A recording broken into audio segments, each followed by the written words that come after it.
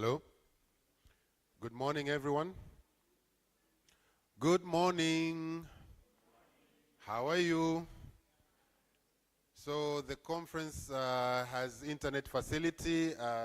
That is the password and user. Please, can you put the password and username for the conference facility internet? Just go back. Yes. Username and password for the internet. Please get into the internet because we are going to download the application for the conference, which is Summit Point. Summit Point. So you are going to the Play Store in your phone, download the application called Summit Point. If you download that application, you will find that, can you put the Summit Point app, please?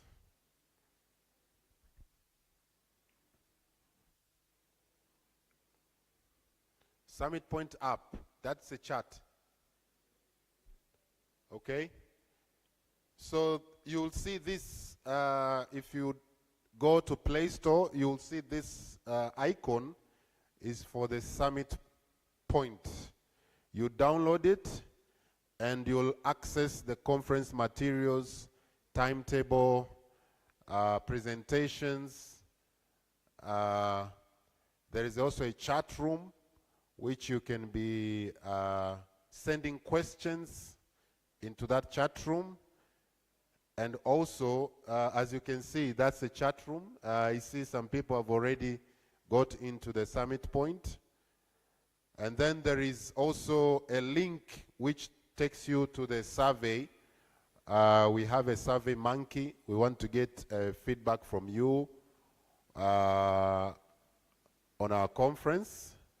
So you'll go to that link and there is a very short form that you will fill the questions regarding the conference. So that is the Summit Point. I want to see more people in the chat room. Please, if you have gotten into the Summit Point, please send something in the chat room. I want to see how many people have joined. Yes, here I am.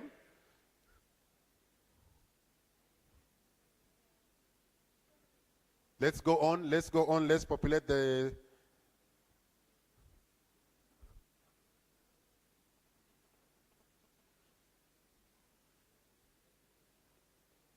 Let's continue. I see people joining. Let's keep chatting. I want to see more chats in the Summit Point. Interesting. Yeah, very good. Let's continue. So you'll be able to access conference materials, timetable, presentations, and the form, a feedback form that you will fill so that we can get feedback from you on our conference. Yeah, that's very good. I see quite a number of people have joined in the chat room. You can also use the chat room to ask questions. We will be displaying those questions while the presentations are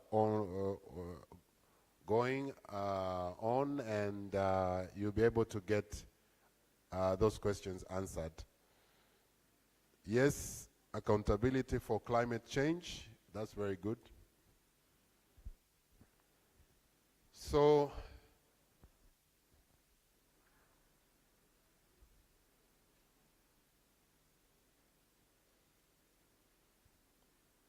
we are just about to start our conference, and we are just waiting for a few protocols, and then we will begin around 9. Thank you very much.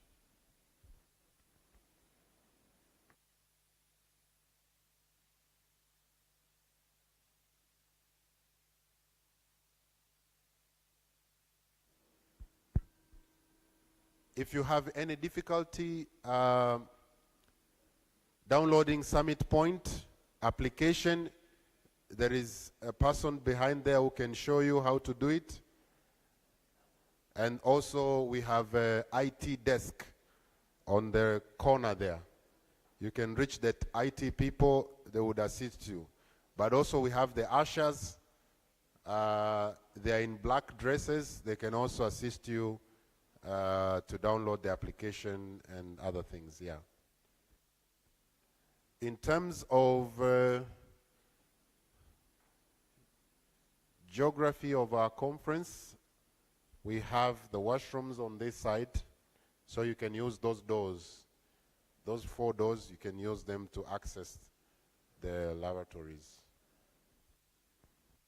Welcome, karibuni sana, to the ITAC 2023 International Transparency and Accountability Conference on Climate Action.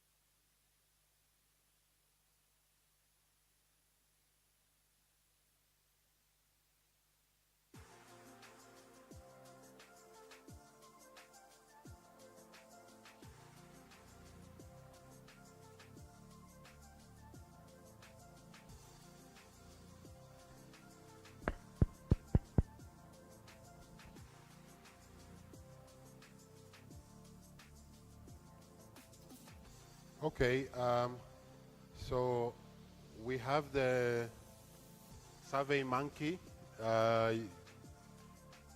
You can easily go into this website and fill the form on the feedback, even later, not necessarily now, even later on.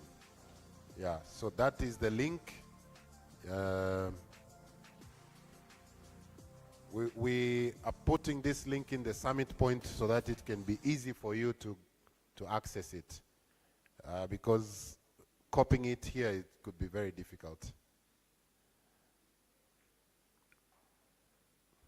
So the IT team, I think the link is in summit point, right? Yes. We also have the Twitter, Instagram, and Facebook. You can be able to visit them. The Wajibu's Twitter, Instagram, and Facebook. I think you can also display that on screen so that people can access it.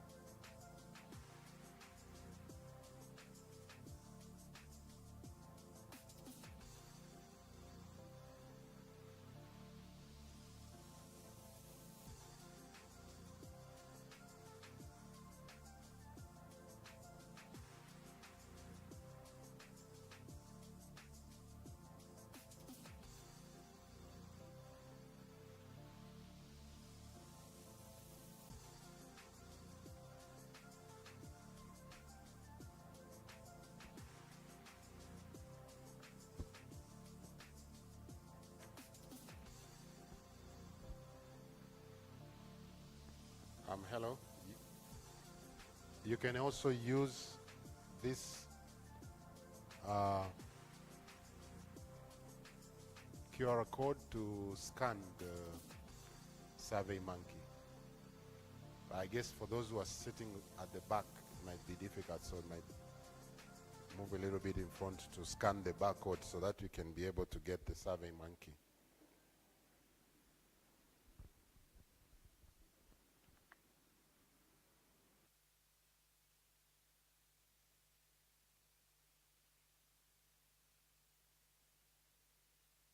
So we have like 5 minutes left to start our conference.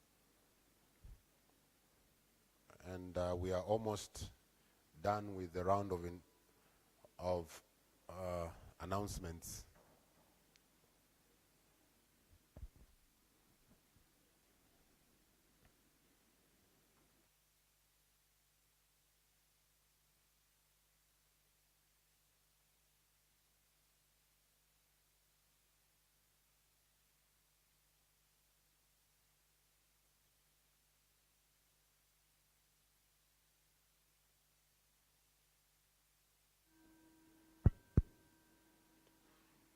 We have also prepared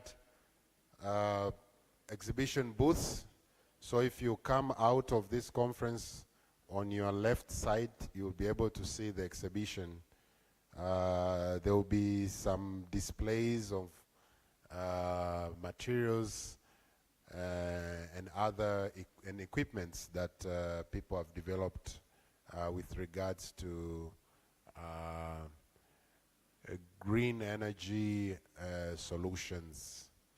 So you can be able to see those. I think energy cards, they have also their displays with regards to energy, green energy solutions. So I think we'll be able to see those on the exhibition booth when you come outside.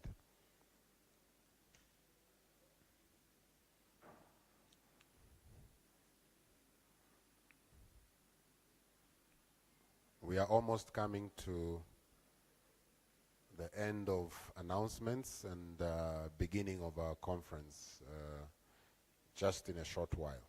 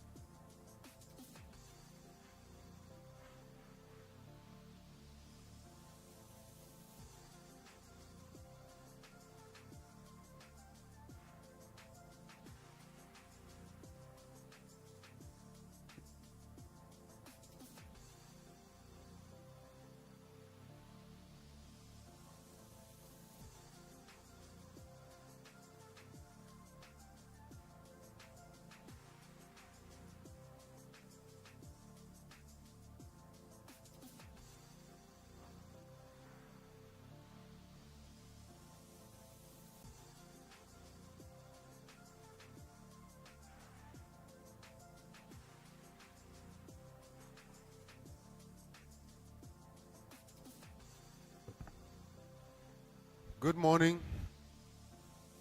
Hello. Can we stand up and stretch a bit? We are just about to start. Let's all arise and stretch a little bit. We've been sitting down for quite some time, so yeah, let's have a breathing space. The guest of honor has already arrived, so very soon he will be entering with his entourage here. Yeah, so let's just stretch just a bit. Okay. Yeah, we can sit down if you are done. Thank you very much. You're mostly welcome to the ITAC 2023. ITAC is International Transparency and Accountability Conference.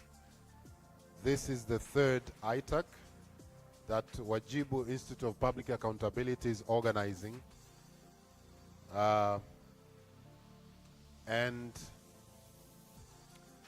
ITAC conferences are conferences which are organized annually to discuss various issues of concern when it comes to transparency and accountability. And we normally have different topics that we discuss on an annual basis around promoting transparency and accountability in the country and across the region. So this year we will focus on climate change, and we are doing this conference in collaboration with Vice President's Office, who are also here with us today. Vice President's Office in Tanzania is the one which deals with environment issues. So we have collaborated together to organize this conference, plus other partners that we are collaborating together in doing activities and programs in our country. And we have Norwegian Church Aid together with us, that we have also partnered together in this organizing this conference. But also we have the Royal Norwegian Embassy that we have collaborated together. We also have the Swedish Embassy and the Switzerland Embassy. Across the region, we have other partners from South Africa. This is PISAM, from Rhodes University, that we are partnering together in organizing this conference. But we also have other local partners that we are working together with in terms of organizing, from the faith-based organizations from across various walks of life. And we are working together very closely in terms of realizing transparency issues and accountability in the country. But in this conference, we also have integrated people with disability from Shivyawata, that we are also together in terms of understanding these issues of transparency and accountability, and this time around with a view of climate change. So for those who have attended previous ITACs, they already know what these conferences are all about, and what we discuss, and the kinds of resolutions that we come up with at the end of the day, and bring those into an advocacy agenda to be able to push for policy changes and improvements in terms of building accountability and transparency in our countries. So welcome to this conference. My name is Moses Kimaro. I will be moderating. I will be the main moderator for this conference. I am the Research and Program Manager from Wajibu Institute of Public Accountability.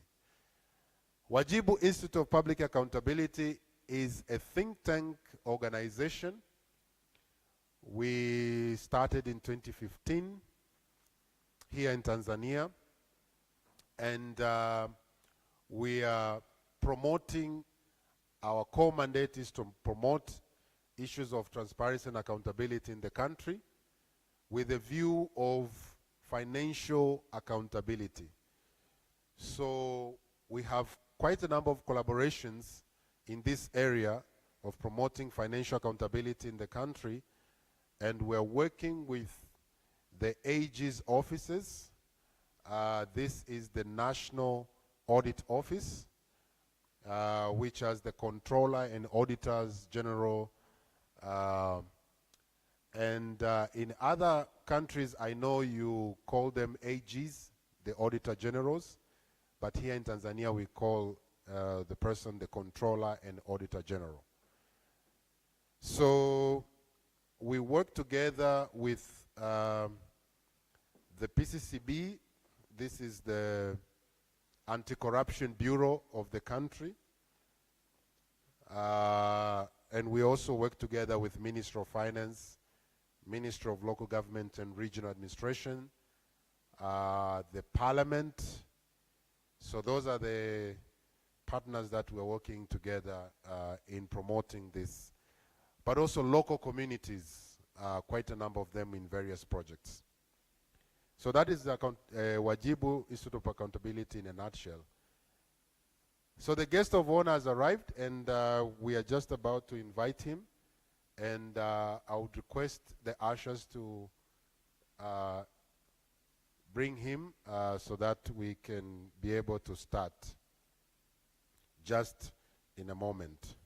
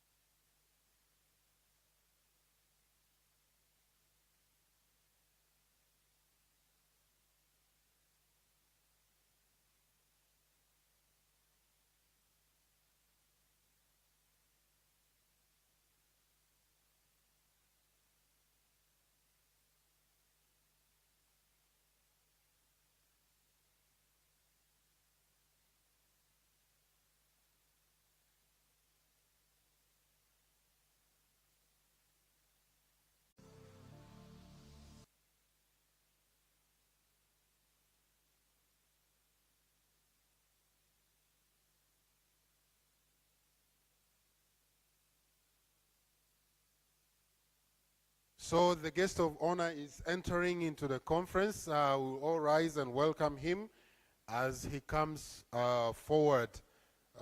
Please, let's do rise and welcome the guest of honor into the conference.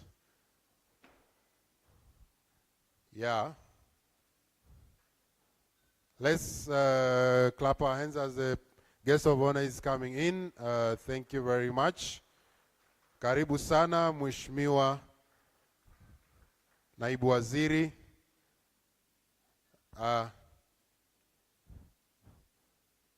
karibu sana.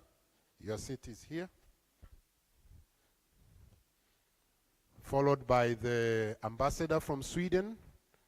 Your seat is here. Chairman of Wajibu, please have a seat here. The ambassador of Norway here, and ambassador of Switzerland here. Yes. Switzerland here. Yes, welcome. Yes, Sweden is there. Yes. And I would want to welcome the country director of Norwegian Church Aid to sit here. Thank you very much. Let's have a seat.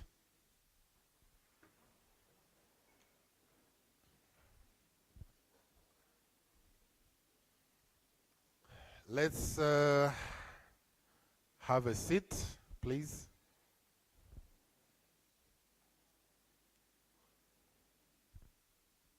It's a pleasure seeing you all here into this International Transparency and Accountability Conference.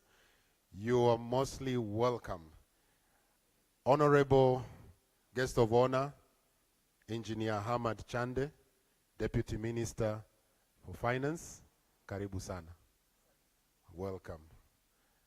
We are very happy to have you today in this International Transparency and Accountability Conference.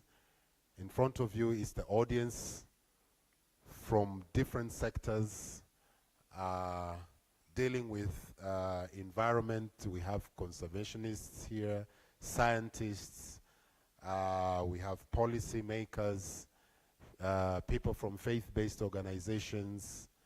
We also have people from local NGOs, development partners, people from the government, the Vice President's Office, Environment, and the Parliament of Tanzania. But also we have people from across the region in Africa, from South Africa, Zambia, Malawi, and also Zimbabwe. So you are mostly welcome, and we are ready to start our meeting today. So before we start, we have our faith-based organization experts who would lead us into a word of prayer, and then we start our meeting. So I would like to welcome Bishop Kisare to start, and then we'll come to Sheikh to also lead us into the word of prayer. So please.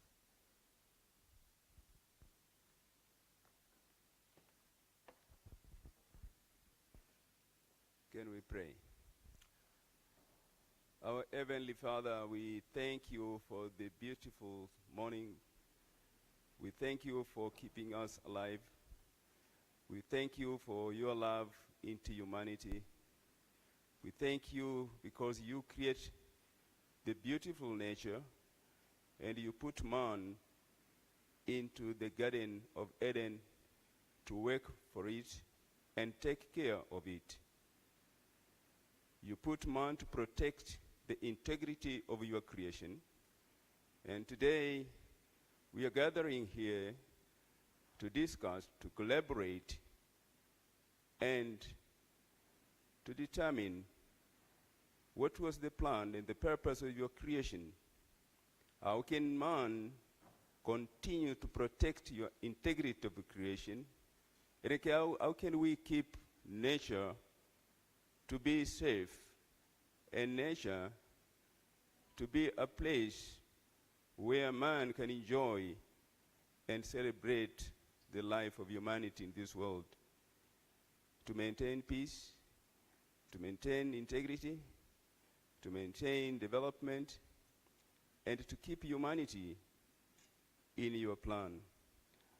We are keeping ourselves and exalt your name high, and ask for wisdom, and ask for the wisdom from you, God, that when we are here, whatever we are going to discuss here should applaud your name. In Jesus' name I pray. Amen.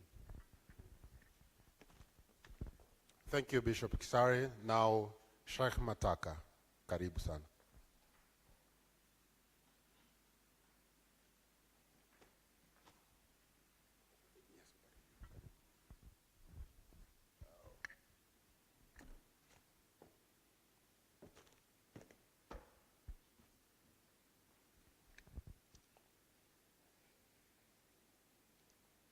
Peace be upon you.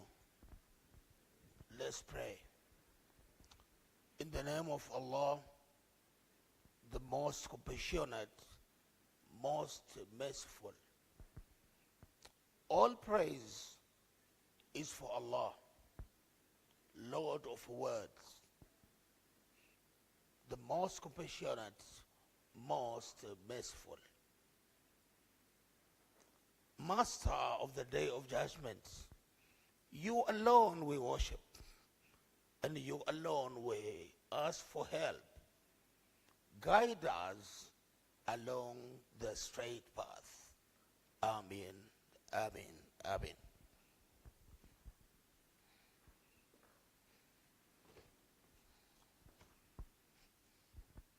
Thank you very much. And with those blessings, we can now start. I would like to take this opportunity to welcome the country director from Norwegian Church Aid to give us remarks. And after that, we will welcome the Swedish ambassador to come and give remarks. After that, we'll go to the Norwegian ambassador to give the remarks and the Switzerland ambassador. Welcome. Let's start with Madame Karibu sana.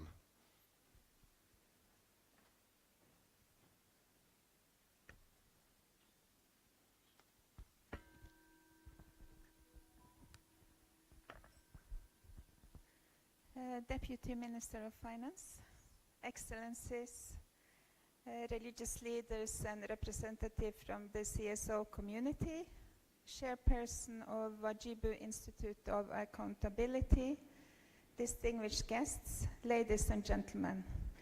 Dini Bali Bali. I'm truly honored to address such a distinguished audience on a matter of critical global importance, climate change in Tanzania. Representing Norwegian Church Aid, I extend heartfelt congratulations to the Wajibu Institute of Accountability for orchestrating this pivotal conference. In Tanzania, the ramifications of climate change are tangible.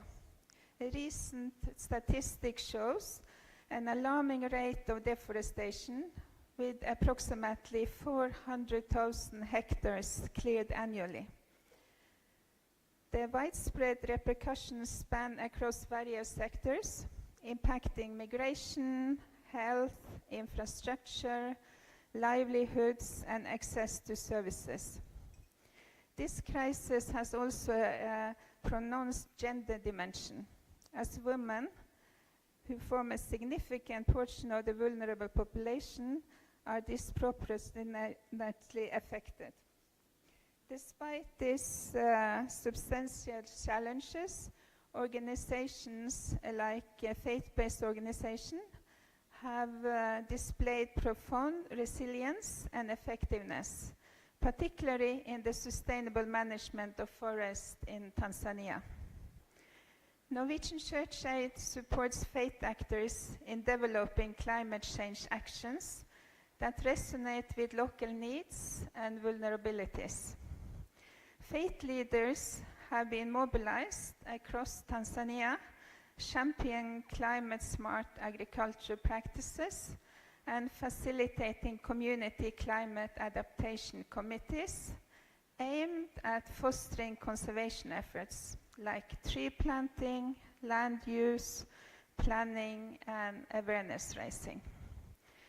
Norwegian Church Aid proudly supports faith-driven initiatives in Tanzania to counteract the adverse effects of climate changes. In 2020, Norwegian Church Aid commissioned a study on the multifunctionality of church and community-owned forests in Tanzania. The study provided holistic strategies and methodologies to address existing forest management challenges. Faith leaders, by virtue of their moral authority, play a pivotal role in molding community perspectives and advocating actions against climate change.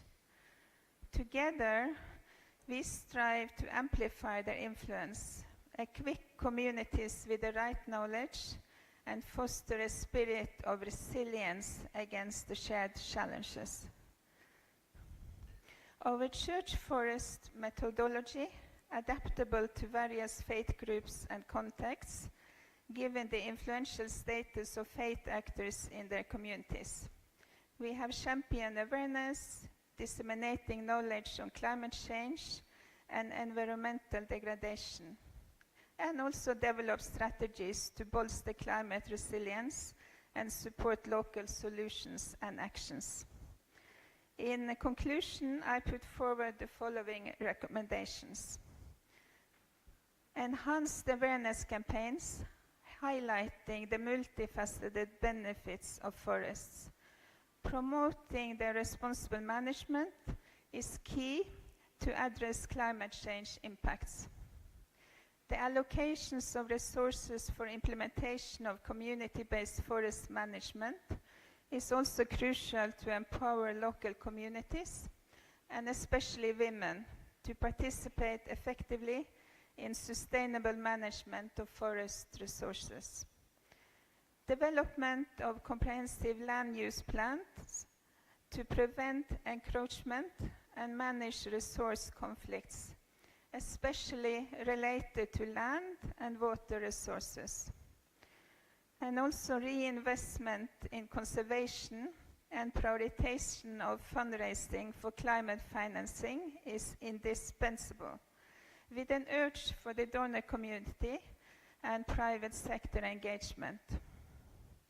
Tackling public resource mismanagement by addressing corruption and tax evasion, ensuring optimized utilization of tax resources is also key.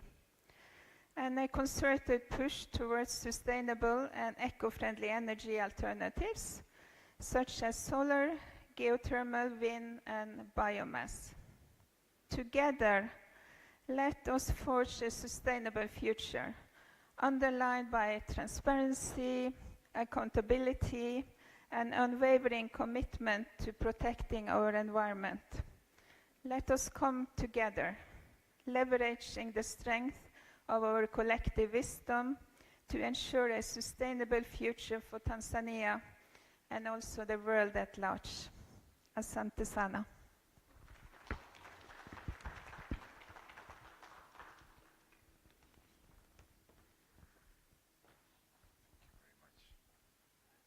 Thank you very much, Bette Marie, Country Director from Norwegian Church Aid, for such an insightful remarks. Now we listen to Her Excellency Ambassador Charlotte Markias, right, from Swedish Embassy. Thank you very much.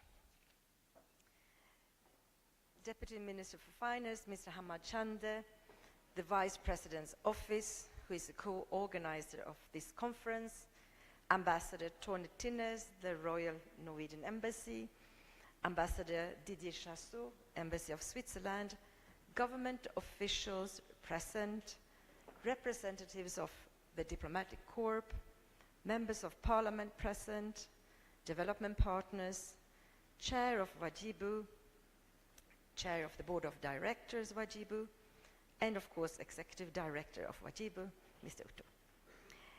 Members of the press and media, ladies and gentlemen, mimi naitwa Charlotta Ozaki Masias, balozi wa Sweden. Habari za asubuhi. I wish to start with a little exercise. Could you please stand up if you separate your garbage at home? So those of you who separate your garbage in view of recycling, Please stand up. We have a lady there. 2, 3, 4, 5, 6, 7 people. Oh, more people are separating. Wonderful. And stand up if you have planted a tree this year. Ah la la! Lots of tree planters.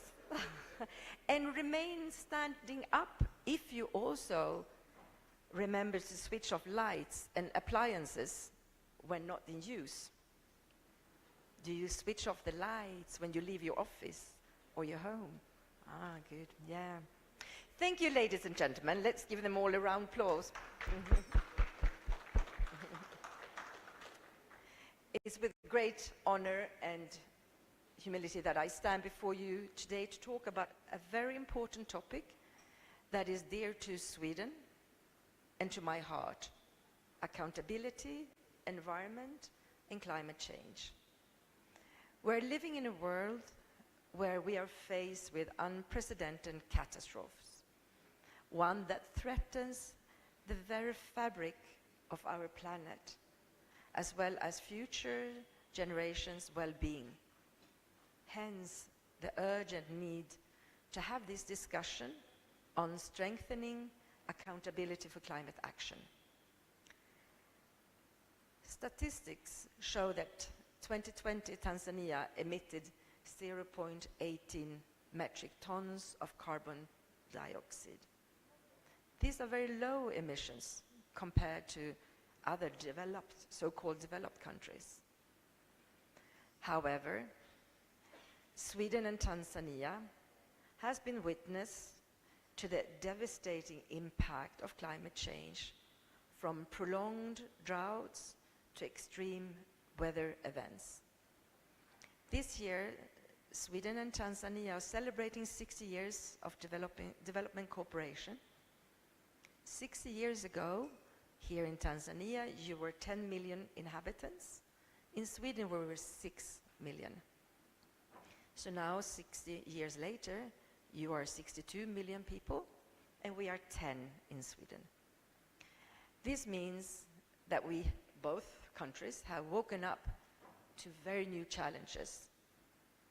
However, also possibilities.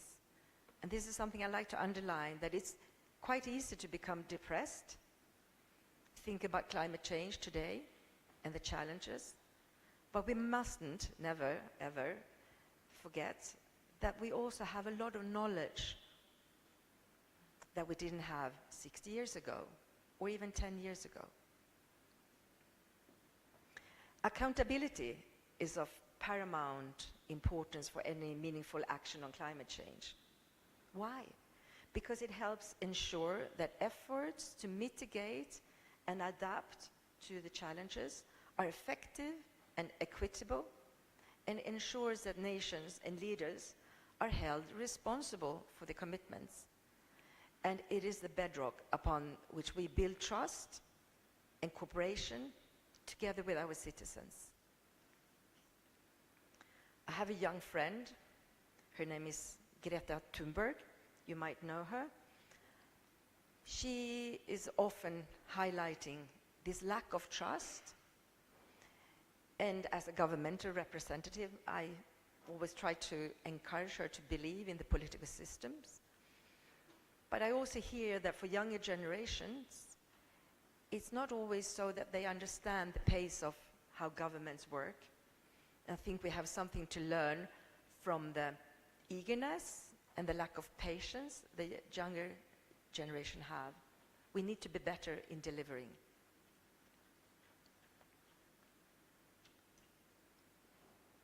To strengthen accountability for climate change, we must embrace several key principles, and I'd like to mention 4. Transparent governments, organizations, and individuals are open and honest about their actions and their impact on environment. That's the reason why we're here today, right? Governments also need to integrate climate action into the policies and demonstrate a clear commitment to reducing emissions. And I'd like to commend the Tanzanian government for efforts made on climate action, which include the National Climate Change Strategy, National Adaptation Program of Action. just to mention a few.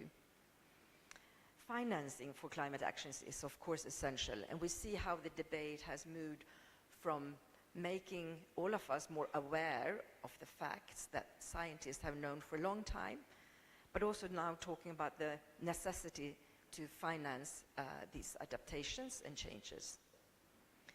So those who have historically contributed most to climate change must also bear a significant portion of the financial burden. Sweden is committed to continue climate finance to support developing countries in their transition to a low carbon and climate resilient future.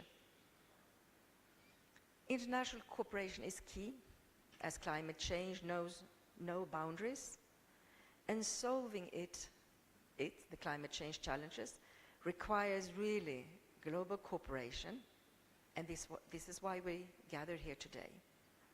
And a great thank you, big thank you for Wajibu for helping us, to bringing us together, to learn, to share experiences and find solutions to this complex topic on accountability on climate action. We are all part of nature, we share nature, depend on nature, we come from nature, we must protect it. We need to invest in our future, not consume our future. By keeping our planet healthy, we keep ourselves and our future generations healthy too. So I wish you all the best for these 2 coming days, and remember to stay cool, clean and green. Asante ni sana.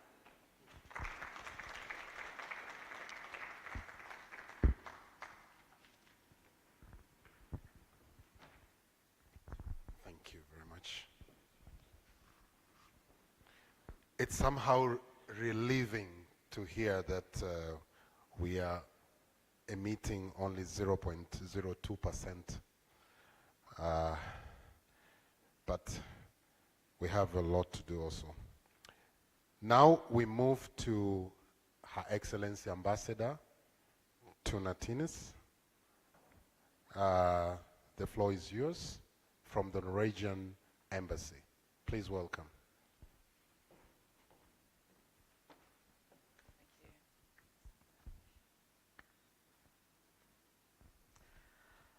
Honorable Hamad Chande, Deputy Minister of Finance and Planning and Guest of Honor.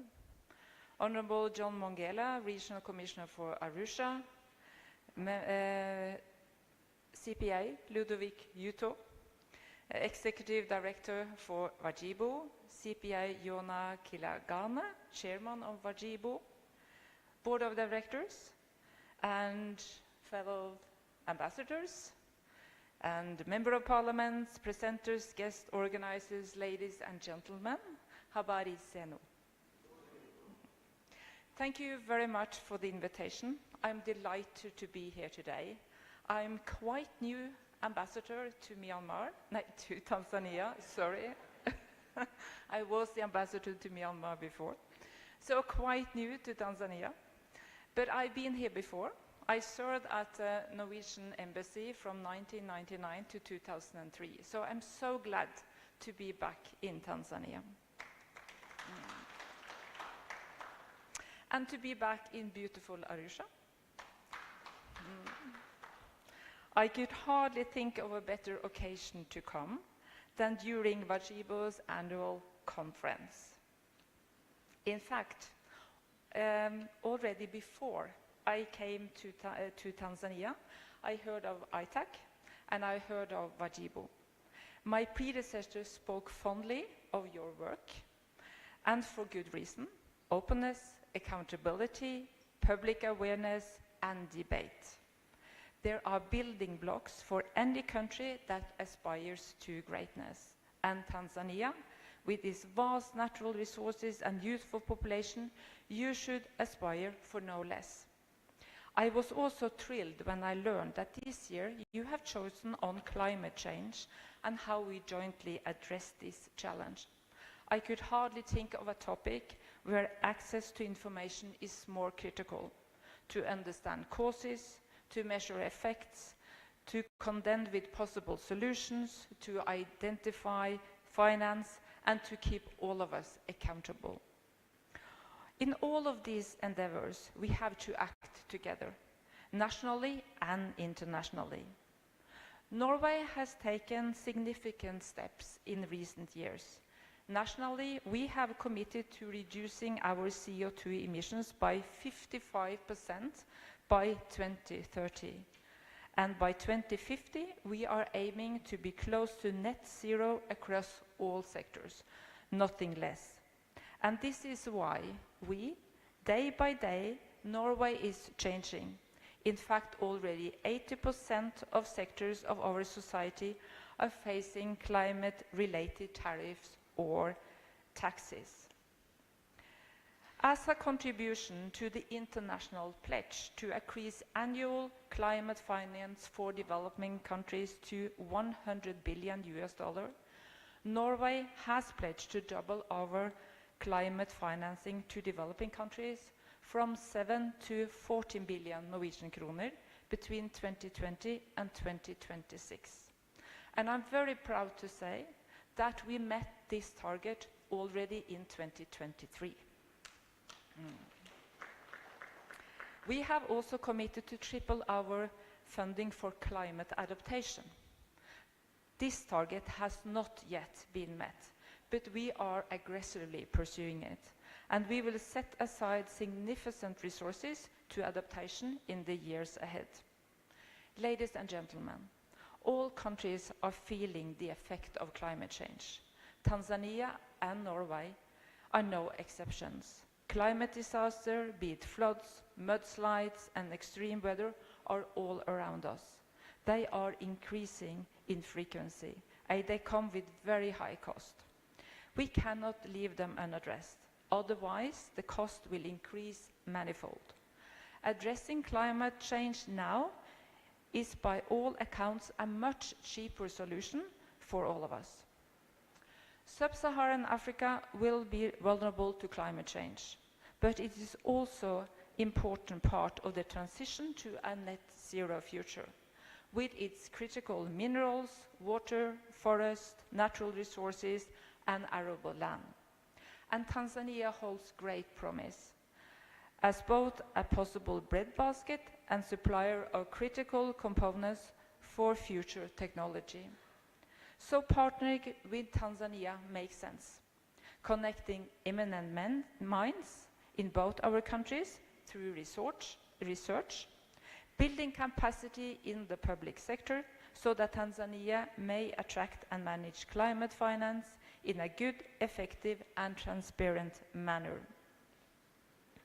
And finally, convincing Norwegian companies that this country holds great promise, that Tanzania's doors are open for responsible investors. One of my first duties as ambassador to Tanzania was to witness the signing of a renewed climate partnership between Tanzania and Norway. Under the previous partnership, we partnered to establish the National Carbon Monitoring Center, one of the several components needed to effectively manage carbon trade.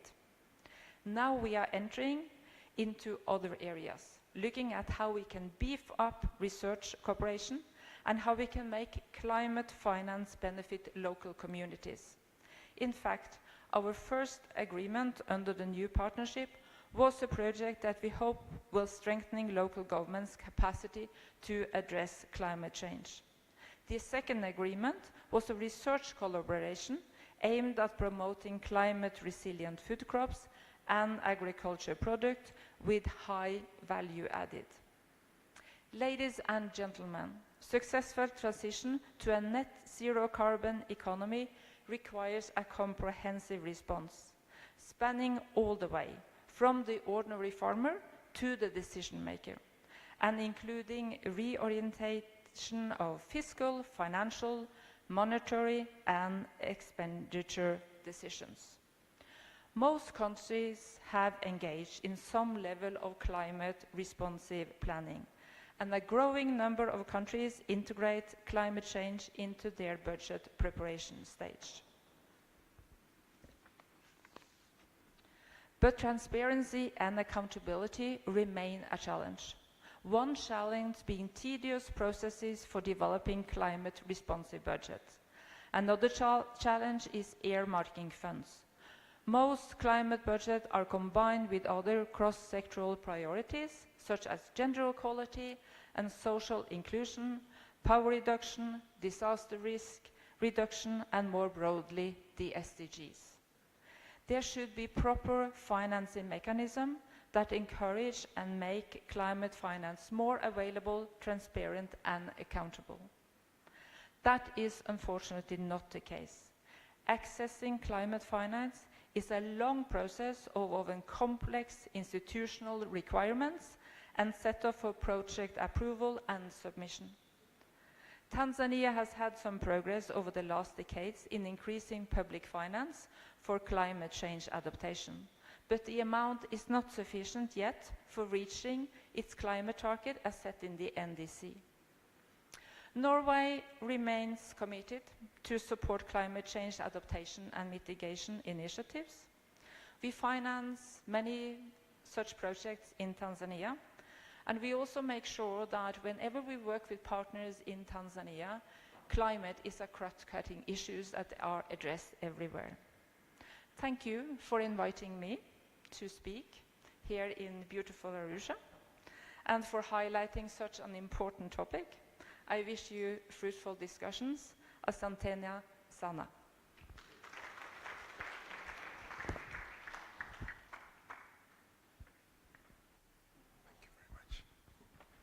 Thank you very much, Your Excellency Ambassador. This conference is live on social media and also the other media organizations. Now we move into His Excellency Ambassador from Switzerland, Ambassador Didier Chassot. Welcome very much.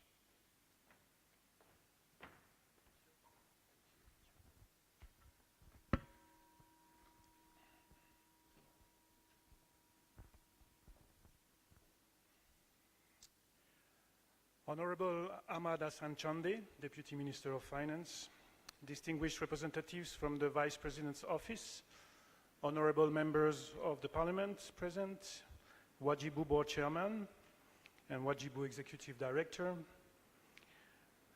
Ambassador Tone Tines, Ambassador of the Kingdom of Norway in Tanzania, Ambassador Charlotta Osaki Macias, Ambassador of Sweden to Tanzania, dear colleagues, distinguished representatives of Arusha regional and local authorities, distinguished guests, participants from within and outside Tanzania, dear colleagues, partners and friends, and with special greetings to those who celebrate Maulid today but are here in attendance nevertheless.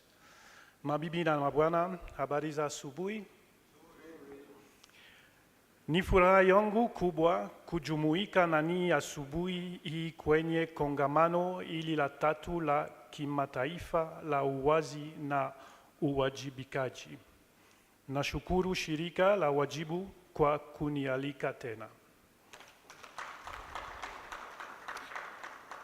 I would like first to congratulate our partner, Wajibu, for its consistency in organizing this annual conference since nearly a decade now, bringing together key stakeholders to discuss relevant topics around transparency and accountability.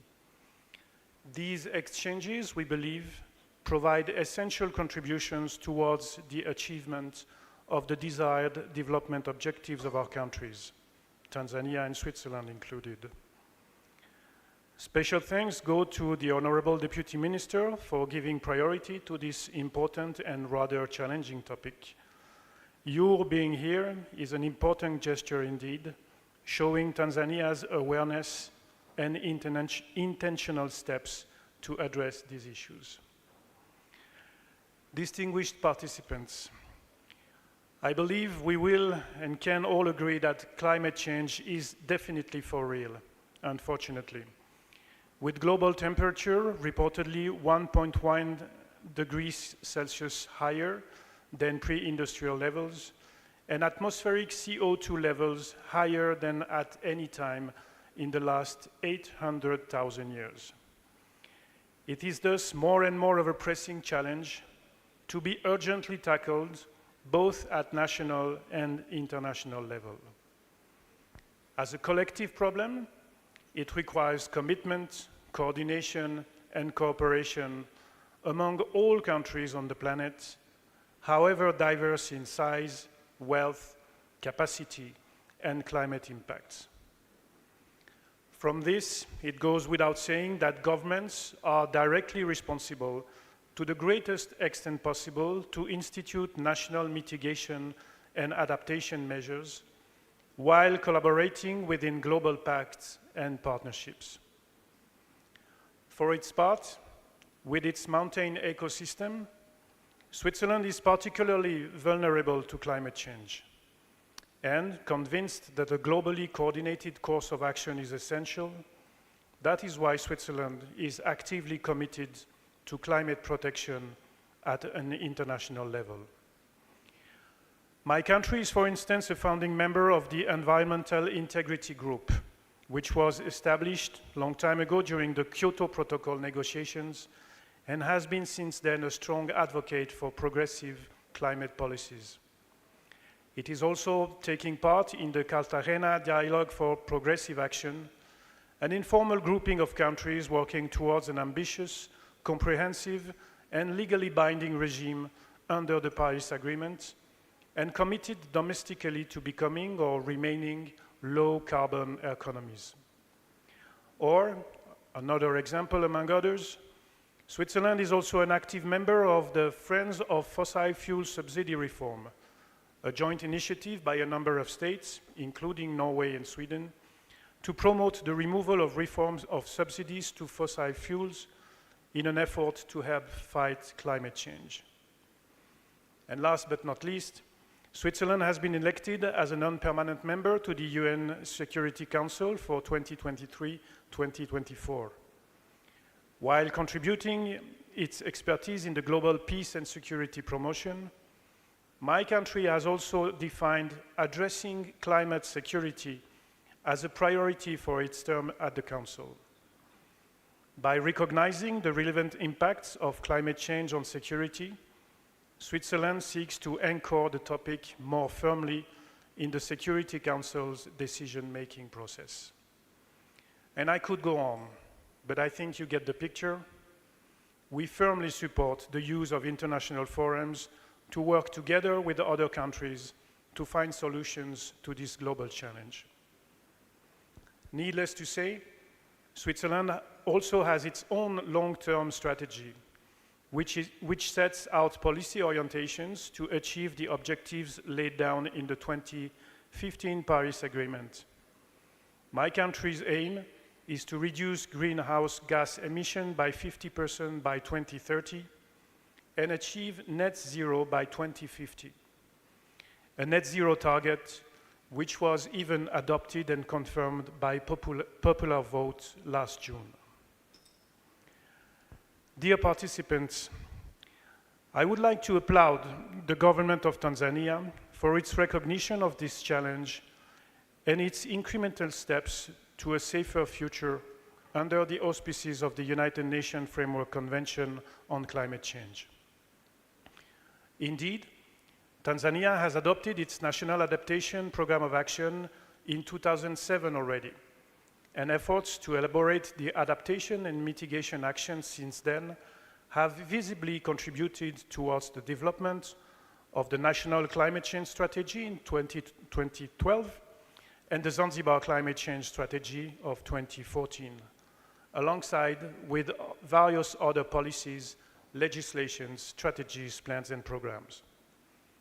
All these are aimed and shall contribute to enhance the country's adaptive capacity to climate change so as to ensure long-term resilience of ecosystems, to increase participation in climate change mitigation activities, and thus to contribute to international efforts while ensuring sustainable development.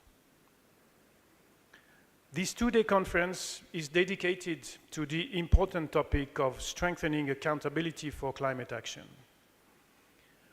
Whether from Switzerland, my home country, or from here in Tanzania, that has been my actual home for the last 3 years, climate change concerns all of us, as I said, as a development, political, and security issues. Talking about accountability for climate action, I am first reminded of discussions at last year's conference here on meaningful civic participation towards bringing sustainable development, where we agreed that elections are the main vehicle through which citizens select their representatives and express their satisfaction or dissatisfaction with the government. Since government works for the people and not the other way around, climate change should definitely be one of the accountability elements during our elections so that leaders being elected can be held accountable in that regard too. I can tell you that this is for sure happening in Switzerland, where the government has even been taken to court, all the way to the European Court of Human Rights, by citizens who were dissatisfied by what they perceived as a lack of proper commitment. Now that's accountability, I think. Dear participants, looking at Tanzania and the region, where a large part of the population depends on agriculture as its main livelihood, climate change causes a threat to the country's food security and peace, and more broadly, to its development objectives. The different agreements for climate action and the evaluation of how these are being implemented in our countries will be discussed in detail during this conference, bearing in mind that any accountability for climate action will not be successful without the proper evaluation of these actions against the related strategy and regulatory frameworks that set the standards for these actions. In that regard, it is probably a fact that given the current daily economic and social challenges, not all of our people are actually concerned or even aware of our government's strategies, policies, and plans, leave alone being concerned about what will happen in 20 or 30 years to come. This is an issue, as lack of ownership, awareness, and overall concern by each and every citizen risk disarming any accountability efforts if not properly and strategically addressed. Ultimately, issues of transparency and accountability as key factors for climate action will be fostered if participation of civic and non-state actors grows from simple information sharing to consulting and having the possibility to fully participate in the government's decision-making process. A good example here in Tanzania is the recent annual audit reports by the Controller and Auditor General, which also touched on various government projects that concern climate change and were widely discussed by citizens spearheaded by organizations like Wajibu. This, too, is important for both accountability as well as raising citizen awareness. In that sense, important climate-related projects which are being implemented by our governments can be very good starting points for raising citizens' awareness as well as enhancing accountability of the public finances used in this regard. In short, for Tanzania, as for any other country across the globe, public accountability is as important for any actions or investments in climate change as it is in other development spheres. Dear participants, climate action requires concerted efforts. Government cannot achieve any results single-handedly, and civil society organizations can and should play their key role of mobilizing people around the topic itself and around the finances invested therein, and help to hold governments accountable on the allocations and use of these resources. The media has, of course, a significant role in taking the right information to citizens. There are also several NGO partners, many of them here present today, that engage in these fields, and I would like to use this opportunity to congratulate them for the important work they do. The private sector, equally, is a very important player and can be mobilized given their crucial position and role in climate changes, as well as their possible contributions to climate financing. Dear all, Tanzania recognizes climate change as one of the significant challenges to the realization of its development plans, and accordingly, it has several commitments already stipulated in its various guidelines and strategies.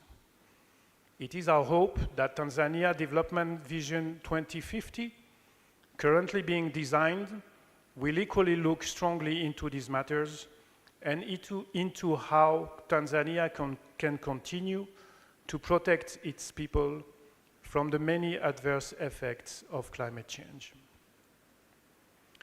However, it is an unfortunate but established fact that greater impact and vulnerability remain primarily with low-income countries, whereby most of these countries, including Tanzania, face financial challenges in implementing their adopted national contributions for climate change actions and mitigation. This, in a way, makes it all the more important for these countries to strengthen accountability mechanisms that ensure and demonstrate effective allocation and efficient use of these limited financial resources. It is our hope that such challenges will form key discussions at the Conference of the Parties, COP28, in Dubai this November. Dear participants, allow me to conclude by once again congratulating Wajibu, the organizers of this conference, in collaboration with the Vice President's Office. I hope that these discussions will be taken further after this conference so as to trigger the needed actions on this very important topic. I wish you all fruitful deliberations in the sessions ahead. Thank you very much. Asanteni sana.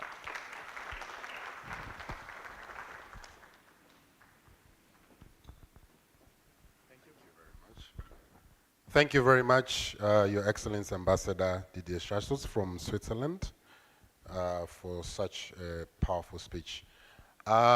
We thank you all, Your Excellency Ambassadors, especially for showing us, informing us on the commitments that your countries have in curbing down emissions and the commitments in financing climate change. This is great to hear. Now we move forward with our program, and I would like to take this opportunity to welcome CPA Ludovick Utouh.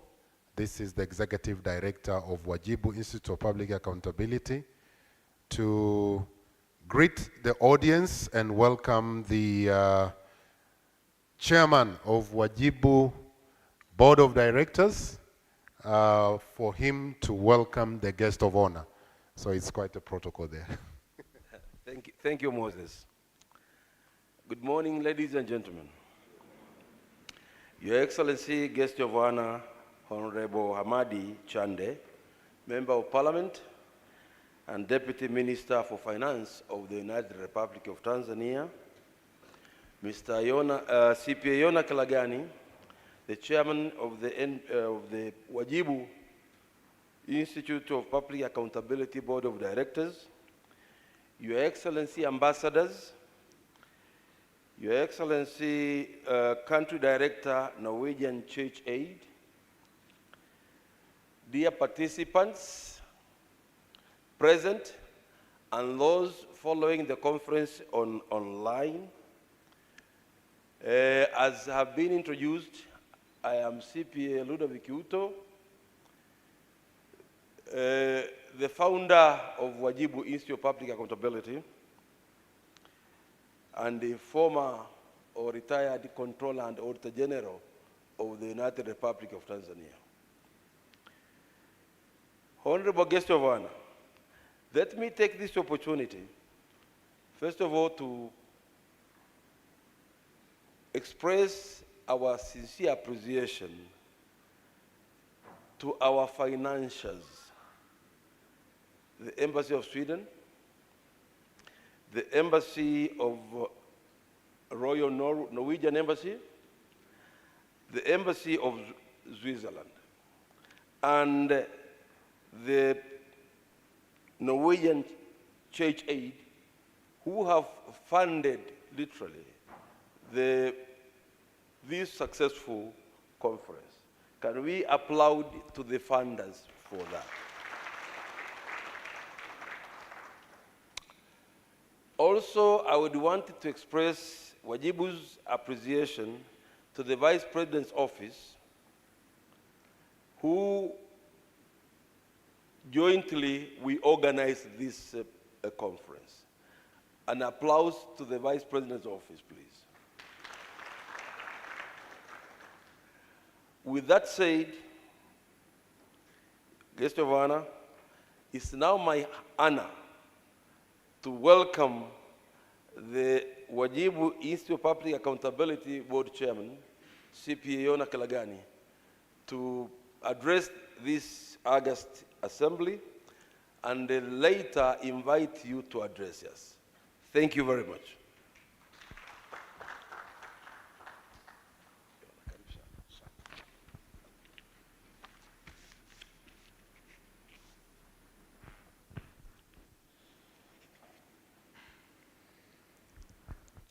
Honorable Hamadi Chichande, Deputy Minister for Finance,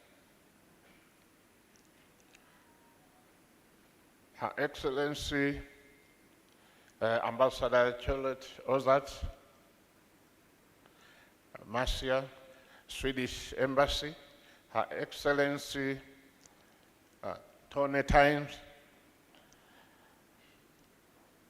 Royal Norwegian Embassy,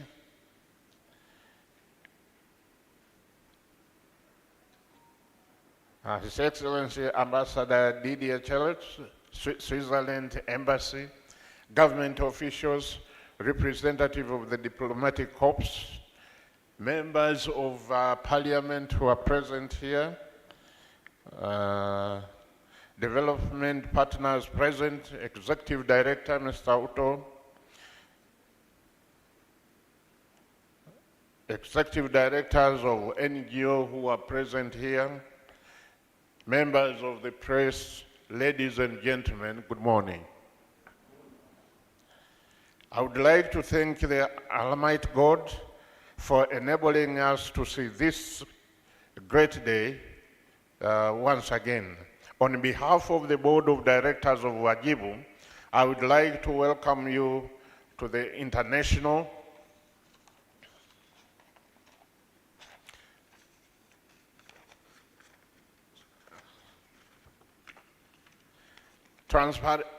Transparency Accountability Conference, ITAC 2023, with the theme of strengthening accountability and climatic action.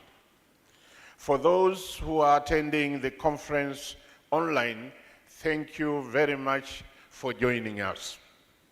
Ladies and gentlemen, since 2015, Wajibu Institute of Public Accountability has been organizing international conferences on transparency and accountability as a way of bringing together national and international experts to exchange experiences and best practices on better management and the utilization of public financial resources. This year round, ITAC 2023 will focus on climate change action. Wajibu, in a collaboration with the Vice President's Office, organized this year's ITAC. Climate change is a long-term alteration in the Earth's climate and weather patterns. It took nearly a century of research and data to convince the vast majority of scientific community that human activity would alter climate of our entire planet. Currently, Each one of us now believe that our actions affect the climate of our entire planet, and we are the witness of negative impact to our daily lives. The entire world, and Africa in particular, is currently experiencing severe weather extreme as a result of changing climate. Increased temperatures, prolonged drought, and erratic rainfall are resulting in significant impacts to public health and livelihood.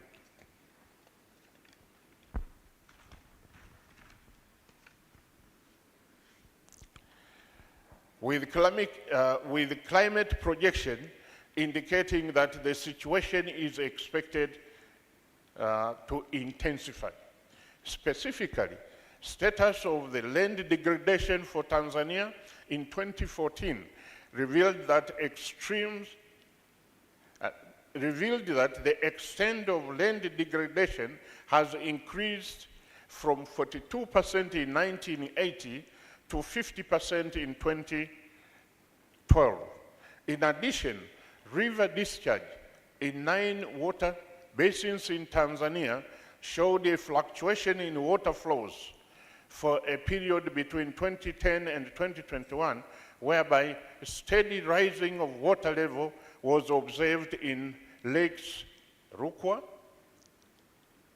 Tanganyika, and Victoria, thus confirming the highest rising rate of 48.8 centimeters and 14.8 centimeters per year was observed in Lake Rukwa and Tanganyika respectively.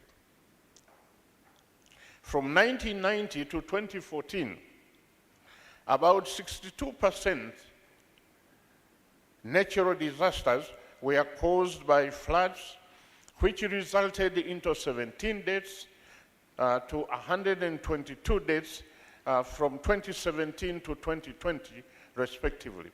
In Dar es Salaam, for instance, seawater levels has risen to a level of 0.492, equivalent to 6 millimeters per annum from 2002 to 2018, which has led to beach erosion and the destruction of coastal infrastructure.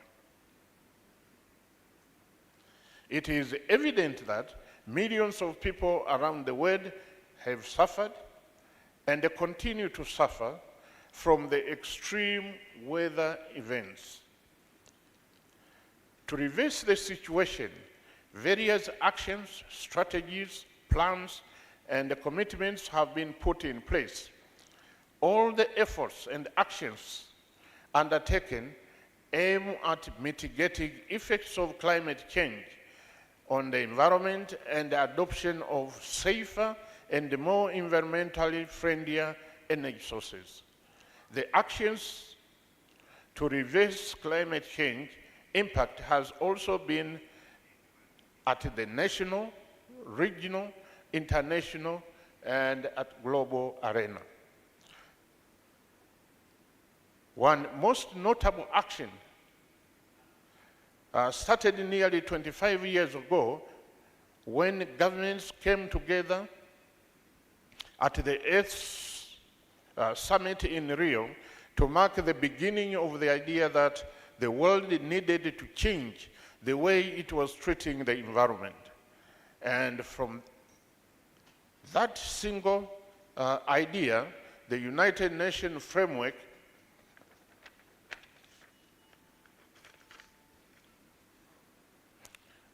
Convention on Climate Change was adopted as the first step to a safer future.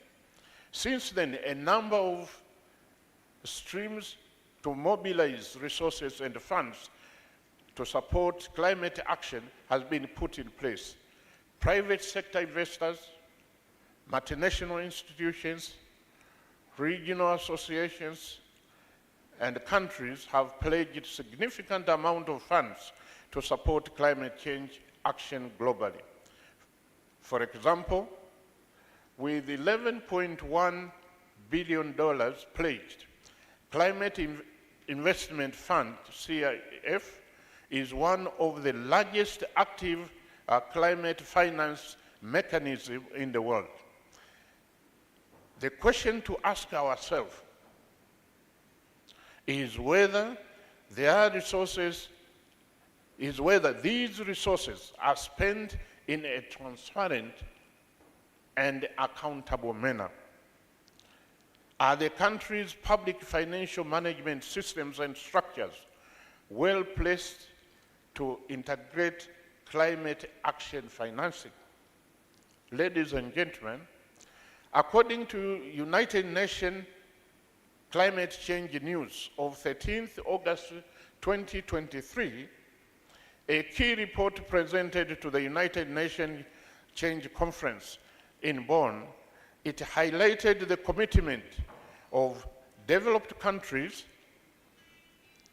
to the goal of jointly mobilizing $100 billion in climate finance per year through to 2025. It was further projected that countries may need to spend up to $300 billion a year by 2030 and $500 billion by 2050, according to United Nations Environment Programs. All these mega investments demonstrate the commitment of the world into realizing the global framework to avoid dangerous climate change by limiting global warming to well below 2 degrees centigrade, pursuing the efforts to limit it to 1.5 degrees centigrade. And the aim is to strengthen countries' ability to deal with impacts of climate change and support them in their effort of reversing the negative impact of the climate change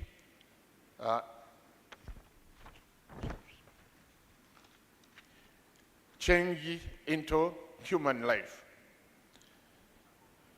Look at our disaster management program. Are they responsive enough? Are we well prepared for national calamities? So how are developing nations stimulating domestic climate change financing to address these challenges? These are the issues I think this conference needs to deliberate upon. Ladies and gentlemen, since such questions necessitated Wajibu to organize the conference, which is highly dedicated to explore opportunities and challenges associated with public financial accountability in climate change action. This ITAC aims to identify effective strategies for strengthening accountability mechanisms in financing climate action at both national and international levels. ITAC 2023 is tailored for policymakers, practitioners, researchers, stakeholders involved in climate change, public financial management, and development partners.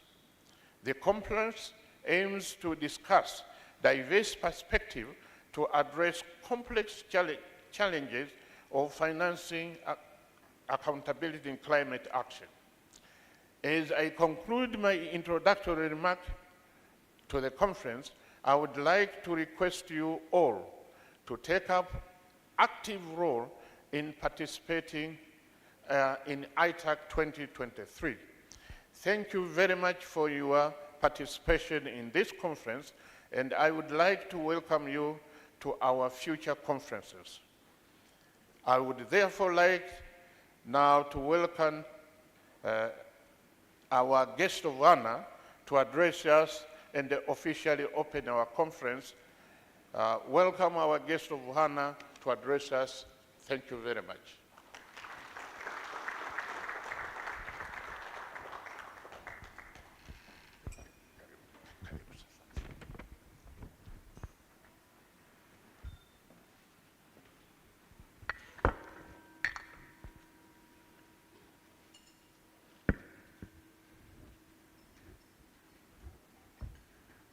Excellency Ambassador Charlotta Ozak, the Swedish Embassy, Her Excellency Ambassador Ton, the Royal Norwegian Embassy, His Excellency Ambassador Didier, the Switzerland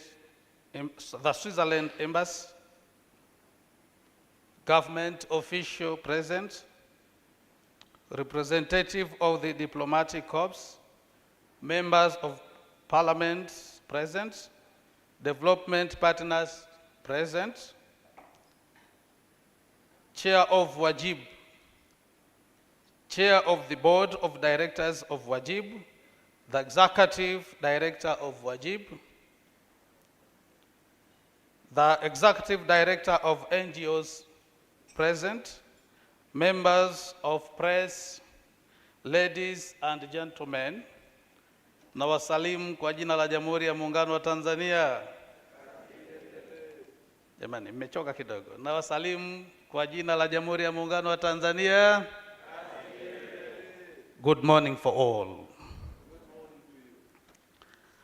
I would like to thank the Almighty God for enabling us to see this great day.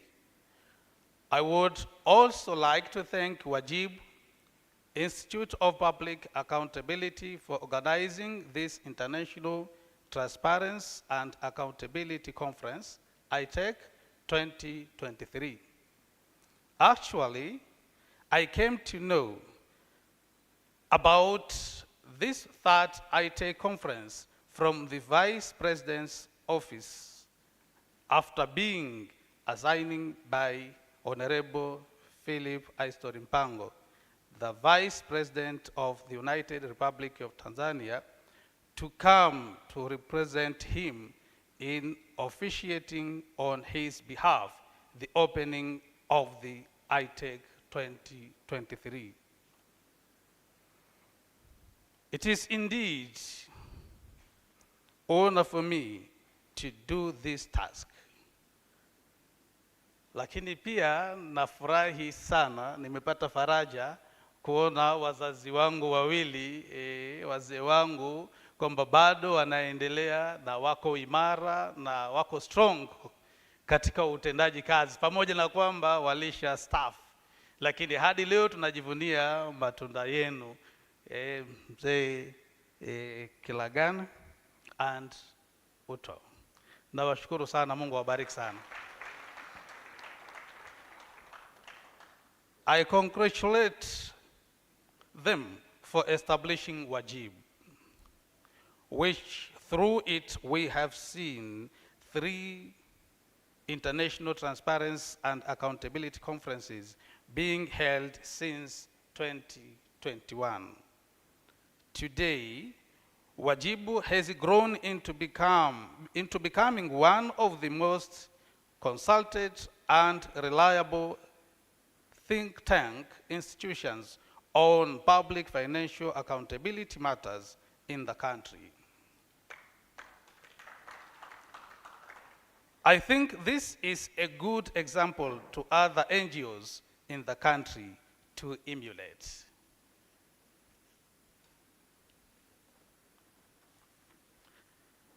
In today's world, the effects of climate change have destabilized economies, social development, peace and security amongst societies. It is to this effect that the African heads of state and government who gathered in Nairobi from 4th to 6th September 2023 on climate change made a Nairobi declaration that, amongst others, climate change be seen as the single greatest challenges facing humanity and the single biggest threat to all life on earth. Many African countries face different levels of burdens, and the risk arising from climate change related unpredictable weather events and patterns, including prolonged droughts, devastating floods, wildfires, which cause massive humanitarian crises with negative impacts on economics, health, education, peace, and security. The Nairobi Declaration demands urgent and concerted action from all nations to lower emissions and reduce the concentration of greenhouse gases in the atmosphere. Ladies and gentlemen, in our 2 days deliberation here in Arusha, we should take note of the 6 assessment reports of the Intergovernmental Panel on Climate Change, IPCC, stating that the world is not on track to keeping within reach of the 1.5 degrees centigrade limit agreed in Paris, and that emissions must be cut by 45% in this decade. Ladies and gentlemen, I have seen that the theme of the ITAC 2023 is strengthening accountability for climate action. Transitioning to a low carbon economy will require significant investment to transform energy systems, alter the already built environment, and adapt appropriate infrastructure for a better emission energy source. A strategy to finance this investment is needed if the limit of 1.5 degree centigrade increase in mean global temperature is to be reached. In accordance with CPI 2022 assessment of 2019-2020, total global climate finance reached USD 653 billion, far below the estimated needs of at least USD 4.3 trillion in annual finance flows by the year 2030 to avoid the worst impacts of climate change as happened in Libya recently. Ladies and gentlemen, through this year's ITAC theme, we have to ask ourselves, are we in the right direction, especially in delivering the finance commitment countries make towards achieve the set targets? Which opportunities have we missed? You all know that COP15 delivered only a quarter of its commitment to provide US $100 billion a year to developing countries for adaptation. COP27 in Egypt made a historic decision to establish a fund for responding to loss and damage caused by climate change. Is this enough? How is transparency and accountability in climate facing unfolding? What are the physical risks involved if we do not act immediately? I think we should avoid past mistakes and move forward. Ladies and gentlemen, in Tanzania, the government, in collaboration with stakeholders, came up with a national environmental master plan for strategic Interventions 2022-2032, which serves as a strategic intervention tool for environmental management. This strategy indicates the climate change effects on a range of ecosystems that have resulted in an economic loss of at least 5% of the national gross domestic product, GDP. Such losses are not unique to Tanzania, but cut across differently in the world. It is due to such economic losses that the climate change agenda has also shifted from discussing only the environmental effects into discussing the opportunities available in mitigation and adaptation. However, sustainable financing, which is long-term in nature, is better than green financing, which focuses only on climate change activities. What is urgent is action towards sustainable financing. Ladies and gentlemen, despite the fact that Africa has an estimated 40% of the world's renewable energy resource, only USD 60 million or 2% of USD 3 trillion on renewable energy investment in the last decade have come to Africa. Climate financing needs to grow in Africa and become more sustainable over a longer period of time.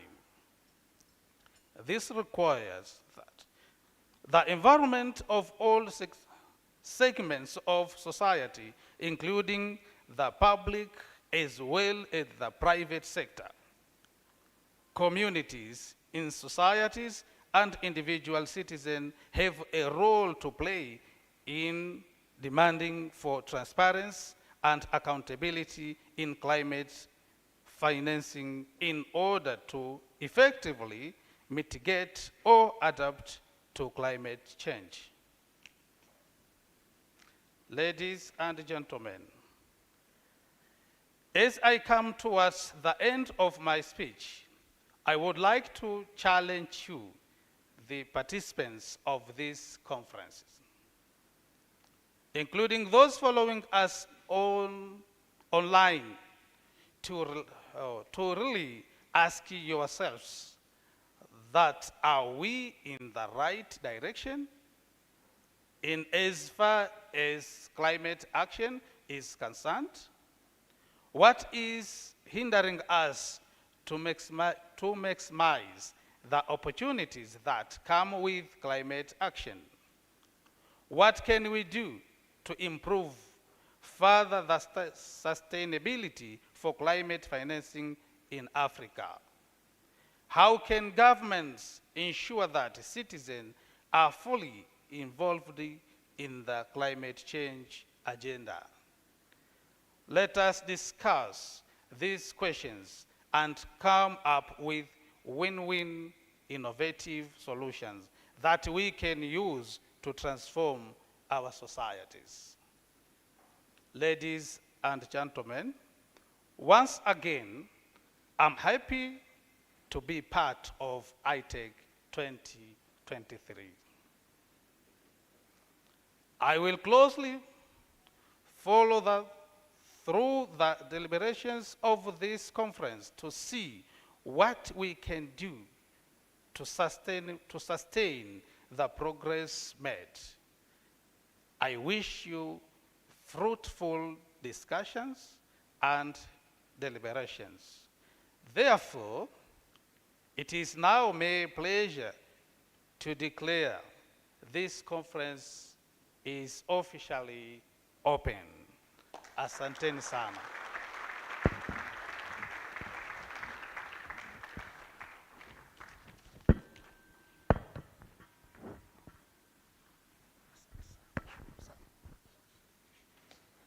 Thank you very much, Honorable Guest of Honor, Honorable Deputy Minister Hamad Chande, Deputy Minister for Finance in Tanzania. Thank you very much for your speech with provoking questions that we need to take and discuss in the sessions. So we have now come to the session of family photo, and I would like to announce how we are going to take this ITAC family photo today. So we will have, let's have some seats around in front here. Please, could you really help me with that? And then we are going to be having groups very quickly to take a picture, and then after that we are going for tea break. The tea is ready. On my right-hand side, there are stations, there are tea stations, so we will move there and take tea. And after that, we'll come back for the first session, which is going to be on the science of climate change. And it's going to be presented by Muyoyo, who is going to be online.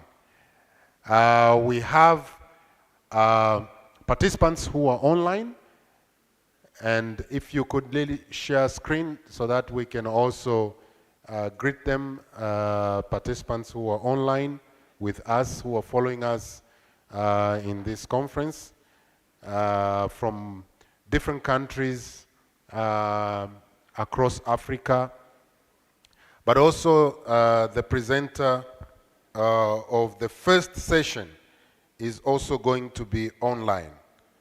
The presenter of the first session, Alpheus Muyoyo, is going to be online. And I hope he's hearing me now. IT team, please. If we could say hello to Alpheus, if he's with us. Alpheus, are you there?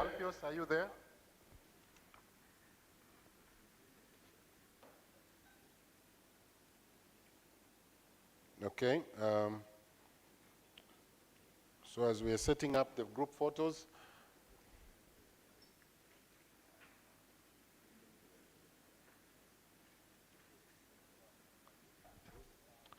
yes, so the group photos, so please, the guest of honor, you take the middle seat, and then we take the rest of the seats. We take the rest of the seats. Your Honorable Excellency Ambassadors, please let's occupy the seats.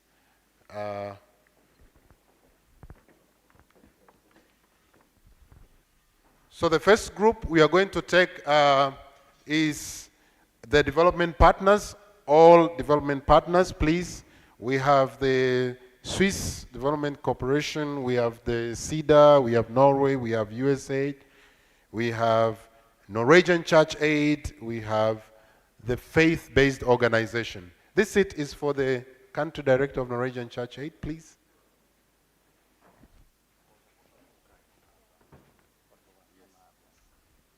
So we come and make a line behind them. So please, development partners, NCA, please, religious leaders, tunaomba mfike mbele tupate picha ya pamoja. Please, let's make it a little bit quicker.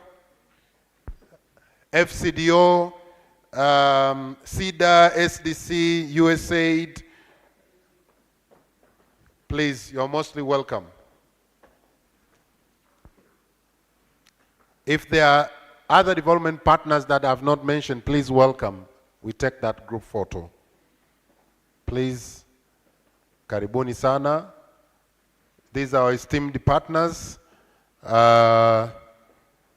have greatly enabled us to do this meeting. We thank you so much. We also would like to welcome PSAM representatives, please. You can join this group. I hope it's not too large a group.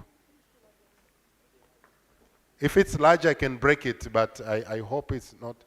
Photographers, please, can you organize so that we can have a very nice photo? There is that side.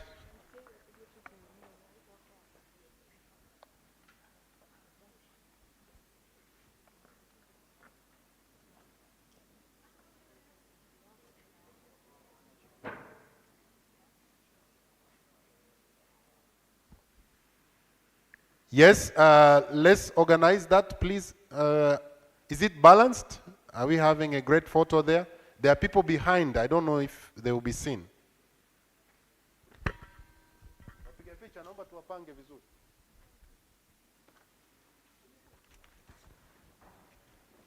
Let's balance, let's balance.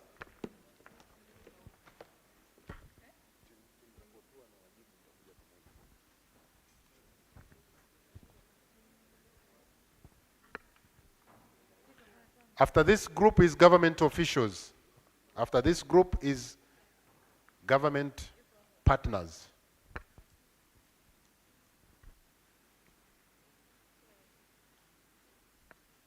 Baada ya kundi hili ni viongozi wa serikali na watumishi wa serikali. Okay, so government partners also including bunge, including the parliament. So we have TCRA, we have Minister of Finance, Vice President's Office, National Audit Office, Ministry of LGTI Hombolo, Ministry of Public Service, the Parliament of Tanzania, representative from the Parliament of Tanzania. Please, let's take that group photo.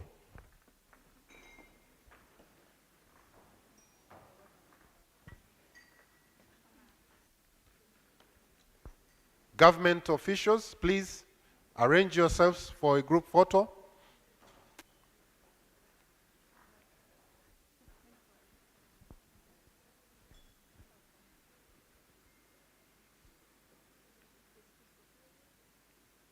Okay.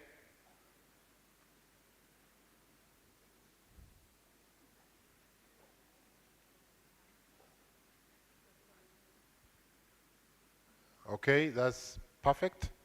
The next group is the civil societies, NGOs, youth. We would like to have like 2 representatives from each group: media, youth, people with disabilities. Media, youth, people with disabilities from the NGO. And this is across Africa and in Tanzania. Please welcome. Please welcome. If you are coming from an NGO from Zimbabwe, Malawi, Uganda, Kenya, Zambia, South Africa, please join this group. Join this group. From the civil society organizations, from the disability, from the youth and media. So we are going to break this group. The photographers are telling me it's quite a crowd. So we'll take in 2. We'll take 2 photos. So let's break. These are our colleagues. Yes. Yeah, infrastructure.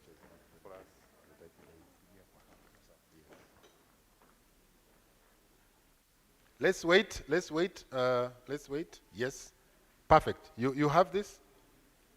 Please, let's take that photo. Very good. Yes. Very nice photo we are taking. Yeah, excellent.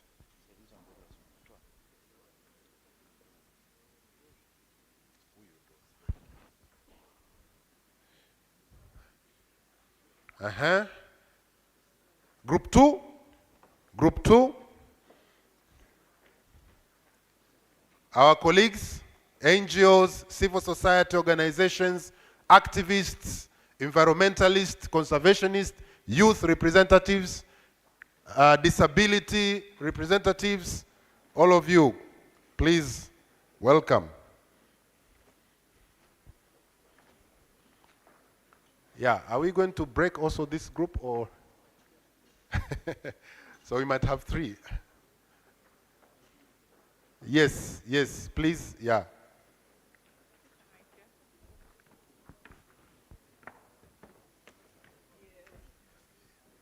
Yeah, special groups. Is it okay? Au wamejaa tuwapunguze? Wamejaa. Okay, we break it. We break it from here. Then we'll have 3 groups. And people behind, all of you need to be seen. So in this photo, so yeah, let's break. Is it okay?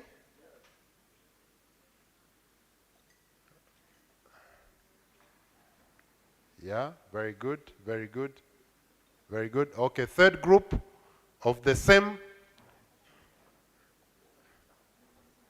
Third group of the same.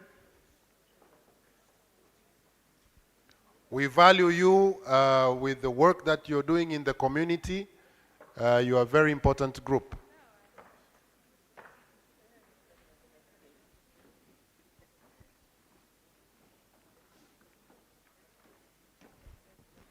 Yeah, very good.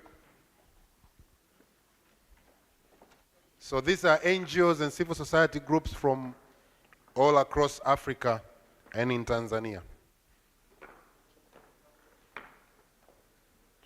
Wajibu team, get prepared. And report writers, rapporteurs, Wajibu team, please. Wait, just a moment, please.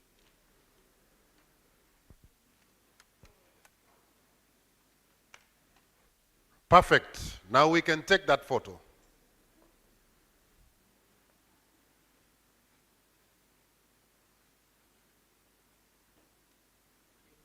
Thank you very much. Moderators, panelists, and speakers. I guess that is my turn now. Moderators, panelists, and speakers, we value this.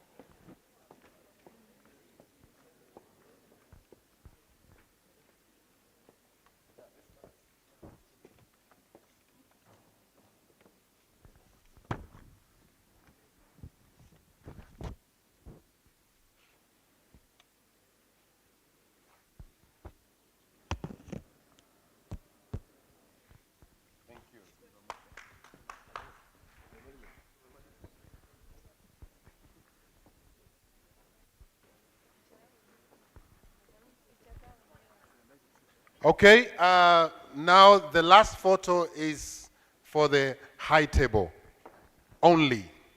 That's an exclusive photo.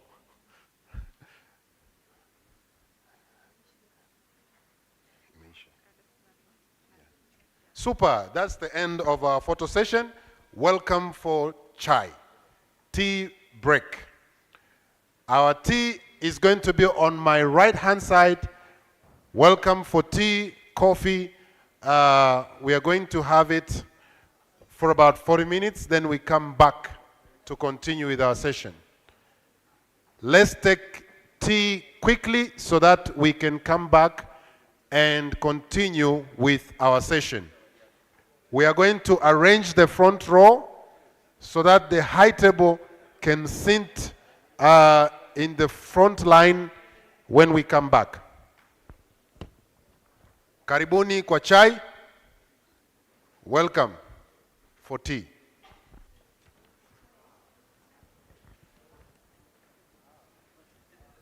Bon appétit.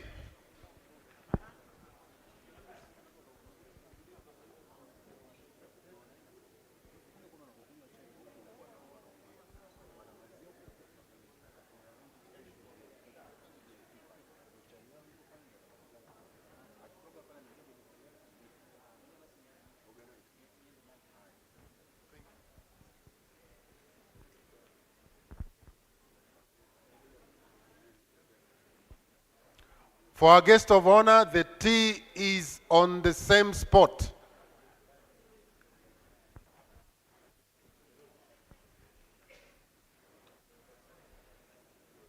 Tupate chai, turudi mapema, tuendelee. Please.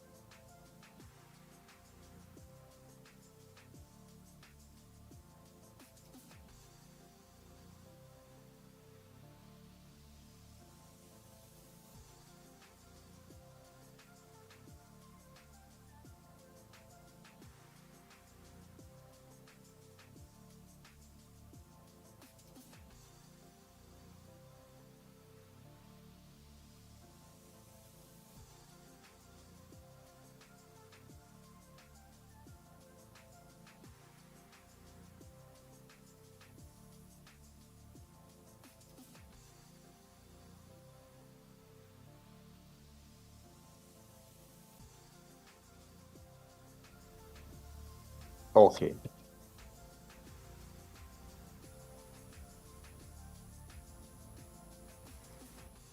Hello, colleagues. This is Mayoyo. Can you hear me? Hello, and are my slides moving?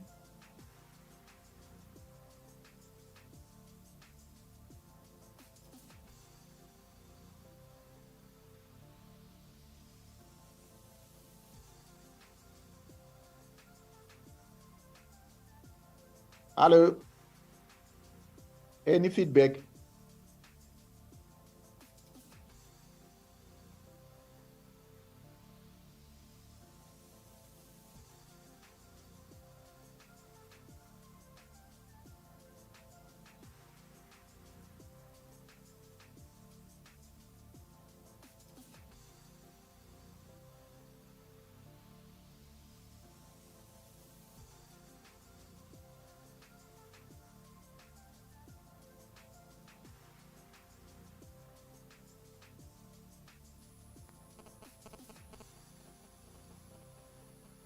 Hello, I'm no longer talking. Can you hear me, colleagues, that side?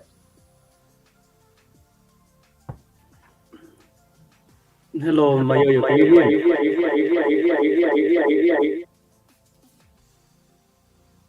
You can hear, but there are echoes coming out of your, I don't know whether it's coming out of your machine or it's from that room. Yeah.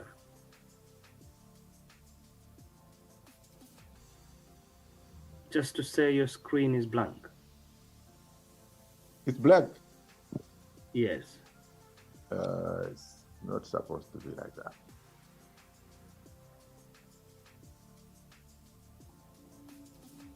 And what about this one? No. Is it also black? Yes, blank.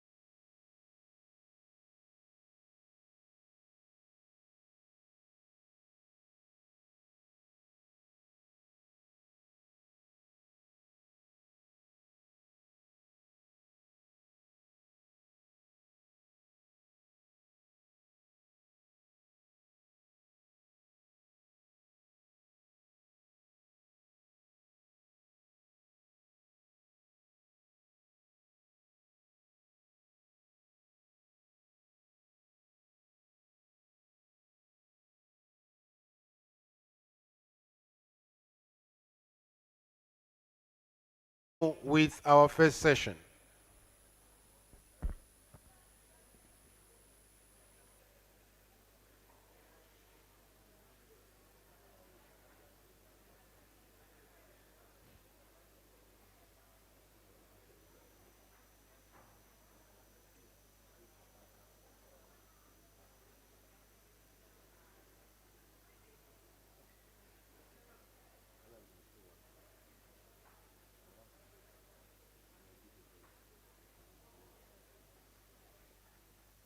Please, can we get back into the conference? We need to start. Hello, Mr. Mayoyo, are you there? Are you hearing us?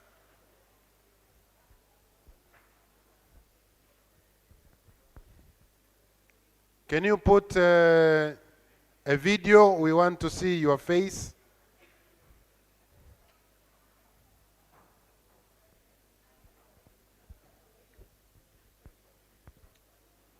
Mr. Mayoyo, we are not hearing your voice. We would like to see your face and you greet the audience before you begin presenting your paper.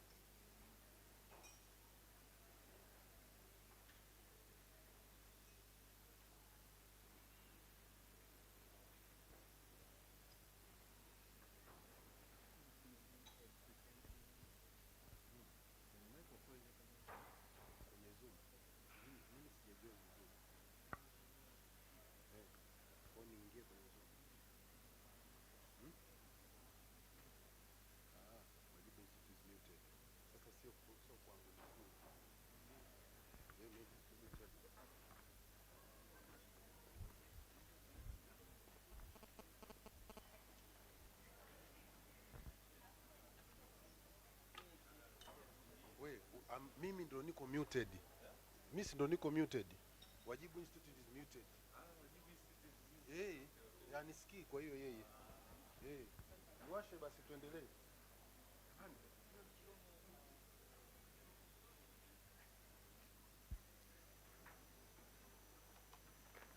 Let's get back. Okay.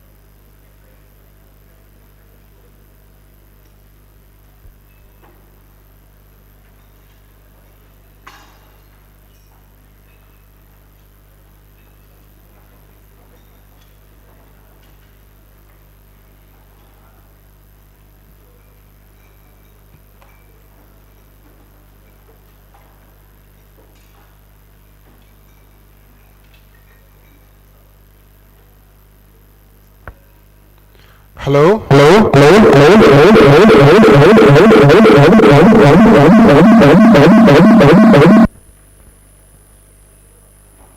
Can you, how can you control that?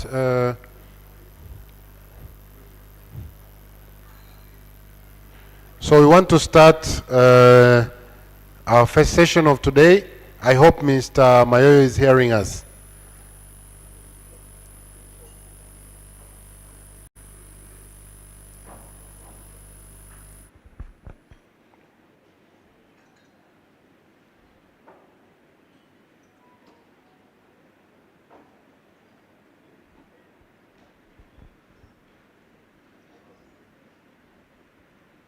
Hello?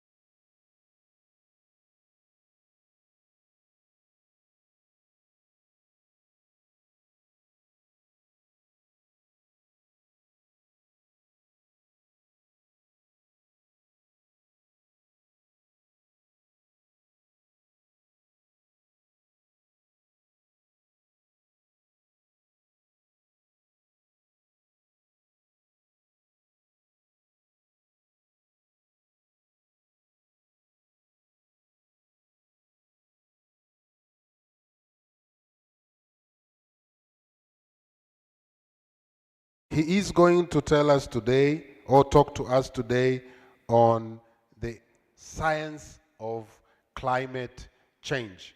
And I would like to take this opportunity to welcome the panelists in front. Please come and take your seats on the right-hand side of me. Panelists and moderator for this session, you are mostly welcome. Please occupy these seats in front. We are just about to start. I would also like to welcome the honorable ambassadors to take the front seat. Honorable ambassadors. Also, Honorable Bishop and Sheikh Makata, please take the front seats here. Please occupy them as we start. So, Mr. Alpheus, over to you. This session has 2 panelists and 1 moderator. So you have to do your presentation for 30 minutes, and then we are going into discussions. After that, it's going to be a 2-hour session. So I hope you're ready for that. And that is inclusive of the floor discussions. So let me hand over to Delight to proceed with moderating of this session. Karibu-san. Okay, thank you so much. And good morning once again, ladies and gentlemen. My name is Delight Moyo. I'll be moderating this session. I am from Action Aid Zimbabwe. So for the next 30 minutes, we are going to have a presentation from Mr. Alpheus Mayoyo. And with me here on the panel, just to also break down his presentation, I have Mr. Willard Freedom Kaula. Mr. Willard Freedom Kaula is from Action Aid Zambia. He is a young activist. He has vast experience around climate justice work, public resource management, and accountability in health and agriculture programs. I also have here with me Mr. Abion David Makishe. Mr. Albion David Makishe is the current founder and chairperson for Energy Cuts, based here in Tanzania. He's a scientist with more than 40 years experience in the science project, and notable to his projects are innovations around natural gas discoveries, which are deemed transitional fuels, which is worked on here in Tanzania. Thank you so much. Now I will hand over to you, Mr. Alpheus Mayoyo. We've already heard about your vast experience and background. You have the floor. You can unmute. Thank you. Thank you very much, Delight. And once again, good day, colleagues. I've already been introduced. I want to write on the protocols already observed, and then allow me to proceed to all the protocols observed. If you allow me, I'll also put off my video so that maybe we don't have interruptions, and then I'll put it on after the presentation.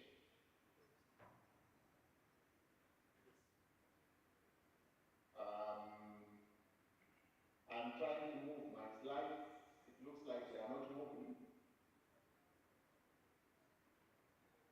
Can you hear me, Delight? Yes, we can hear you. You can try moving to the next slide. Yeah. It's not, they are not moving. Maybe you can ask IT to beam from that side. Okay. Are you able to help us beam IT?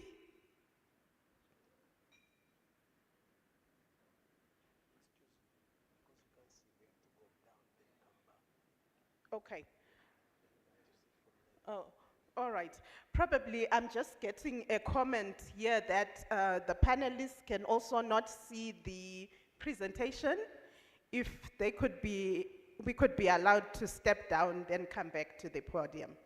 Okay, thank you. Okay, so proceed with my presentation, Glenn. Yes, please go ahead.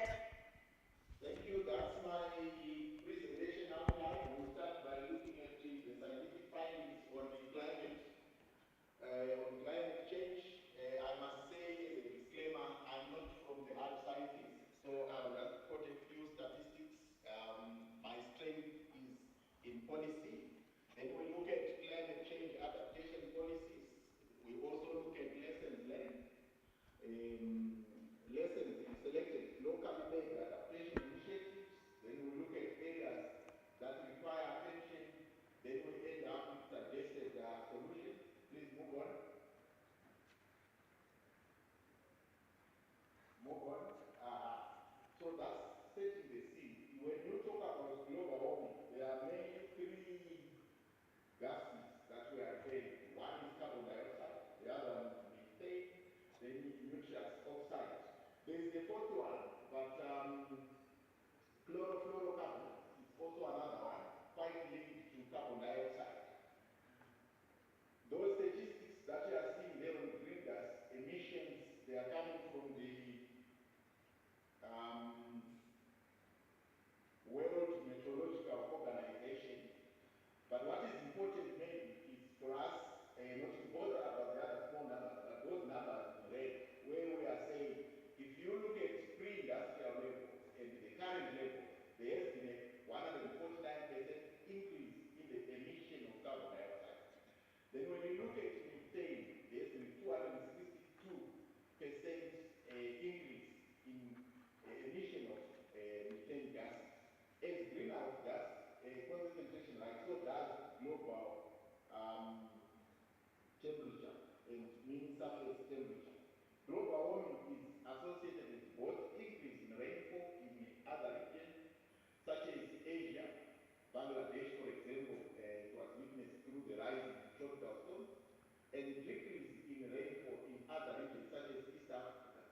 And this is also being witnessed through frequent droughts in certain parts of the world, including Africa and even Southern Africa. In terms of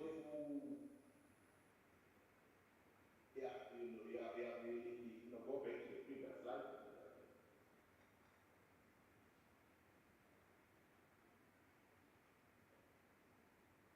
Okay, then when you look at East Africa, for example, there's been a record-breaking rainfall in some parts of the country. When you look at Pakistan, for example, then you have heat waves in China, and then Europe affected tens of millions, leading to food insecurity, mass migration. It costs billions of dollars. That's in some parts of Europe and Asia. Then the planet, when you look at it's now warmer compared to the pre-industrial level, making the last 8 years the warmest on record. Then when you look at the Zimbabwe perspective,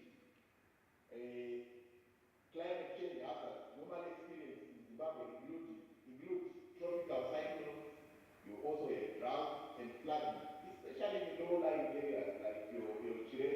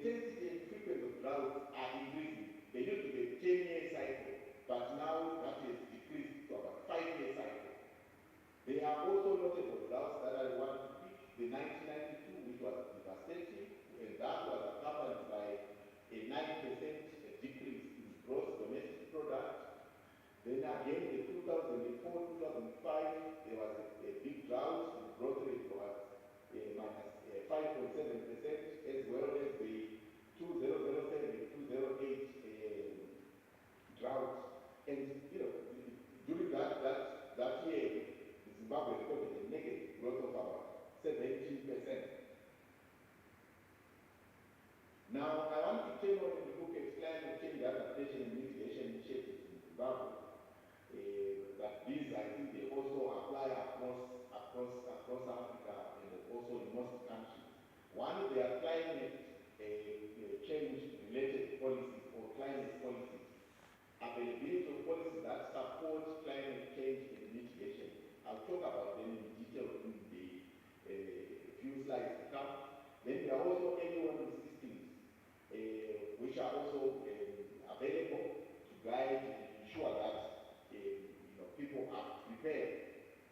Then there are digital platforms, a number of digital platforms, thanks to ICT, and these are very important, and there's great scope for improvement. If you look at the network penetration, say in Zimbabwe, it's way above 60%, and if you look at the cell phone penetration, it's also around the 80%, so that we can use the digital platforms now that we have access to this infrastructure.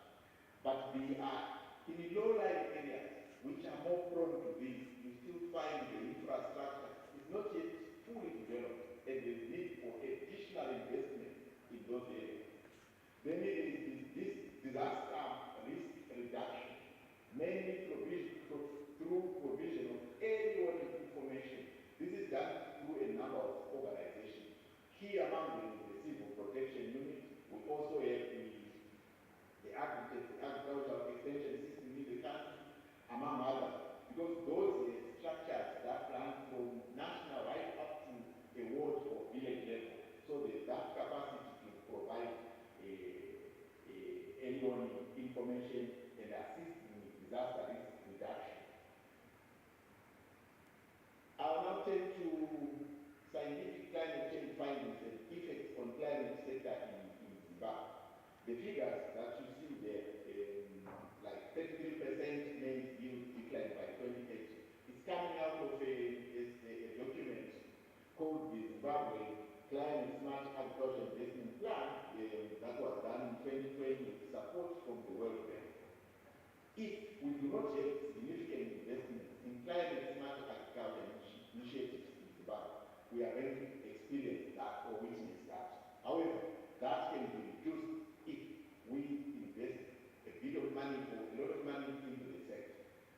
Maize, for them, the number one staple crop among others, but maize is number one. So that's why the interest is mainly on maize. Then we also have a reduction of between 11 and 13% in income generated from beef by 2030 due to continued rise in temperature, reduced grazing, and also prevalence of diseases. Because if you have higher temperature, you have active, a lot of these bacteria being active. So is that those statistics, and that again can be reduced. There are significant investments in those areas. Climate change is impacting and will increasingly impact rural life and food systems. The maize and the livestock production mainly is by smallholder farmers who are in rural areas. Hence that statement. There is need to strengthen participation of local actors. Design and implementation of adaptation activities, local-led adaptation activities. I think that's important because you want climate impact are very specific to a particular area, and you need local solutions that are suited to that area to be developed. And for you to do that, you need the participation of the local actors who know the area very well and also use their indigenous knowledge systems in developing those strategies. So based on this, as a country, Zimbabwe has a number of policies that are in place to deal with some of these and even emerging new information coming from some. I will look at some of them here. So I'll start with a strategy that is under the Ministry of Agriculture. That is the Agriculture and Food Systems Transformation. This strategy seeks to achieve a $8.2 billion agriculture economy by 2025, capable of entering 2030 of an carbon-neutral economy. What is key there in that strategy is the issues of climate change are mainstreamed in developmental intervention. I'll talk about them soon, including solar irrigation development and supportive initiatives. Climate-proof input support schemes, you can call it climate smart agriculture, but here we call it Punguza farming concept. The concept is such that for you to get government subsidized input, you have to undertake you have to put planting vessels, and then you mulch, all those conservation techniques you have to apply for you to access government input. So we call it incentive-based strategy to promote climate smart agriculture. Then production of small grain or traditional grains. These do well in dry region 4 and 5. But however, you find most farmers do not want there is little incentive for them to grow these. So the government has made it now mandatory for people in those regions to grow those. I will tell you, there are policy connotations to that, but there's also a way of addressing that I will also talk about. I'll now talk also about the national agricultural policy framework. This is aimed at creating an environment that enhances the sustainable flow of investment into the agricultural sector toward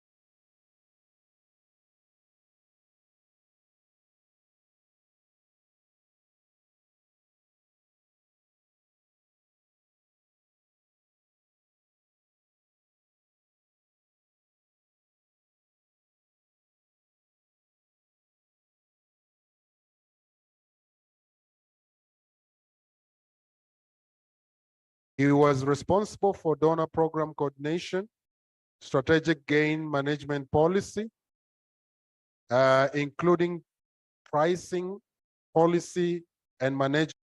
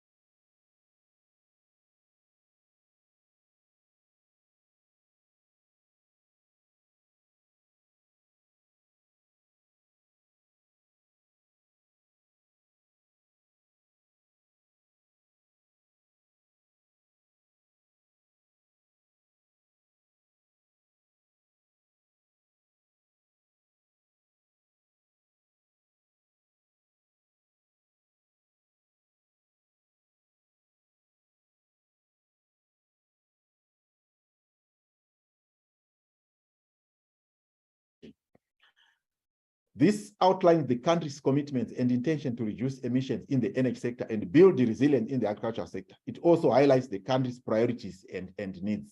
And the key enablers there are finance and also technology.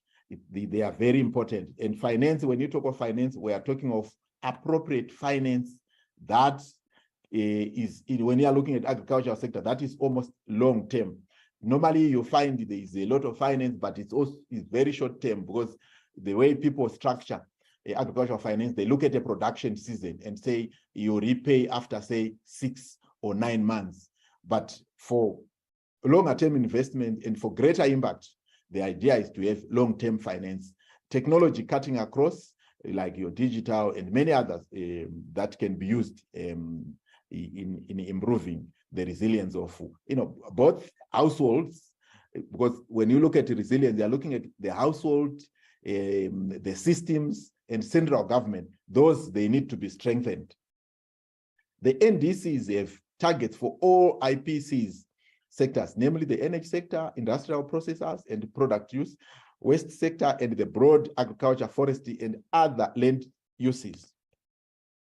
Then we have the National Climate Change Learning Strategy, again, to operationalize the climate change policy, to ensure mainstreaming of climate change education and learning strategies in all social and economic development initiatives at national, sectoral levels through multi-stakeholder engagement, facilitates climate change awareness and skills development towards green, resilient recovery.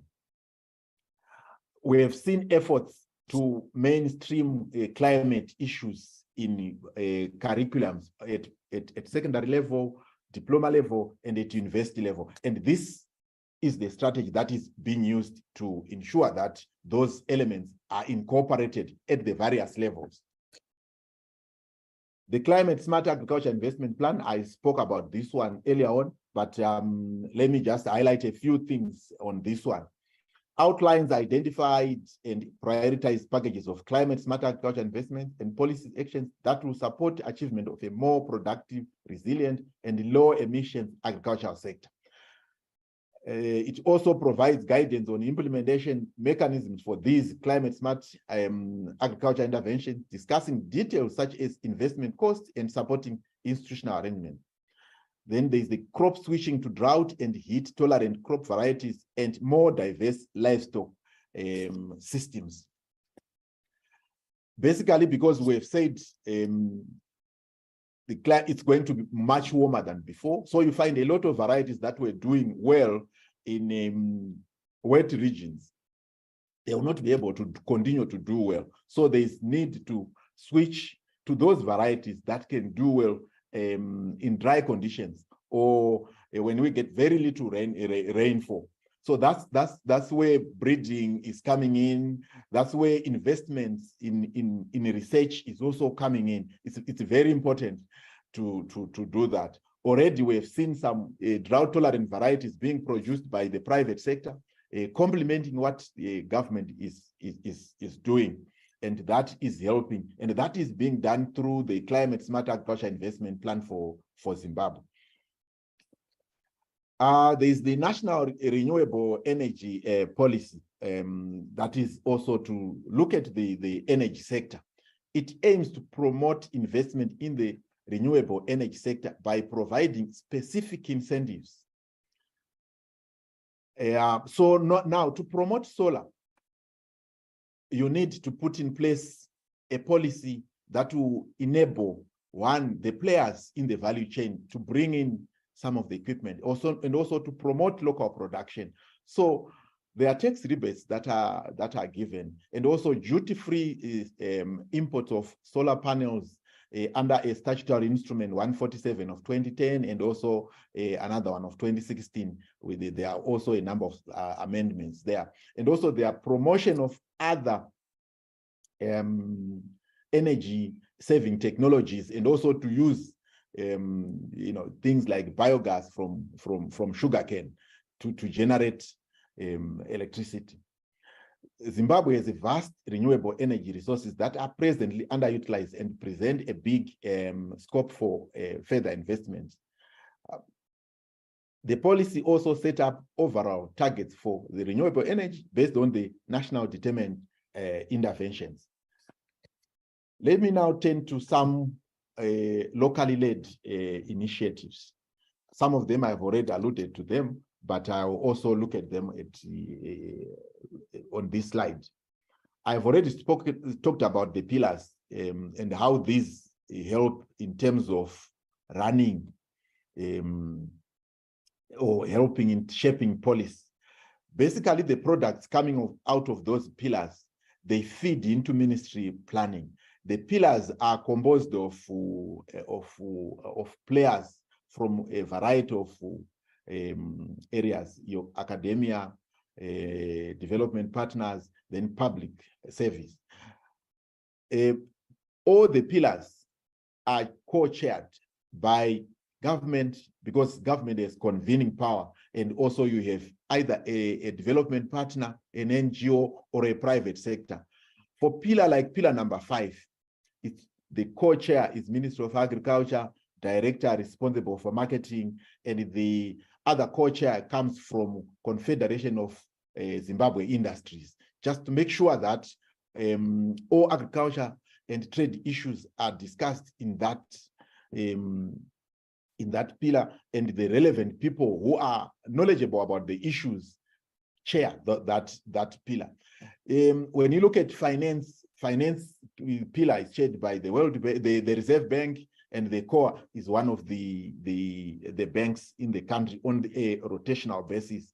For development partners, pillar number 8 is chaired by an NGO, non-governmental organization, and the Ministry of Environment and Climate, just to make sure that all the activities that are happening or championed by development partners are well captured and represented, and they feed into the national process. It's a platform where whatever is happening outside government sphere or with little government supervision feeds into government process.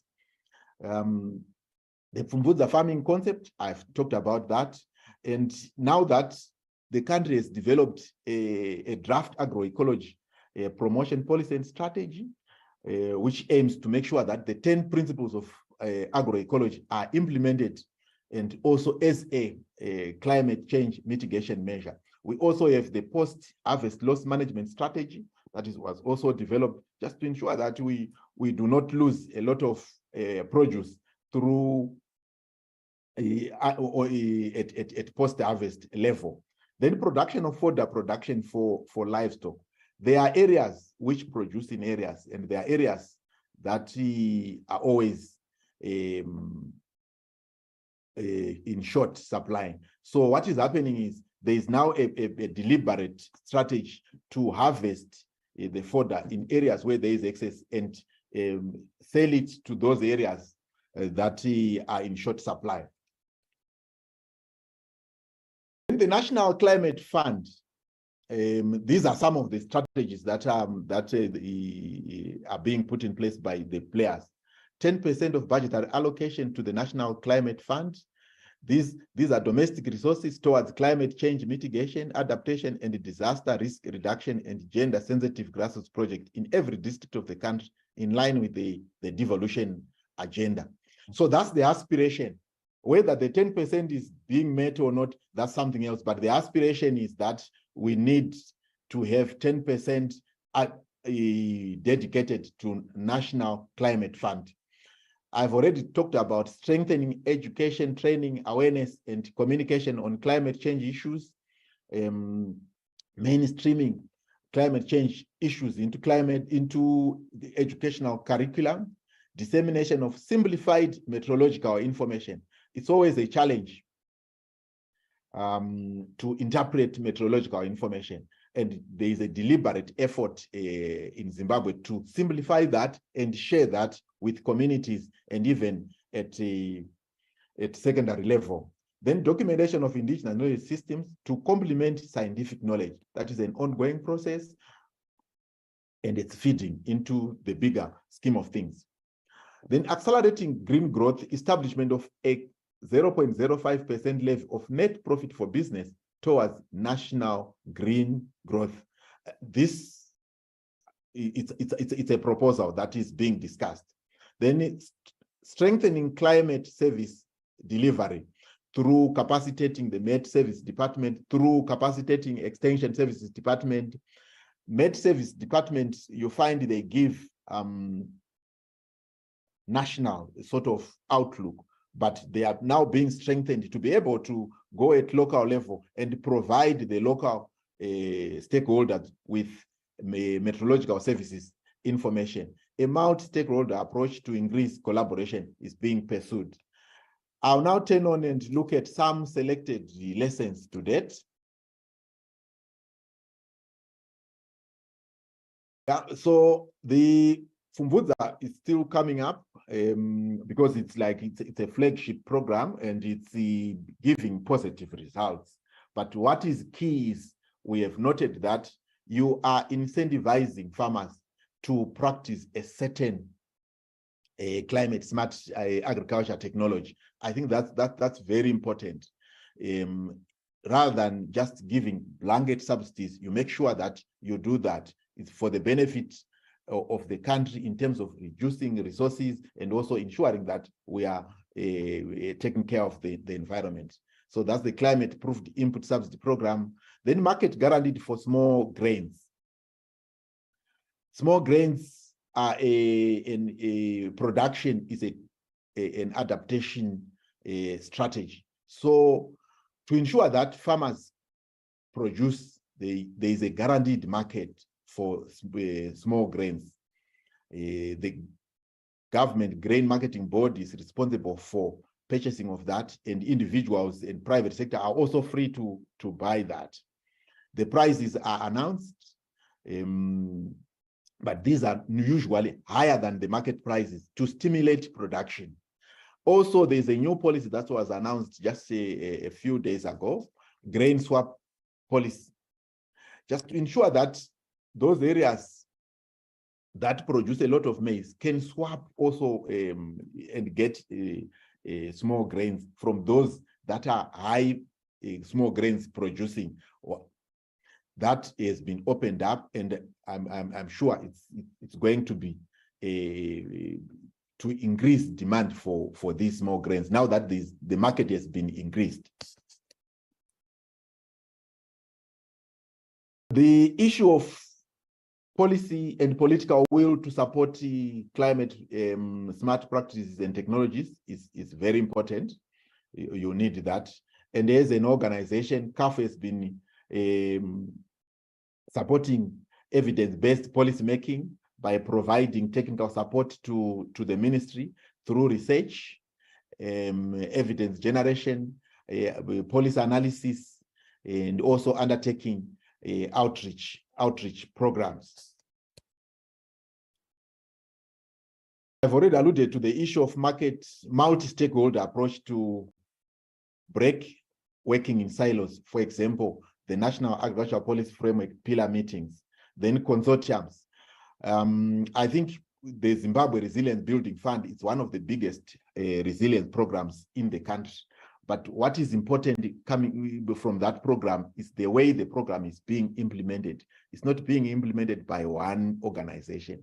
They are a number of organizations that are implementing the program. Each one bringing a complementary skills on the table. Because when you are talking of resilience, you are talking of production, you are talking of marketing, you are talking of processing, you are talking of institutional arrangements and platforms to share that. So you find organizations that have competitive advantages in certain areas were incorporated into the program, specifically to deliver on areas where they have competitive advantage. And I think it's working very well. Then conducive policy environment, crowd in private investments and partnerships. For sustainability, there's always need to have a buy-in from the private sector and other players. So when you look at interventions on solar, for example, the tax rebates and then duty-free status for solar projects allows private sector to get in with minimum barriers, and that is tended to increase solarization, say, of irrigation schemes. And also even some activities that were supposed to be done by electricity from the grid generated through hydro or coal, people are moving away from that and use solar. And that's very important for the climate. Then we have other models that are being tried, like a pay-as-you-go business model, partial payment model through support from, development partners such as a practical action. They are practicing some of those. I'll move on and talk about current gaps. The first one, current efforts to climate change adaptation and disaster risk reduction strategies are reactive rather than anticipatory and proactive. So that's a gap that we see, and there's need to plug that gap. That can be plugged through drought insurance, anticipatory cash transfers that will help to prepare and also to ensure that the evidence that we are getting from science is used in DRR. In some countries, including Zimbabwe, there is no inclusion of livestock in the DRR interventions and financing mechanism. For instance, evacuation of livestock in the event of an extreme weather event, such as cyclone or floods. There will be, the other things will be evacuated, but when you look at livestock, that gap is still there in some countries. Then there's no monitoring system or mechanism in place to track climate finance, that is 10% budget allocation towards establishment of climate fund. Like I alluded to, this is talked about, but the mechanisms to make sure that the resources are made available is not there. And you also find that these resources, when they are allocated, because they are allocated per ministry, it's purely to say how does the ministry then make sure that some of the resources, they find their way, or activities they contribute towards the fund. I think that may be better that way. Then there's lack of district level climate change platforms, dialogue platforms. I indicated that most of the affected people are at village level, but the discussions are mainly at national level and at provincial level.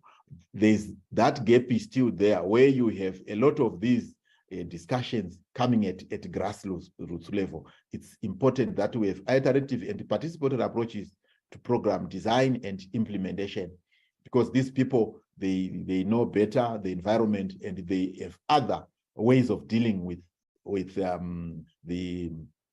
climate change effects.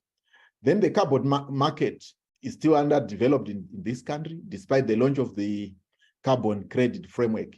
In fact, Zimbabwe now has a carbon credit framework, but it's still underdeveloped. But the recommendation there is the use of revenue generated from carbon credits should be gender sensitive. Increased investments in water supply infrastructure. This will allow women to have more time and also embark on income generating projects. So the idea is we are saying for the marginalized groups to benefit from that, we need a lot of investments in things like water supply, so that people don't take a lot of time looking for water, or going to fetch water, among others. It's just an example of an investment that can release a lot of time for women and youth to embark on income generating projects. I now move on and look at suggested actions to strengthen youth and women participation. Some of the technologies are labor intensive. Most of them are labor intensive. If you look at the climate smart agriculture, the Pfumvudza, you need to put up basins, planting basins. You need to get mulch. You need to do a lot of things. And it's all labor intensive. And the recommendation there is to say we should come up with labor saving technologies, such as planters to propel uptake and attract youth. Even the planters, some of the planters that were developed, if we are on the same slide, if you see those, they are being used by men. Most of these planters, they are heavy and all that. So you need technologies that are light, that can be used by youth, that can be used by women. Since weather extremes affect men and women differently, To strengthen participation of women in climate change-related policies and activity, there is need for capacity building programs and engagement opportunities for women to take more roles at national level, and also to participate in negotiations at national level and at climate change meetings at international level. You find if you look at the statistics in terms of the participants at, say, UNFC, CCC, the majority of them will be like men, and there is need to change that if we want to get the desired results. I'll look at some suggested actions to strengthen local-led climate action. The first one is mainstream anticipatory action, proactive responses for better outcomes and less losses. Need for a multi-stakeholder anticipatory action task force. Then establishment of climate finance flow monitoring and tracking system. I think it's important that we track what is going into the sector. How much are we investing in climate-related issues? And we monitor the utilization of those resources. Are they going into studies? Are they going into infrastructure? Where are they going? Are they going into human capital development? That's very important. Then convening of subnational and district level dialogues on climate change issues to stimulate action at local level and allow a participatory process in identifying priorities. I think that's important. I've already alluded to that. Even if you look at the pillars that I was talking about that are here in Zim, they end up at national level. We don't have a similar structure at district and even at provincial level. And there's need to invest in that so that we also get contributions from that level. Increased investments to strengthen delivery of digital climate services. I think that's the way to go. We need to put a lot of resources into digital technologies, infrastructure. That's where the private sector comes in. If appropriate incentives are provided, then we come with the soft issues. Then we interpret the data coming from med services, but using the digital technologies. They are easy to, you find if you are using digital technologies, it's easy to reach households that are far or miles away from national centers. The issue of radios, community radios, individual radios, that is, you just need a private sector to put that infrastructure there. Then you, as a program or as an institution, you ride on that. With that, Madam Facilitator, I come to the end of my presentation. Thank you very much. Over. That to our participants on the floor, if you have any questions, please kindly jot them down. Once we are done with the panel discussions, we are going to open the floor for more engagements. Thank you. So this panel discussion will largely just buttress some of the aspects around exploring and understanding the scientific causes and effects of climate change. It would also discuss more of how our policies, as we saw from Afio's presentation, that we have a number of policies, how these policies are also being informed by the scientific data available. At this point, I'm going to direct my first question to Abdon. We've heard since morning, even from our keynote address, that this current generation is benefiting from a lot of scientific data that has been generated over a century period. I would like us to debunk this, the debate on climate change, on whether it's a myth or reality using scientific evidence. Thank you, and over to you. Thank you, presenter. First of all, I'd like to introduce myself again. I'm Abdul Makishe. I represent Energy Cards. It's a non-governmental organization, and our role is to educate or to raise awareness about the issues on government, on climate change. CARS stands for competence on these issues. A stands for advisory, R for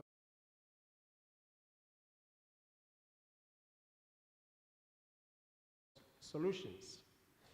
Now, on the issue of whether it's a myth or it's real, the issues have been discussed, and based on scientific papers which have been published by distinguished scientists, 97% show that actually it's reality. There are few scientists, 3%, who think it could be due to other sources, which could be one of it being the sun is getting brighter, is getting warmer, and some issues like this has been a normal phenomena which has been natural. But the facts actually point that the reality has been pointed by noting that carbon emissions, carbon dioxide in particular, has been documented in ice samples on the Arctic and also in the Atlantic, to show actually the level of carbon dioxide in the cold, in the ice, actually has increased as it has been presented by the main presenter, and that is the increase when compared to the pre-industrial levels. It indicates that this is due to human activities. And the human activities actually include this burning of fossil fuels, which include coal, diesel, petrol, and also due to deforestation and such things. So the facts are clear. The facts are also clear in areas like Mount Kilimanjaro. The ice has been actually been decreasing from documentation which we have been seeing in Tanzania. They've also seen the drought and the effects which it has indicated in Zimbabwe and also in Tanzania. And the flooding has been actually being evidenced in Tanzania. It includes Arusha, where last December there was a flood which caused death to a family. We have such things which actually had never been indicated before. So the evidence is very, very compelling that these effects are caused by global warming. Actually, I had only two slides which actually show, I could request maybe towards the end, that show that there is that data, and that has been compiled by the Geophysical Union of American Geophysicists. I've been following this up, and it actually indicates, they say in Tanzania, we'll have an increase of about 10% of the present level of the temperature. Say if the temperature is around 30, 10% will be free, so we'll expect it to have about 3% of the temperatures within, say, Dar es Salaam. We also have, in that clip, it shows that this increase in temperature, the hot temperatures, will also be associated with increase in rainfall. The rainfall, in fact, will actually create what we call flooding. And our country, Tanzania included, in East Africa in particular, will actually be experiencing those floods around 2050 to 2099. That is according to the computations which have been done by these scientists. So we really expect that we should be aware of these facts, and these other myths have not really been shown, except that they could also be we are not sure. We don't have the data. Since we actually deal with the data, we have to be strong on that. I would say from that perspective, I will be able also to present on the effects what should be done for Tanzania. That is to avoid actually building on the valleys, or where we are building dams upstream, and we can avoid disasters such as the one which actually took place in Libya. So we have to keep into the science. Thank you, President. Okay, thank you. Whilst you're still on, say, you've rightly pointed that the scientific data is available, and this is a fact that is happening in our time.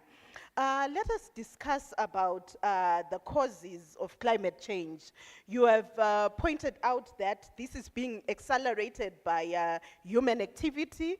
Maybe if you could go a little bit deeper into that to see these causes that we as humans indulging in that are further depleting the climate. Thank you. Yes, I could add to that actually the human activities have been actually creating or associated to global warming. We know forests, for example, trees absorb carbon dioxide. And once the trees are actually cut for charcoal and firewood, biomass, we actually taking out what we call the carbon sinks. One of the carbon sinks which is remarkable is actually plants. Actually, we breathe out carbon dioxide. The plants actually take it to process food through photosynthesis. And once the concentration is actually increased by heavy human activities like polluting industries, using firewood, using diesel to create energy, we are actually increasing the amount of carbon dioxide in the atmosphere. And in this science, this actually, because there is a layer, there is a blanket known as the ozone layer.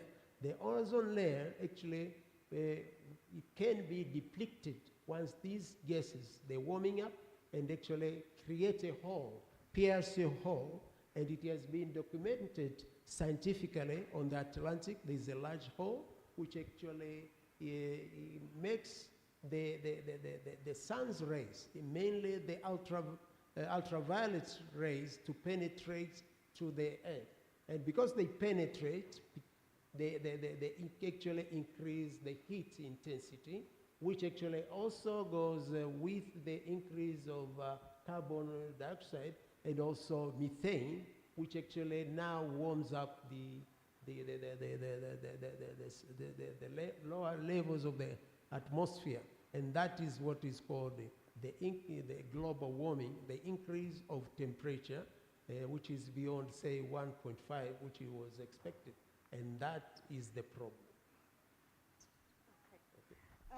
Thank you very much.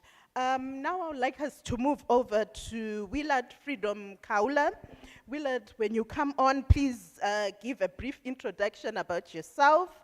But I would like you to speak about what is some of the adaptation measures that we saw in the presentation. Are they being informed by the scientific evidence being generated?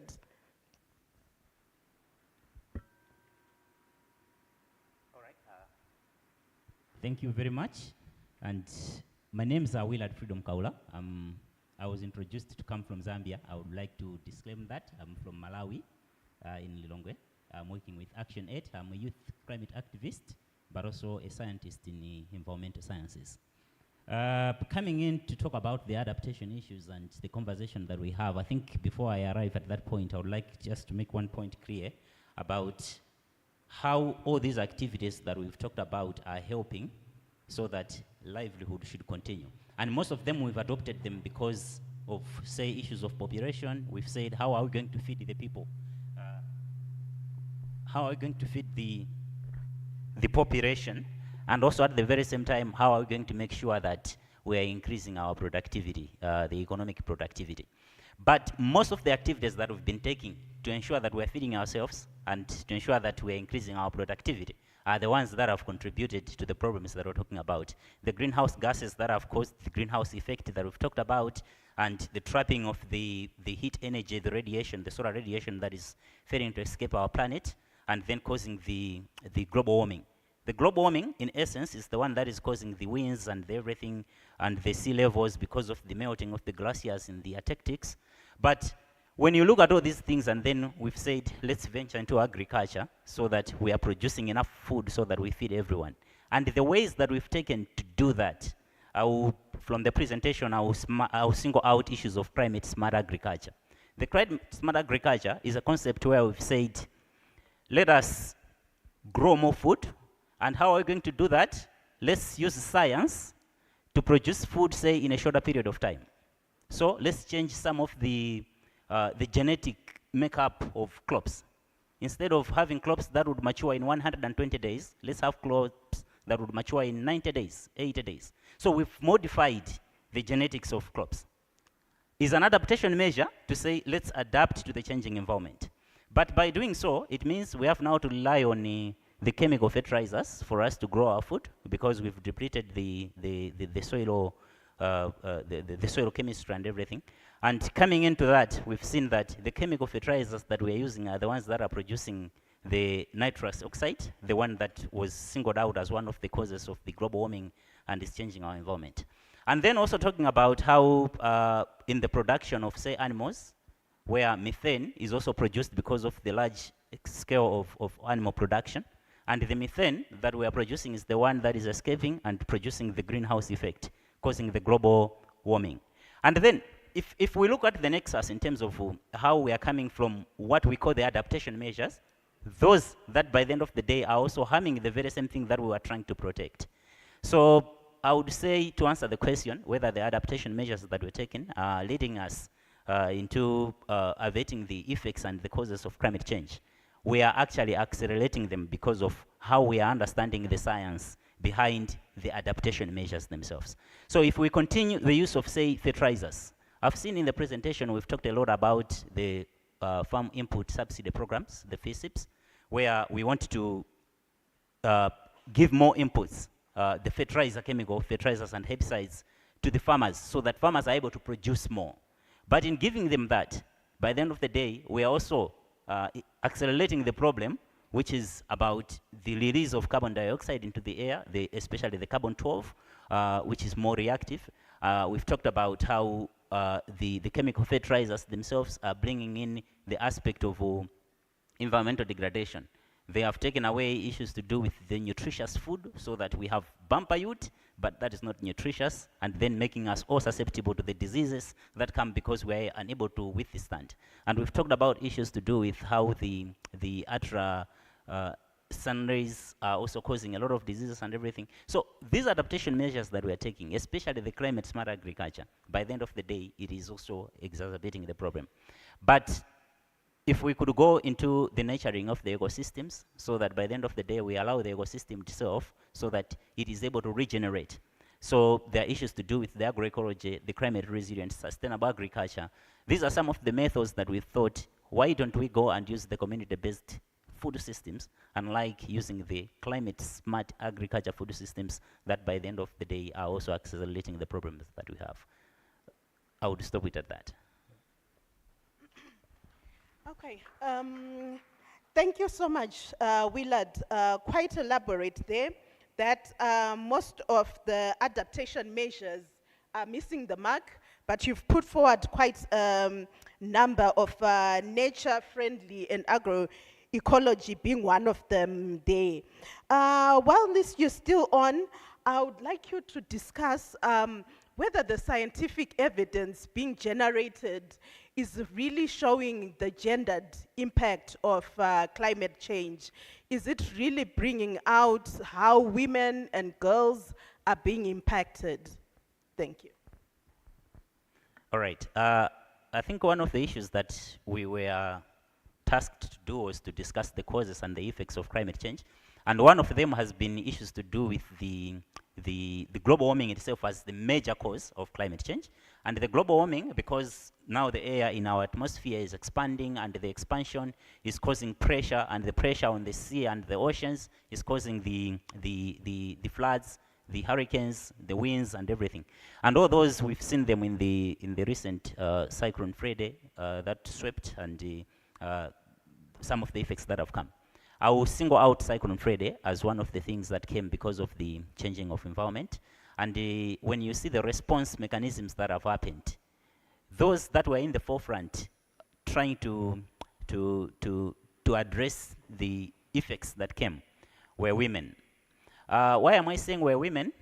In our natural setup, when we go into the communities where we live, you would find that when a disaster hits, it is women that are in the forefront to run around to make sure that things are okay.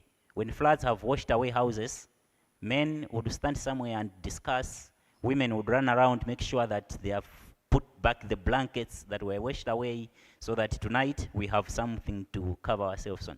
Making sure that the plates, the pots, the utensils, the kitchen utensils, we are able to put them. So it means women are running around more, while men sometimes are just maybe ensuring that we have money available and everything. So men are more concerned with the economic side than more of the humanitarian side to ensure that life continues.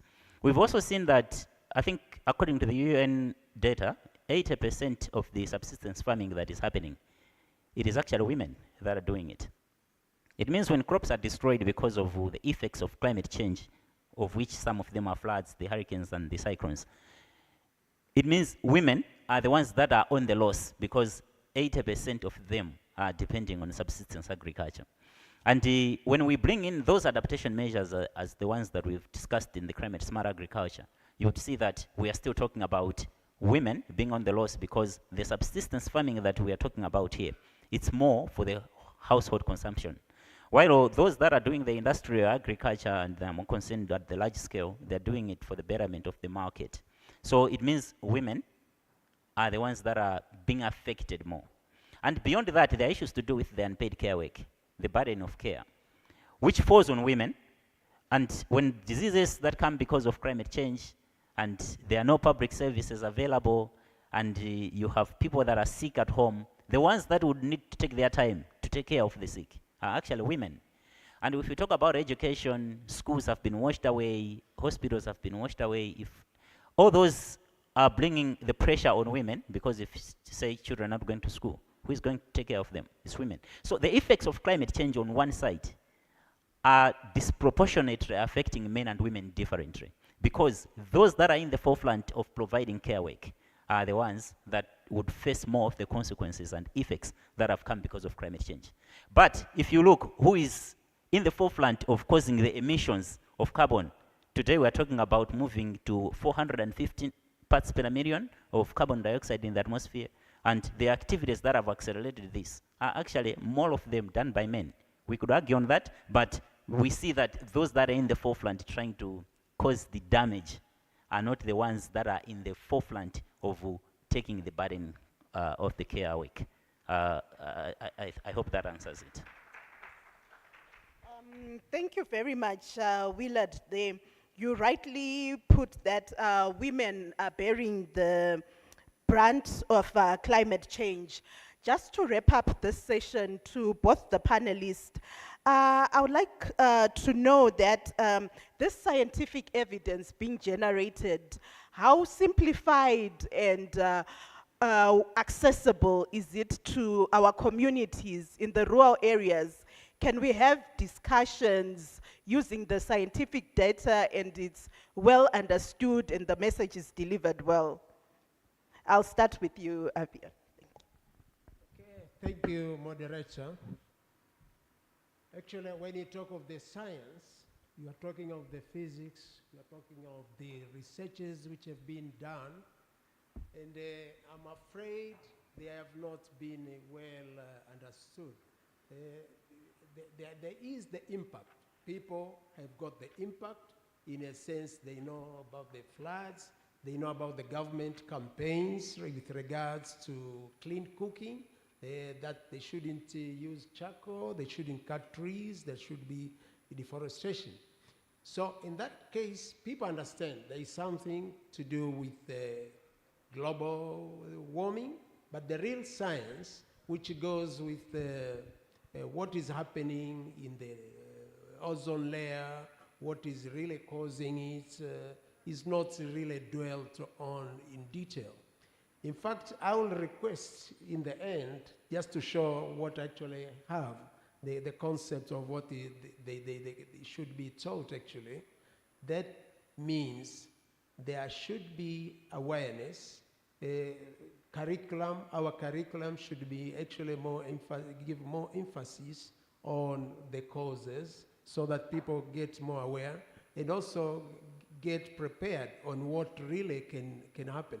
I'll give an example. The solar radiation, if you are in the southern hemisphere, the way you orient the roof of your house, and you get the maximum radiation if you actually get it in a east-west direction. But if you see the type of houses we are putting, they're actually more of a random. If people really understood the science, most people will have oriented their houses in a direction to capture the solar radiation for renewables. So there is some science to be taught to make people aware of what is required. And also, the science behind these calculations, which is produced by especially mainly scientists, well-known scientists and climatologists, is not really put in a language which I can say is simple for the common people, including the rural areas. So there should be an effort to do that. And with that remark, I could please request just to elaborate on that, if that could be shown. Okay. It happens is part of my presentation to make people aware, for example, if they have to use whatever the science, they can actually cook with some technology, some cookers which are using thermal infrared. Another one is called induction cooking, which uses much less electricity compared to the one we have on flat tops, for electric tops. So if people are aware of that, they will actually adopt to this, which actually have a savings. For example, infrared will save about 30% of your electricity bills. The induction type of cooker will save about 40%. And if there is an effort and people are aware of this, we will actually be able to reduce that impact of using charcoal, firewood, and of course, we'll be solving that problem on global warming. Thank you. Okay, thank you very much, Sir. And you've rightly put education there being one of the solutions that can help simplify the information if it's available within school curriculums. So over to you, Willard. Is there simplified information available? I'm sorry to bring bad news. There is contradiction that people are having on the ground. There is an environmental scientist and there is an environmentalist. An environmentalist being an economist whose focus is profit maximization. They are looking at nature as a source of profit. And then there is an environmental scientist who believes that if we leave this intact, it is going to save us by bringing us these benefits. And then everyone, when they're coming on the ground, they're coming with this agenda at the back of their mind, which they don't pronounce. So they would say, let's go in this direction. And now, because they are coming in with resources and what have you, and they are convincing in how they are speaking about those things, you would find that the people at the community now are at the crossroads because they don't know which one to follow. Today, this one comes with this information, say, let's go in this direction, it is better. When at the back of their mind, they want to create a market for fertilizer. And at the very same time, someone is coming in to say, let's go in this direction because we're going to save the planet. But the person at the community, their interest is not more on the science as we're talking about, to say, this is what happens when methane does this, when carbon dioxide is doing this. All they're interested in to know is how are we going to mitigate the problems? How are we going to stop the flooding? How are we going to stop the heat and everything? So I would say there isn't enough ground cover in terms of information because the information is coming in contradictory. There would be a need that we should simplify the kind of information that we have coming in together to understand to say, this is the direction we should take. But the policies, now the presentation that Mr. Moyoyo made was talking more about we've introduced this policy and that. Those policies need to be harmonized in a sense that they should come up with a standpoint to say, as a society or as a nation, we want to take this direction. And therefore, everything else that we would like to aggregate should point us in that direction and should help to pull so that by the end of the day we are winning. We've talked about the curriculum in our institutions. Our institutions should also have a standpoint to say, if we want to go in this direction, then the information that we need to include in the curriculum that we're developing should also conform with what we want to do and gain. I would lastly say, much as we have interest to move in a direction that should abate the effects and the causes of climate change, our governments, who are very much responsible for, say, providing the needed financial support as well as the technical support, are also supposed to be in the forefront to make sure that they are defending the kind of investments that we are doing. Because I would take an example of Malawi.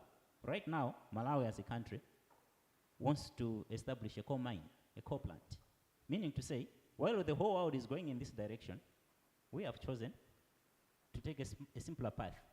And yet, there is a wider picture that we need to look at, because what affects me in Malawi would affect someone in Tanzania, would affect someone else in Kenya.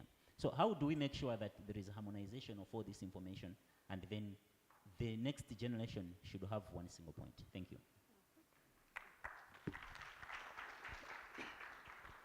Thank you so much, there, Willard, for really calling for the harmonization of information so that even though there is misinformation, people really are driven by motives towards greener pathways.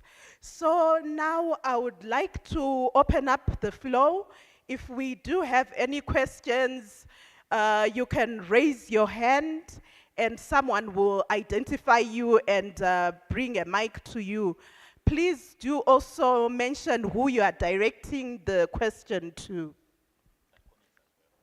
Yes, comments as well are welcome. Thank you.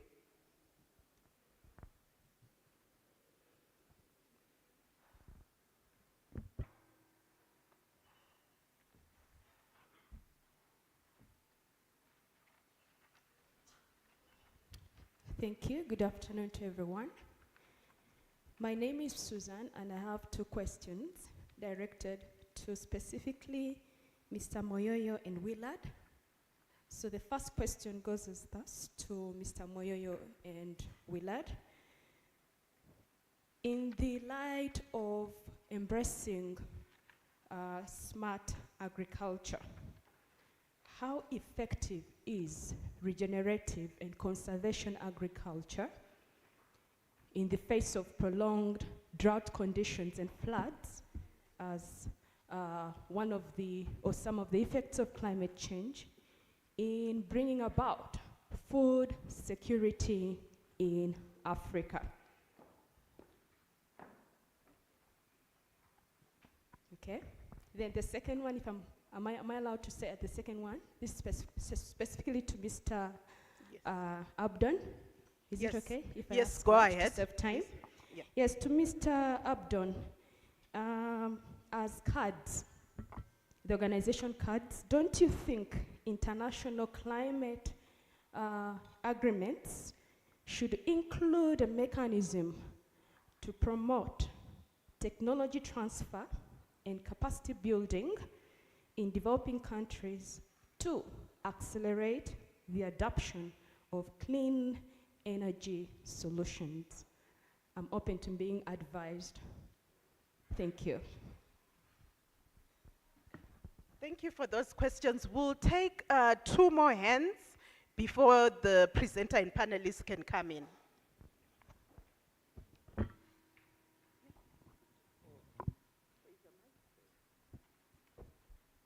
Thank you. My name is Daudi Masawe, and I'm the current director of Codec Tanzania, whose main office is in High District, Kilimanjaro region. My question is directed to Mr. Muyoyo of Zimbabwe, where during his explanations on the current gaps, he gave suggestions. And one of the suggestions he gave was to increase digital technologies. Now, I wanted Mr. Muyoyo to clarify on this because this is a very deliberate question. Would he please clarify more, explain more on how these digital technologies are going to help? Thank you.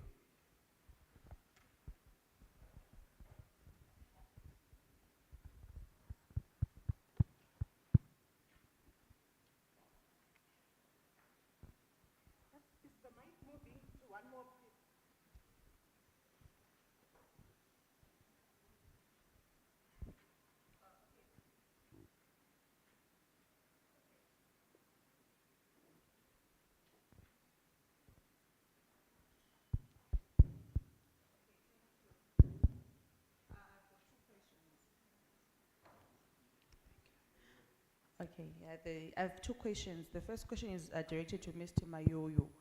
It's on the Fumvudza. Okay, sorry. My name is Tracy Mtokozwa from Zimbabwe.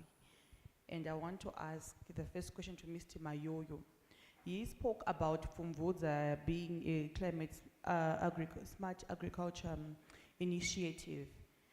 And I wanted to ask, because Fumvudza uses fertilizer, I wanted to ask to what extent is the scheme helping in reduction of release of carbon dioxide into the atmosphere? And my second question is directed to Freedom. He spoke about Malawi opening a new mine, a new coal mine. How ready are we as Africa to leave fossil fuels? Is this something that is very practical? Are we ready to ditch coal, or it's just talk? Thank you so much. And so I'll open it up to our panelists. Mr. Mayoyo, if you can kindly unmute. There are two questions there directed to you on whether climate smart agriculture can provide food security, as well as how the Fumvudza scheme is also releasing some emissions through fertilizer use.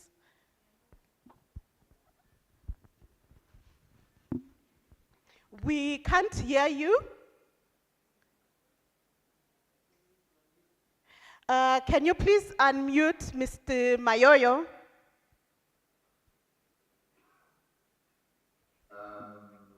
Yes. But you can see me. Can you see me? Yes, we can hear you and see you now. Please go ahead. No, that's fine. Thank you very much for those questions. I'll start with the first one around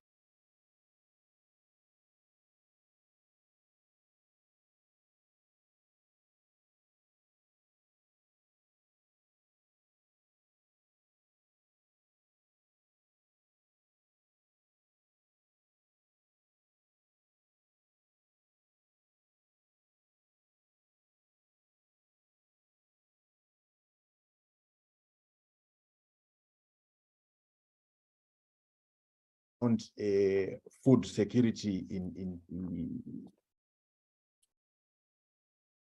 right. So I think when you look at food security, mainly the focus in this country, in most countries, is to say we should be able to produce our own food so that we are food self-sufficient.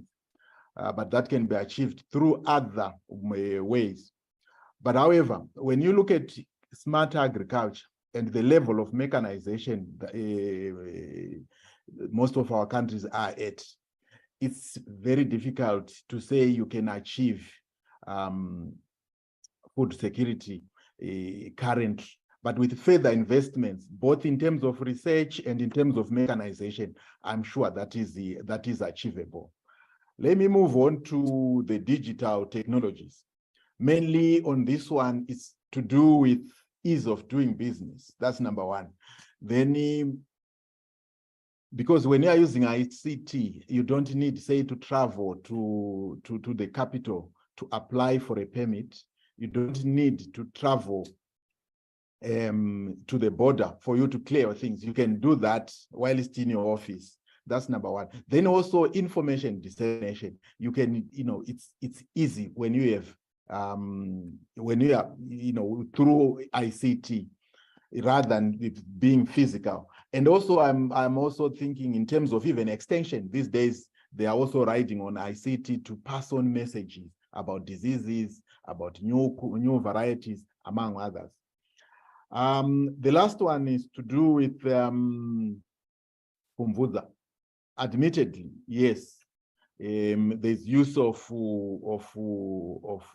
inorganic fertilizers, but it's the scale, because the idea is the recommendation is you want to do small Kumvuza plots, not big hectareages. So when you look at it from that angle, you can say, indeed, we are able to reduce the amount that we will release when using this concept, rather than that's the conventional, the normal way of producing these crops. That will be my submission. Over to you, Madam Chair. Thank you very much for that.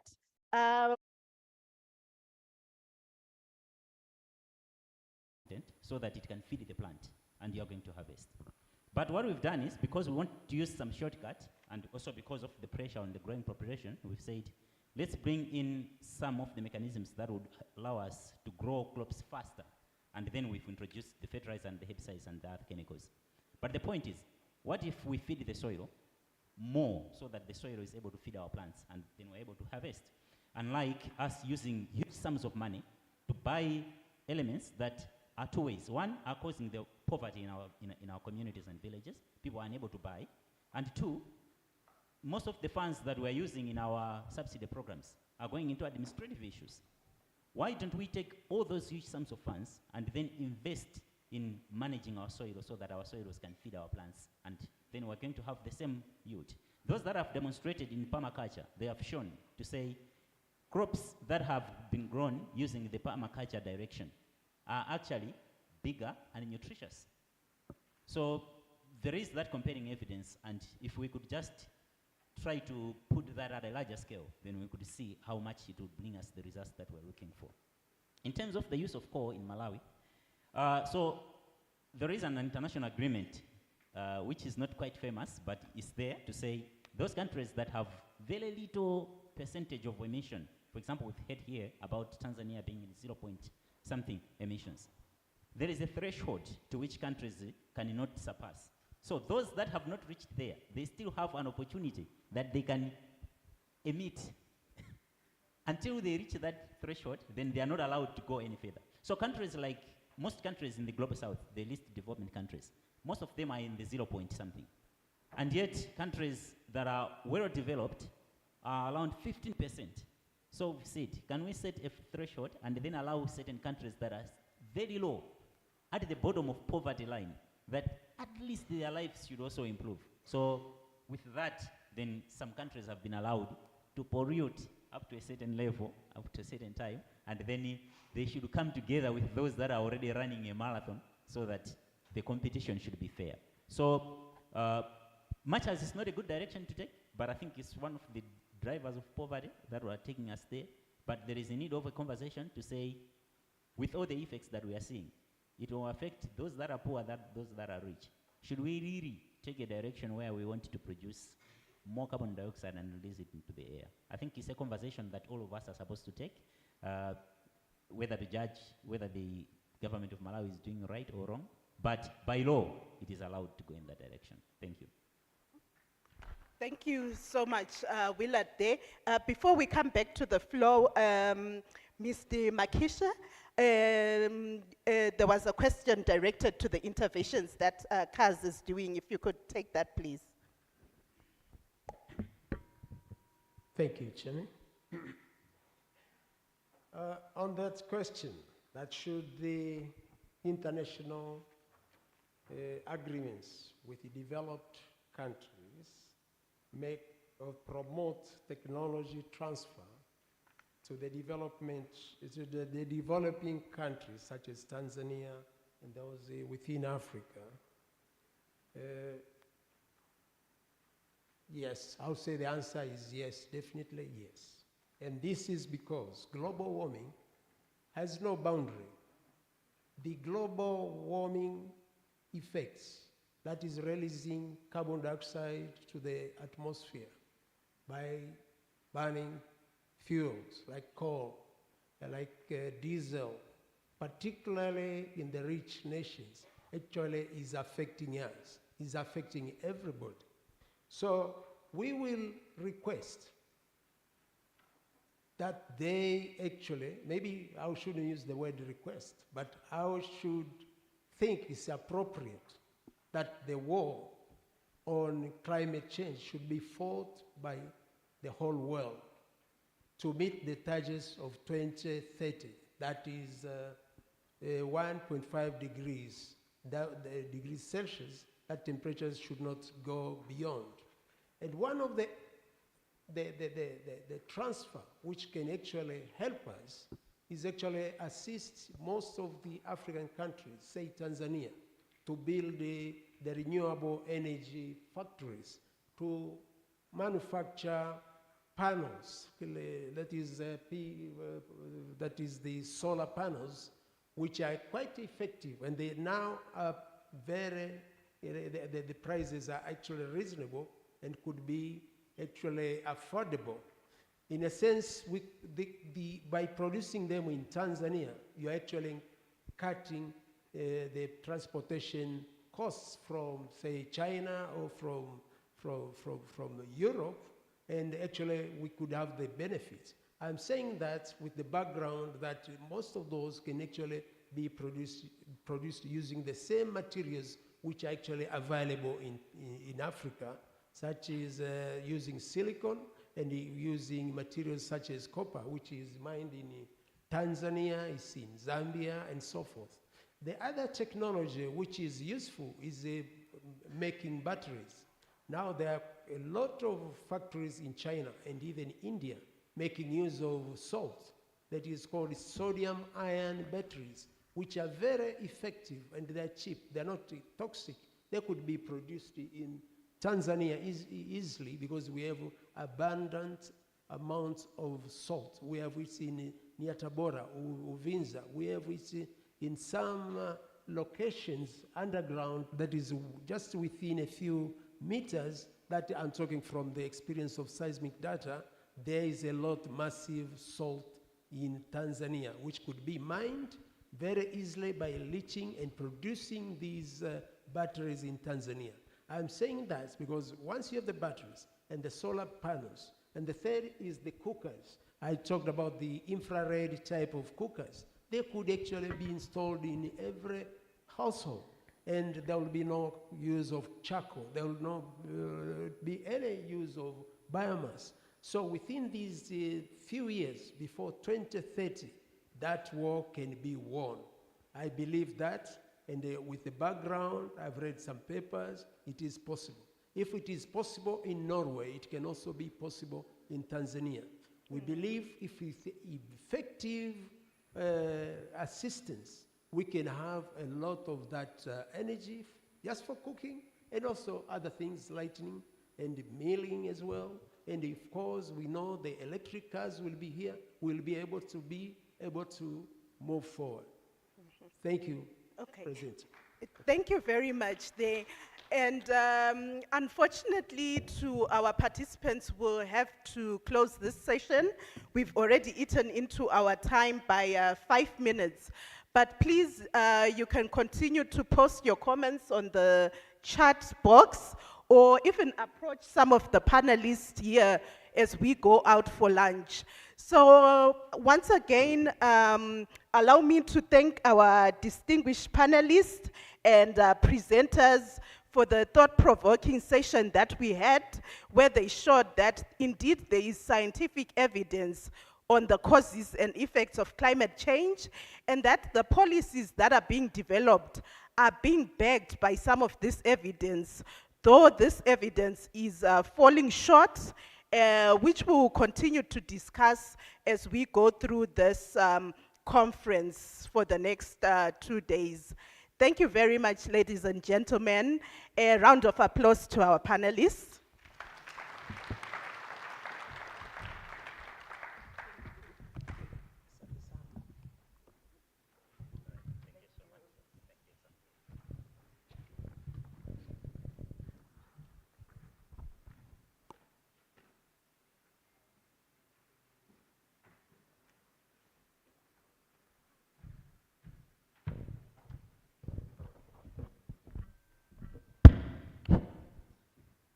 Thank you, Delight and your team. That was well organized discussion. And also, I would like to thank Mr. Mayoyo, who was online, our main presenter. I don't know if he's still there, but we convey our appreciations to him. So the link that you're seeing on the screen, please, let us continue to participate. So far, we have like only 18 people who have filled that form. We would like to get more of you to fill that form. It's a pre-assessment, a pre-conference assessment. Tomorrow we'll give a post-assessment form that you'll fill. So please, go into the summit point. You'll be able to go into the chat, and then you'll see that link. Click on it. It will give you a form. Fill it and post it through the summit point. So please, let's have like 10 minutes to do that, please, so that we can be able to fill that pre-assessment form. Tomorrow we'll be having a post-assessment form that would also like to be filled, so that we can also be able to understand how well we can organize these conferences. It's almost lunchtime, and we are planning to go for lunch. Thereafter, we shall come to the second session of this day. And before we break out for lunch, I would like to make a few announcements. One is Mr. Makishe is talking on things which is practically implementing. He has developed those infrared equipments. I think it's cookers.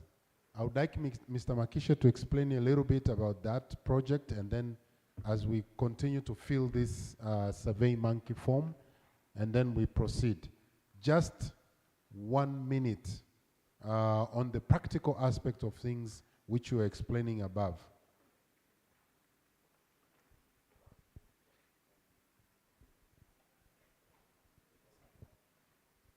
Thank you very much, Moses. Actually, we thought we should bring something to most of the delegates, especially those in Tanzania, that there is this effort by the government to campaign for clean cooking.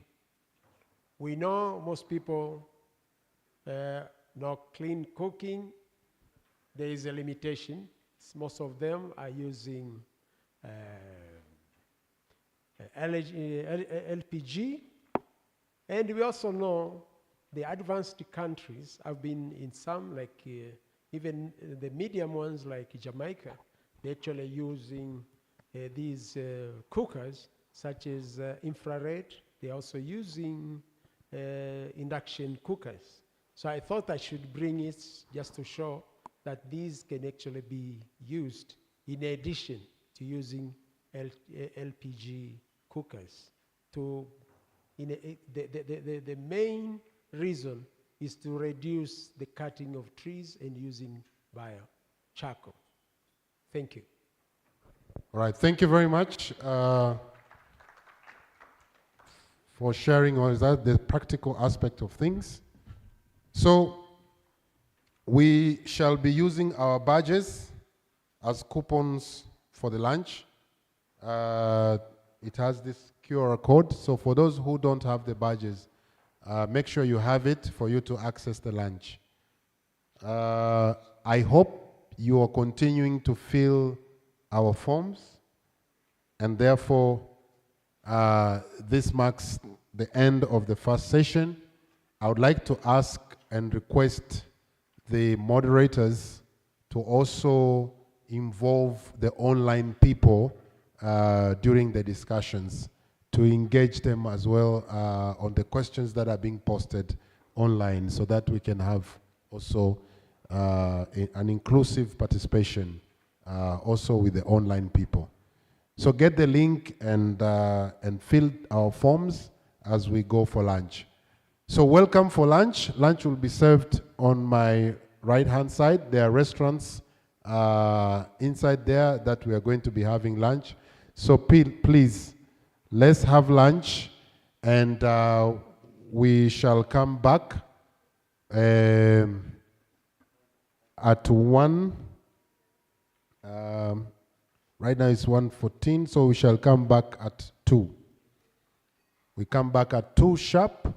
We continue with our second session of today. Okay? Karibuni lunch, and let us fill the form while we are taking our lunch. Download the application Summit Point and fill the form. You'll also have access to conference materials through the Summit Point. Thank you very much and welcome for lunch. Bon appétit.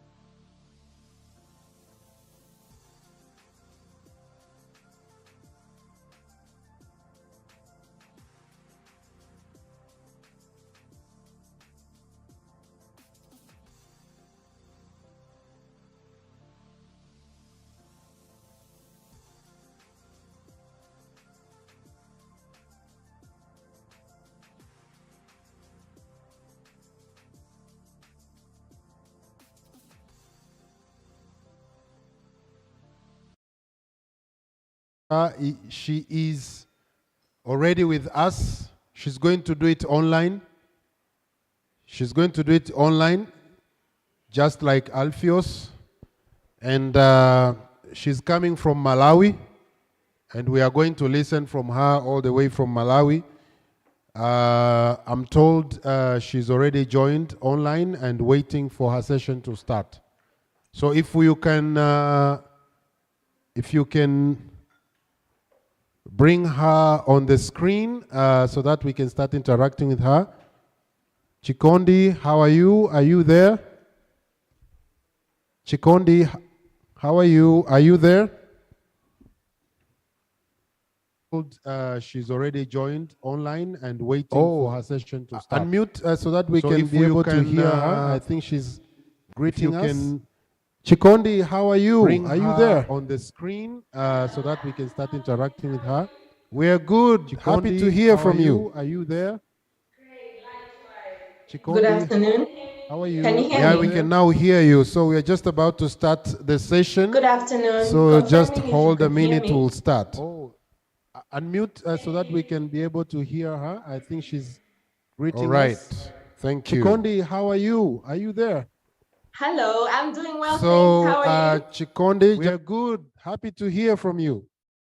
Great, likewise. Thank you. You can hear me clear. Yeah, we can now hear you. So we're just about to start the session. So just hold a minute, we'll start. Thank you. All right.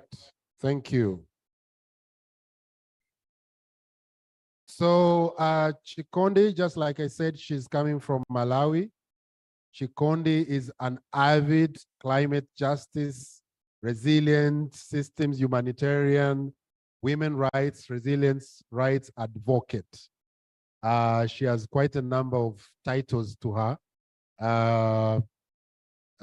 In short, she's an advocate for climate justice. She has championed in different works and streams, both globally and locally, conducting climate change campaigns, water rights, food systems, humanitarian work, resiliences work with greater focus on advocating for justice and women leadership. She has an experience in providing technical leadership and management in development and implementation of projects and programs, policy analysis, research, advocacy, and lobbying at national and international level. Chikondi is also recognized internationally for her contribution made to society through her volunteerism, leadership, and management skills, especially her rootedness in working with women and communities in Southern Africa and in adapting to climate change and working with women and youth in Southern Africa on climate justice, food and nutrition security, as well as social justice in general. So that's her profile. She's a young lady, as you can see her, very enthusiastic to talk with us this afternoon on the subject matter of climate change financing, best practices and challenges in tracking and monitoring climate finance flows. That is the topic for session 2 this afternoon. And we are going to have panelists with us, and the moderator will be Luyanda Shilango. So I would like to welcome Mr. Luyanda Shilango to come up front and welcome his panel. And thereafter, they will sit on the lower seats to watch the presentation, and they will come up here for the discussions. We also have 2 hours for this session, so the floor is yours. Thank you very much.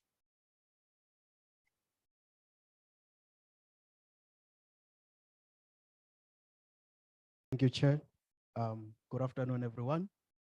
As the Chair said, my name is Luyanda. I'm from South Africa, from the Public Service Accountability Monitor at the Rhodes University. Would like to invite you again for this session, session 2, with my esteemed panelist and my presenter. I'd like to call upon Edward Msosa from Zambia,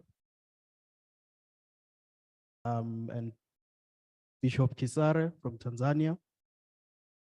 We have Julie Miglitin, who's online as PSA Alliance.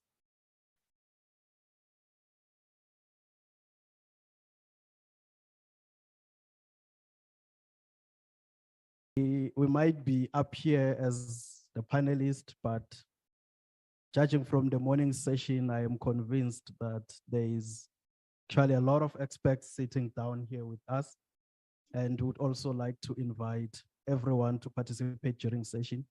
We've heard about the causes and the effects of, and also the implication of climate change in the morning.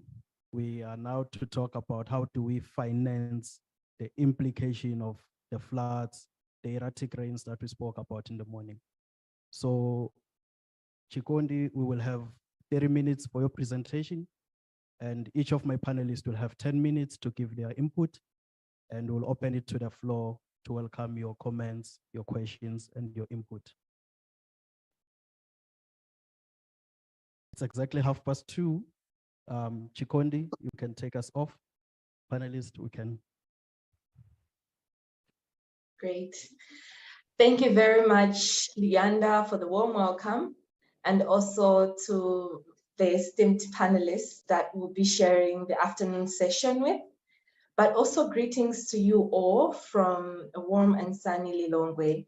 I would have loved to be there, but circumstances were beyond control. And I'm glad that we have the virtual space that I could be following the conversations from the morning till now.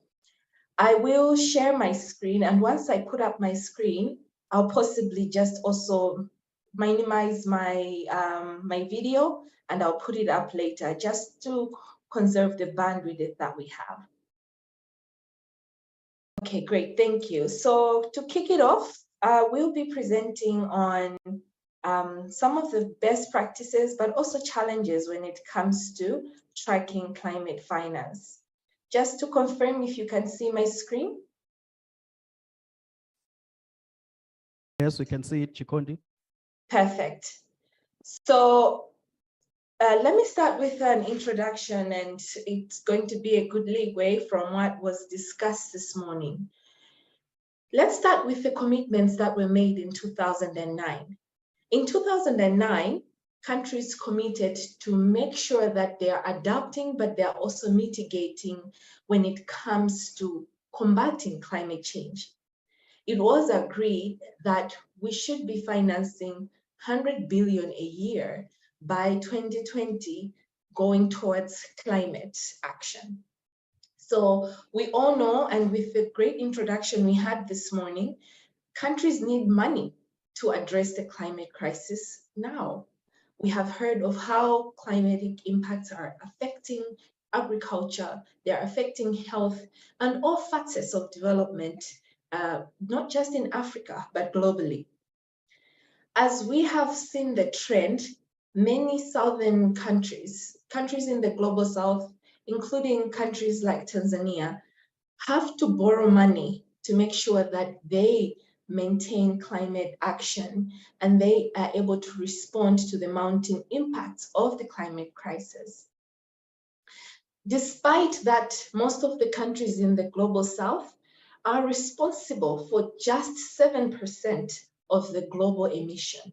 We are still being faced with 75 to 80% of the cost of climate change. In Malawi, I'm sure you have all heard, we have just gotten over the Cyclone Freddy, but the trauma is still there. We are still meeting the impacts of Cyclone Freddy, and they are going to be here for a while, as most countries would attest to. My presentation this morning will be following the 3 reports that CARE has been able to publish within the past few years.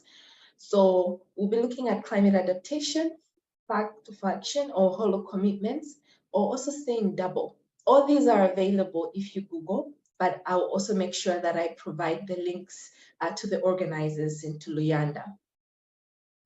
So I've talked about the commitment of 100 billion that was made by countries for climate action. And this 100 billion was for the rich nations to provide to southern countries.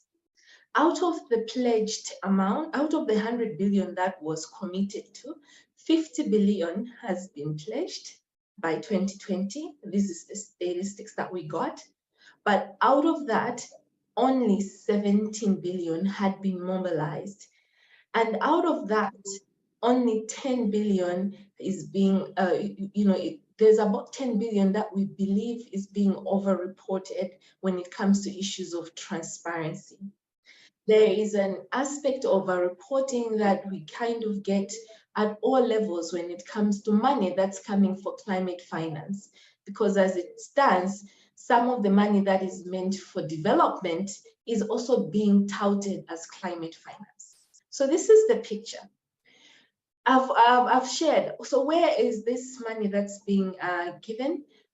Most of this money that's being given is say that is money that is going to support health education and other poverty alleviation indicators.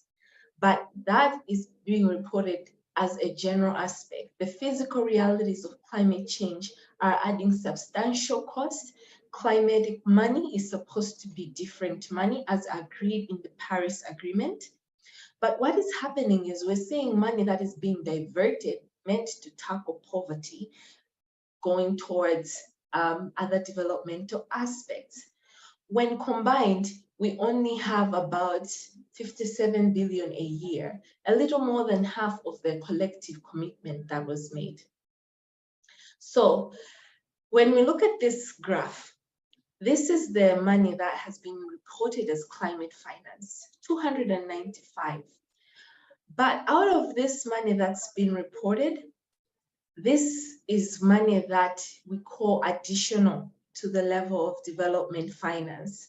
So out of 295, 141 is what we are calling additional, because this is you can claim to say this is finance for climate or this is finance for development.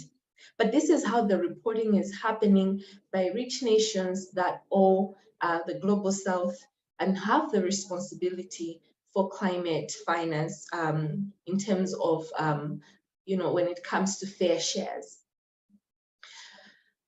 So in this conversation as we're going, I just wanted to quote Mia Mottley, the Prime Minister of Barbados.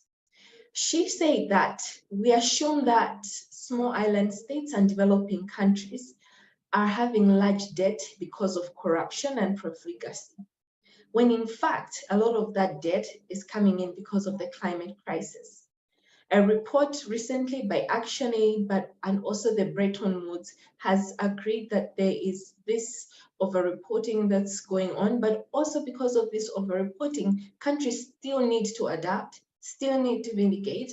And due to that, we are still seeing more and more countries going into debt to cover for the deficit that was meant to be covered by that 100 billion. And if you really look at it, the 100 billion is a drop in the bucket. I'll get back to that later. I just wanted to share this because of issues of debt. We are having this vicious cycle of climate crisis and increasing public debt to cover for the deficit when it comes to climate action. There's higher borrowing, priority or debt repayments are continuing, there's reduced fiscal space, reliance on natural resources and fossil fuels to repay debt, and then there are increased impacts of climate emergency. They don't stop, whether you're in debt or not. Climate impacts are still coming, as IPCC have shared. And countries now find themselves in a situation where they have to borrow for climate adaptation and mitigation investment. They borrow for recovery and reconstruction, as we have seen in the recent cyclones that have been hitting, the flooding that has been taking place, but also the drought that we're experiencing. We borrow for recovery and reconstruction, and then there is the public finance in the form of loans that's coming in, and then higher borrowing, meaning more more and more countries are becoming vulnerable, and there's the increased, so there's that cycle that we are finding ourselves in just because of climate action and because of lack of fulfilling the commitments. By just to give you a picture of how much is going in terms of money that's been mobilized, money that's been mobilized here, most of it, you see 31% in 2020 was from the public, 36 was from multilateral donors, export credits, but also mobilized private money. This is usually an aspect of rich countries not keeping their word. They want to give you the money, but you have to get it as a loan. The needs keep growing, and many rich countries are using dishonest and misleading accounting to inflate their climate finance contribution to countries. And I thought that this was useful in the conversation that we're having on transparency. There are more loans and less grants. When it comes to climate justice, and I'll borrow the words of the morning panelist, climate justice is an issue where it is, those who caused the problem own up to the problem.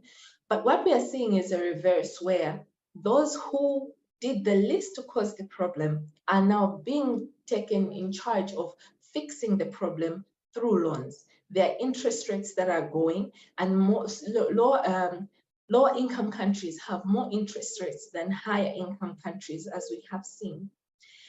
So now we have talked about the money, we have talked of the loans aspect. I just wanted to now say, okay, with the money that is coming in, there is money. Where is that money going? So these are the countries that are benefiting most from climatic funds. And from our continent here, we have South Africa, but we also have, I think that's the only country that we have that is African that is sort of benefiting from this. But it is usually coming in the form of loans, as I have alluded to earlier. Why is financing low? So the reasons that we get from the research and from several studies is that there's less, most of the countries in Global South are requesting for money on adaptation, and adaptation is less of a priority to countries of the Global North. Despite the national adaptation plans and national action plans, mentioning adaptation as a high priority, this is not the same message that we get from the rich countries.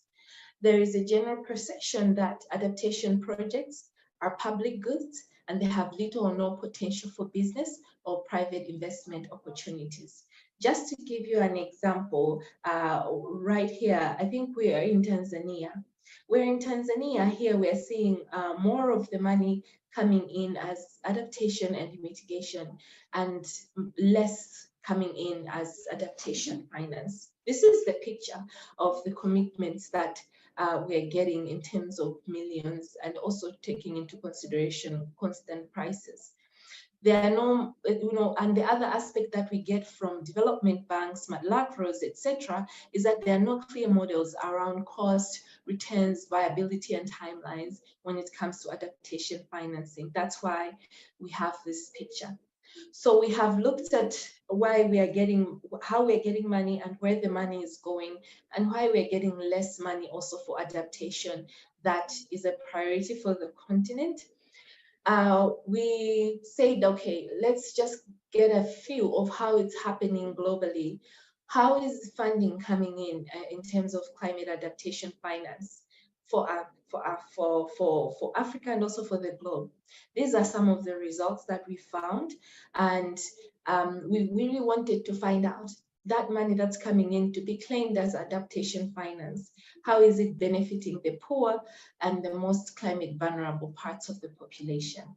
So this is sort of a picture of international climate finance that was mapped around 2013 to 2017. I know years have passed, but the picture is not far different from what you see here. There are 111 projects, around 6.1 billion from 25 donors that were checked to see how much they are bringing in. So just to go back to Japan, to Japan. In Japan, there was 282 million to build the Natan Bridge. Japan gave money to Vietnam to build the Natan Bridge, 282 million. It was said this is 100% climate adaptation finance. However, when with our study found out that 282 of this is an over-report of what has been on the ground in terms of adaptation finance. Another funding from Japan said the North-South Expressway, it gave 150 million as adaptation. It was climate adaptation. However, this is also over-reported finance because it's an infrastructure project, yes, but it's all being touted as climate adaptation. There's a housing project in Nepal that was also a 500 million US dollars, and 428 was reported as climate adaptation. But what we found was that $328 million was over-reported. We go to Ethiopia. $600 million was for a rural productive assets safety net project in Ethiopia. 52% of that was reported as climate adaptation. However, we found that 106 million was an over-report of that. So this is the picture that we are getting. The key message from there is that adaptation finance is being reported as adaptation finance is being over-reported, and also the estimates that are there on under-reporting are at 0.2 billion. So more and more of the reports that go as climate finance is being touted as climate adaptation, but it is an issue of over-reporting based on the statistics and the formulas that they're using.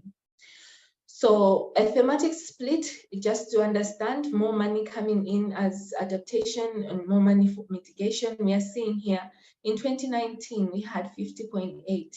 That was 50.8 billion. That was for mitigation, and this 20.1, that's for adaptation. And if you take into consideration some of the over-reporting that we have seen in some of the projects, this figure would definitely go lower. But that's the stark reality that we are faced with. And then there are also other aspects that we need to be aware of. There is debt for climate or nature swaps, there are green bonds, blue bonds, nature performance bonds, risk insurers, but also private finance that also being touted as adaptation, coming in the name of climate adaptation, but it is a loan, but also the burden is mostly placed on the poor people. So that's the reality that we are finding ourselves when it comes to transparency of this climate finance from the global level and in terms of the donors. So in terms of how financial, even though there's little money coming in, we still need to account for that in the countries that receive this money. And my fellow panelists will delve more into that. But there are 5 principles of mainstreaming climate action. One, there's that commitment to climate strategies. We have the national adaptation plans, the NAPAs, and other climate policies that are in place that are there to manage the risk, promoting climate smart objectives. We have heard of Humudza this morning. Then also include improving climate performance, but also accounting for your climate action. Those are the principles. What you commit to, you need to account for. So that's the picture in terms of adopting. I wanted to share this example from Ghana, where climate action is being put into public financial systems. And the reason why I started from the high level is transparency needs to start from where the money is coming from to the end user, even with the governments. So this is a picture, is an example. I know there are more countries that have similar, but I just pick Ghana now, where they have integrated climate action into their policies and plans. And these are the strategies that they have put in place and have integrated climate action. Then also in terms of political leadership, This is important when it comes to making sure climate action is embedded. There is the Interministerial National Climate Change Committee, which includes the Ministry of Health and the Ghana Health Services. This is for political leadership and buy-in, but also there's a funding mechanism in place where Ghana has received external funding to carry out projects, but also this, although I've mentioned this, it is unclear to what extent the funding exists for climate and health, although plans earmarked such as budgets have been outlined. Then there are also challenges that we need to be aware of. I've mentioned of the issue of having low money coming in on adaptation. There is insufficient finance because of over-reporting and lack of transparency from the rich nations. But also when it comes to countries, there's coordination between ministries that is lacking. Sometimes money that is coming into Ministry of Health and can cut some of the climate action is not disclosed. So there is that siloed approach between ministries that we have seen. And this is also in Ghana. But also there's limited understanding of what adaptation is. Though it could be in the adaptation plan, not all countries have a national adaptation plan in place. And the numbers sometimes are developed and put on the shelf and not really used when it comes to utilizing the money. But also, when this money comes in, sustaining the gains after the closure of projects is a huge issue. So these are some of the challenges when it comes to climate action into public financial systems. It is important to track climate finance from the source to the end user because it really helps in increasing transparency, but also there is trust. As I've shared with you, as it is now, global South countries have sort of lost trust because there are only a few countries from the global North that are taking charge in terms of owning up to the commitments. We have a few good examples that we have seen in the reports, and I'll ask you to look at that, who have taken an initiative to own up to what they are committing to.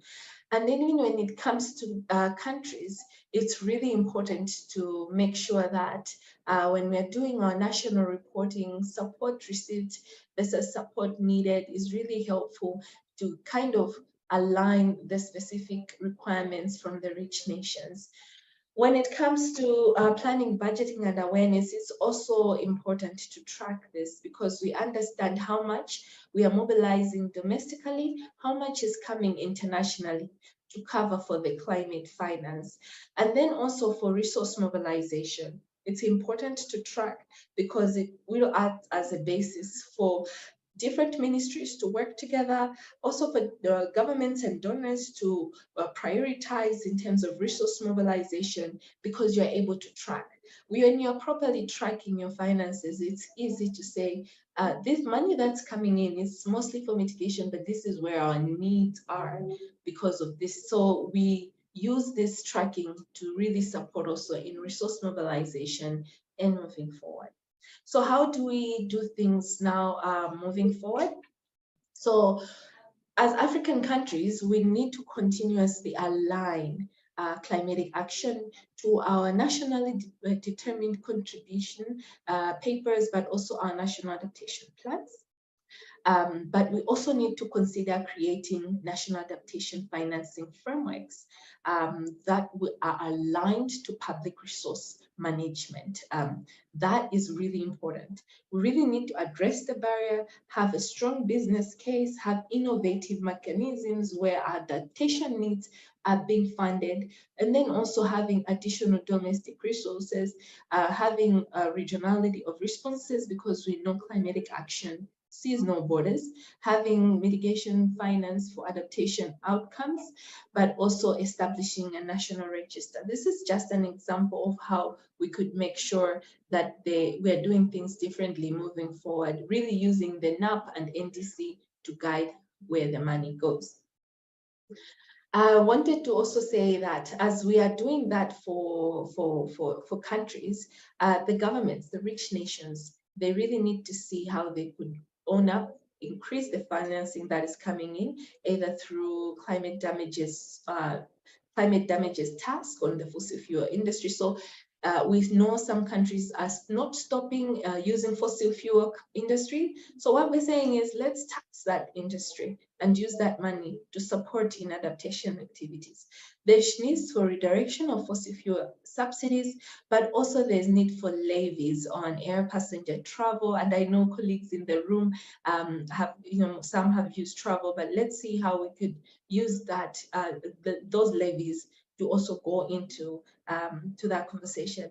Then there's also need for debt cancellation for countries that we know are being constantly hit by these climatic impacts, because really it is a cycle that we are creating if we do not cancel that debt. For developed countries as well, we must renew our efforts to adhere to the spirit of the International Aid Transparency Initiative. Really important, because we are really being played ball. I think if I could say it in the most basic words, that we are being told money is coming in, but it is coming in as loans, but then also there's that over-reporting aspect that's coming in. So we really need to be transparent what the money is coming to do. Funding for climate finance is not ODA. We really need to be clear on that. Then also we need to be clear on following through existing obligations regarding transparency and build upon them to facilitate public access to, and also project documentation. It was really difficult in carrying out some of the reports that I've shared and coming up with these results, because there's, there is that, we hide information. So that hiding of information really, does not go well with our aspect of transparency. Now, for multilateral banks, especially the World Bank, they think there's need to renew their efforts to report only on the incremental cost of adaptation in their projects as adaptation finance, and not frame everything as adaptation finance. As I wrap up, I would like to say this. We need deliberate approaches for accessing and scaling up climate finance flows, especially for adaptation projects and programs.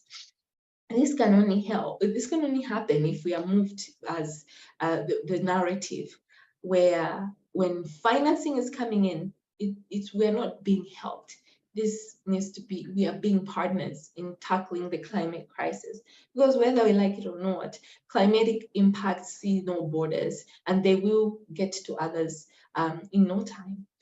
Then the other aspect is we need to develop a pipeline of bankable projects and explore how we could have diverse financial instruments for adaptation beyond grants and loans, including having innovative instruments specific to Africa, but also specific to vulnerable islands and states. We also need to see how we could play a huge role in providing catalytic capital to de-risk private investments in adaptation actions in Africa. Transparency, as I've said, has to be at all levels in climate finance. As we are asking for transparency within governments, please be aware that this aspect of hiding information, over-reporting, etc., is starting from where the money is supposed to come from. And more importantly, we need to scale and speed for climate finance in Africa, but also beyond, because the impacts are really happening at a speed that governments are unable to cope with. I would like to thank you for your attention, and you can reach out to me for any further discussion.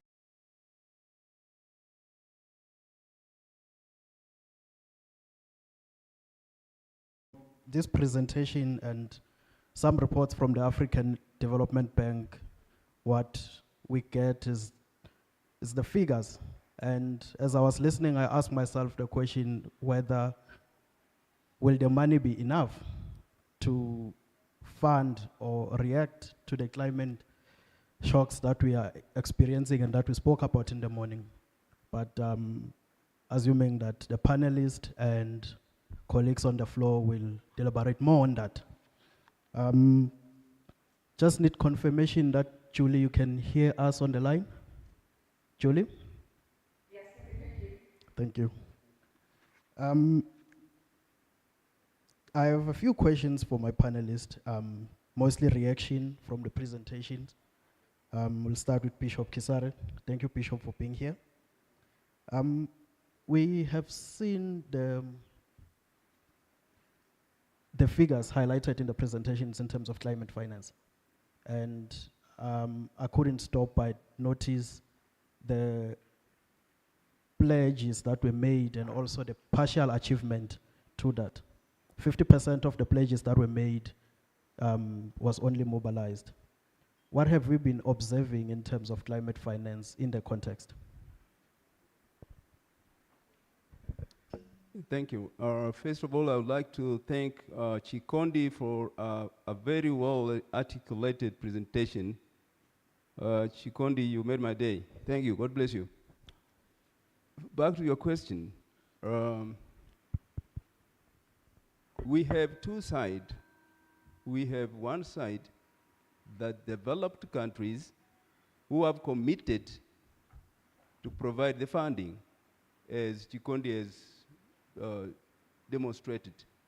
So developed world promise and are committed to provide the funding. And the developing countries where the climate vulnerability is seen, they are receiving end. So where do we see the challenge? I think you have seen what Chikondi has presented, the amount of funding which has been committed by the developed world and the amount which has been delivered. So they have a statistics which is written in paper which says this is the amount which we are ready to provide for the developing world to address the issues of climate change. At the end of the day, the amount which is disbursed, the amount which is delivered is even below the amount which has been committed. That is one challenge. On the other hand, on the developing countries, when they receive that money, what do they do with that money? So we have challenges on both sides. We have challenges on where the money is coming from, and we have challenges on where the money is getting into. When the money reaches the developing countries, the beneficiaries, that money first, I will demonstrate using this glass. You expected to receive money or water full in this glass. It is not full. That's challenge number one. Challenge number two, when you receive that money, in developing countries, where does it go? Corruption. So let me take part of the corruption. Now, corruption, now it is more down. Misappropriation of money, let me take that part also. What else? Paying debts. We have a lot of debt to pay outside because remember, we borrow money from outside and you have to repay back. Now I'm going to repay. So this is what is remaining for climate change. Can it be effective? The answer is no. Because there is a certain amount of money which has been committed by the developed world that we are really committed to help and support the developing countries. You have seen from the presentation by Chikondi, the 50% of the damage, the developing countries are only contributing, they are only responsible for 7% of the population, of the emission, which is global emission. The developing world is only responsible for 7%. So we have challenges on both sides. And I think that is one of the big issues we need to address, just to ensure that the amount of money which has been committed by the developed world is really authentic. When you say this is what we are going to release, it must be authenticity, because it seems like they have two sets of statistics, two sets of database. The database in the paper, and they have got another database in their mind, in their heart, which is hidden. We don't know it. So we need to have authentic commitment.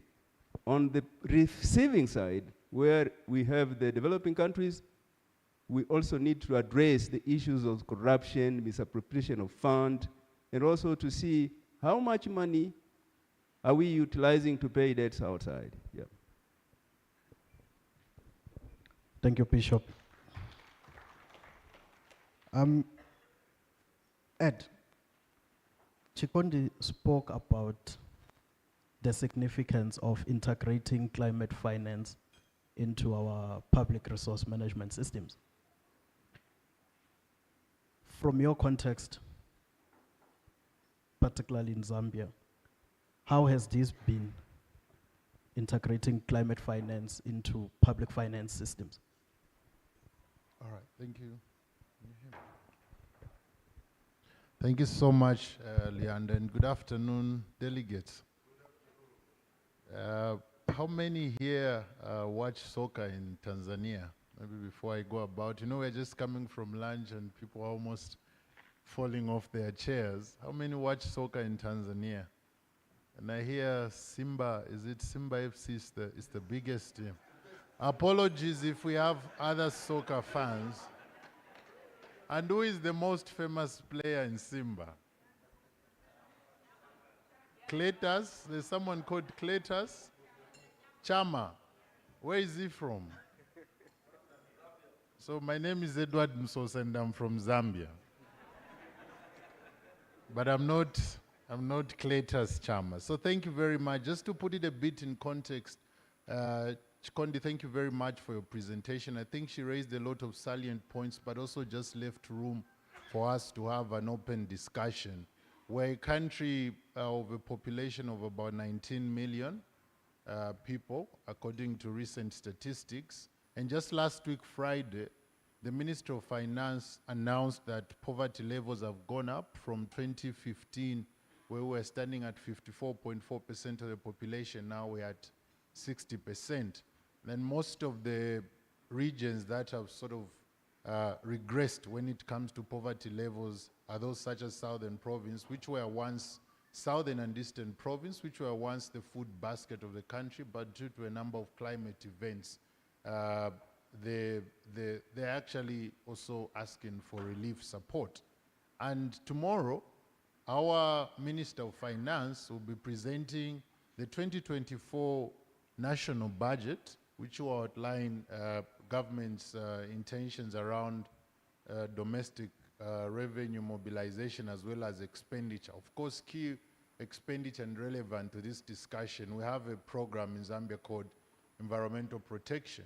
Over the years, the allocation to that particular program has remained on average 0.3% of the real GDP. So it's very low, which means it's an opportune time for us to have a discussion on where then can we leverage in terms of financing for climate action, where are we seeing the opportunities. As you may be aware, we have a new political party in power right now. They're just about 2 years old as of August. And among the key achievements that have impressed some of the activists is their commitment to increased allocation to social sectors. So we are seeing an opportunity, for example, through the flagship social cash transfer. We might have it in a different version here.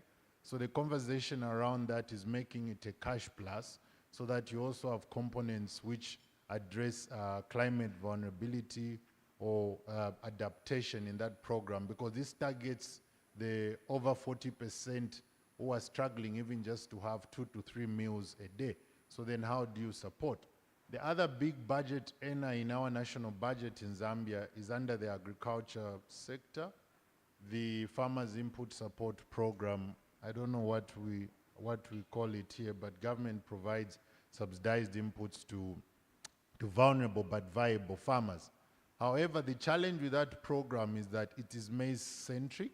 It's skewed towards production and sustainable production of maize. And a lot of advocacy has been around how do we make it more sensitive, or how does it embrace other diverse crops? I know even here in Tanzania, don't stone me, we like ugari as well. In Zambia, we also love our nshima.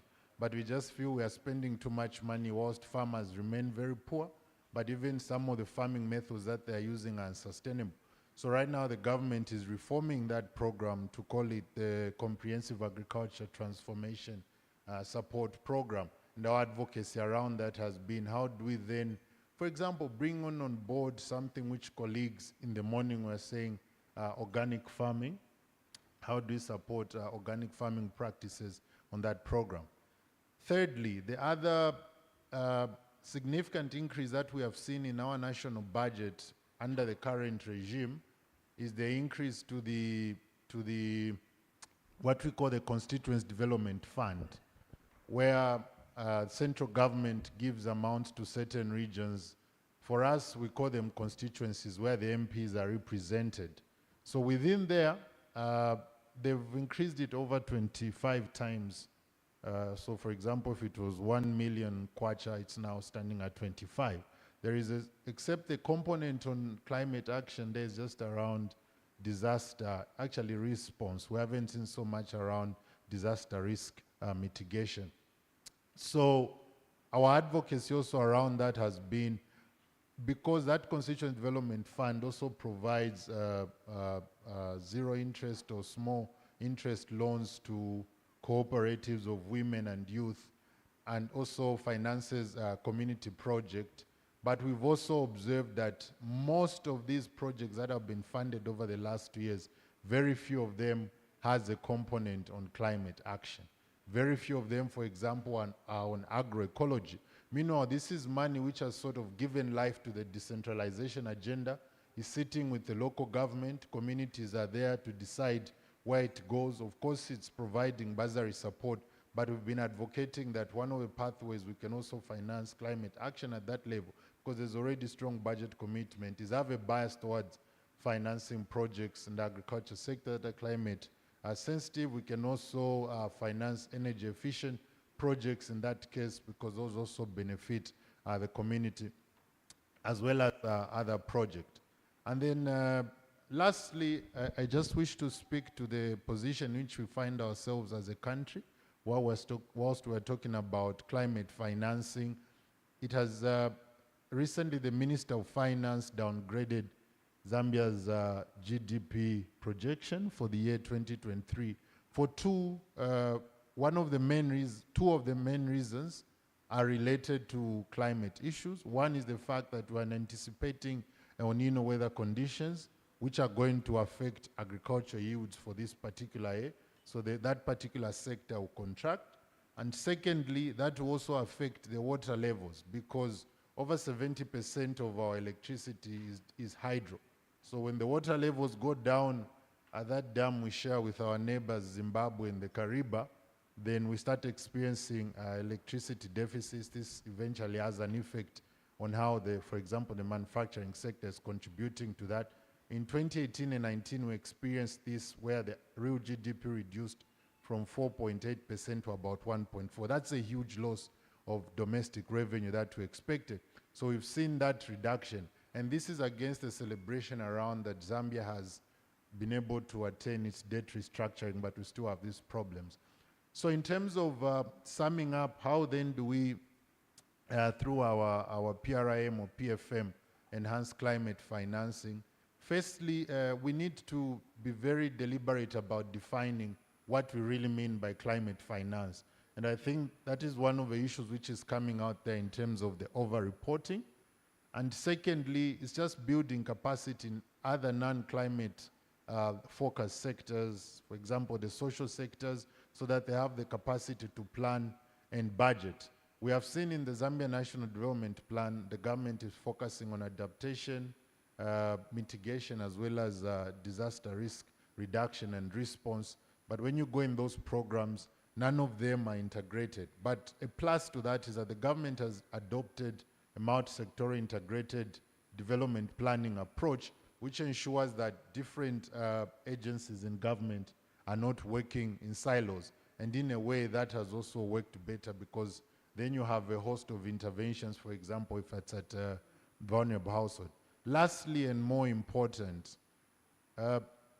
beneficiaries of most of these programs, as rightly observed by the report, the rights holders are excluded. One, they are disenfranchised And if most of our resources going towards disaster risk, we are disaster response, we are finding them at the point when they are most vulnerable, they don't have a voice, so we are supporting them more as social protection beneficiaries. So even in the design of our interventions as we speak at this high-level climate finance, we must take into consideration the voices of those who are affected. And we have a challenge with that, unfortunately, for example, in the SADC region, in terms of how do we give space to the youth to have their say on how resources are being allocated without just paying lip service.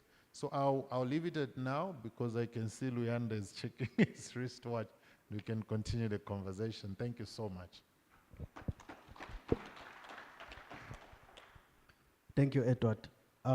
You spoke about agroecology, and I want to invite Julie to share lessons around finance flows in the agroecology space. Julie?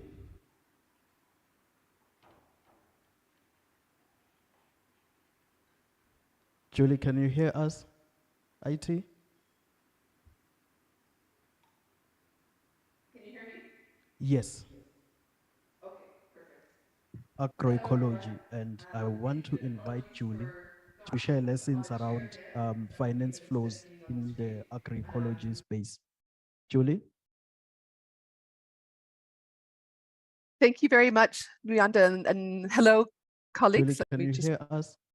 IT? Yes, I can hear you. Can you hear me? Can you hear me? Yes. Okay, perfect. Hello, everyone, and thank you and apologies for not being on a chair there in front of you, but instead being on the screen. And I think I'm just going to, as Luyanda has mentioned, reflect on some of our work around agroecology and tracking financing for agroecology through the Partnership for Social Accountability Alliance. So our work has been primarily looking at finance flows at the national level and to some degree looking at overseas development aid as well. So we haven't particularly focused in on climate finance, but the tools that we have developed, I believe, could be used to assist us in analyzing climate finance. As colleagues on the panel have already mentioned, there is not a lot of understanding around what climate finance is. I think in Chikandi's presentation, we could see that it's quite a complex area, that finance comes from various different areas, that our governments are making commitments to accept this finance on varying terms as well. Some part it might be loans, some part might be to hopefully be grants as well. But what we've been seeing so far is that it is primarily loans. So there is need to also ensure that our decision makers, our oversight in Parliament and ourselves as activists understand what climate finance is, what is the content of that finance that we're receiving, where should it be going, and also what it looks like. Is it grants or is it loans? I'll just speak a little bit about a tool that we have developed as the PSA Alliance, and we've called it the Agroecology Financing Analysis Tool, or AFAT. And the AFAT is a tool that we've developed in order to help us understand what is the content of investment in agriculture at the national level, as well as to some degree in overseas development aid as well. So we've developed this based on the 13 principles of agroecology that has been developed by the high-level panel of experts on the Committee for World Food Security at the FAO. And we've developed this alongside two expert consultants in the area who have identified indicators for each of these 13 elements. And that allows us to then analyze agriculture programs, agriculture policies, and also the financing that is going into that from national budgets, as well as overseas development aid. what it's been showing us is about, so we've so far done some pilot studies, and then we revised the tool alongside a working group of activists and experts, and we conducted further studies as well. So far we've used the tool in Malawi, in Zimbabwe, in Tanzania, and we will be using it for a study on the coming national budget in Zambia as well. So far what it's telling us is about 20 to 60% of national budgets are dedicated, or not dedicated, but have some component of agroecology. So that means that the majority of the funds, or the majority of national budgets, are going still towards industrial agriculture. So despite commitments to improve the sustainability of farming and the sustainability and resilience of food systems, generally, and in many of our countries, there is still a large component going towards supporting industrial agriculture. And as we know, many of those practices, such as the Farm Input Support Program, while it takes up a huge amount of our national agricultural budgets, have not been found to really increase food security, and instead act to trap smallholder farmers in a cycle that is not sustainable. And instead of providing greater sovereignty, it traps them in a cycle of a dependency. So when we look at climate finance, for example, we could use this tool to also analyze climate finance. Just in doing some searching online, I see that the UN has also indicated that only 1.7% of climate finance is currently going towards supporting smallholder farmers in Africa. That's a very small amount, despite recognition that there is need to transform the food system globally to be more sustainable, particularly in the face of climate change. There's only 1.7% of climate finance that is going into supporting smallholder farmers in Africa. So a tool such as our agroecology financing tool, or other tools used to analyze the financing, can be used to look at what is the content of climate finance that is currently available, where is it being directed, and also allow us to ask the questions of our decision makers, and also to enable our decision makers to also ask questions to the source of the funds as well, whether that's the international financial institutions or private sector or other or developed countries, to really ask them where is this going, and to ensure that it is responding to our needs as well, and the needs of smallholder farmers who supply 70% of food on the continent. From your perspective, the significance of monitoring and tracking finance flows, I think we have climate change for transparency and accountability purposes. 2.5 minutes. 2.5, okay. 1 minute has gone. Tracking and monitoring. You know, there are a lot of risks which are associated with the financial flows. A lot of them. You have, especially if it involves loans, and it is a commercial one, you have got market risk, you have got liquidity risk, you have got operational risk, you have got credit risk, the interest fluctuations, the depreciation of local currency, the inflation, all of them. So if there is no transparency and there is no accountability, there is no monitoring and evaluation, we have a challenge. That means we will be working on darkness. I was looking at what is the intention of the first world financing the developing world for climate change is for the transformation to get to the clean energy. From the faith actors, it is okay, transformation, which is a very transparent one, but the most transformation I'm looking for from the faith actor is the transformation of the soul, of the mind, of the heart. That is a spiritual transformation, because that is what controls the mindset and the soul of the people. And accountability and transparency is very important. It comes from God himself. The issue of transparency and accountability is the most fundamental way to make sure that the money which has been flowing from the developed world into the developing world are really in a very transparent way, are really accountable for. Because remember, when we are interacting with nature, we are interacting with God. And we are interacting with God in a very transparent way and in a very accountable way. Thank you, Bishop. Ed? Just a quick response to that, and it's an open conversation we'll probably have.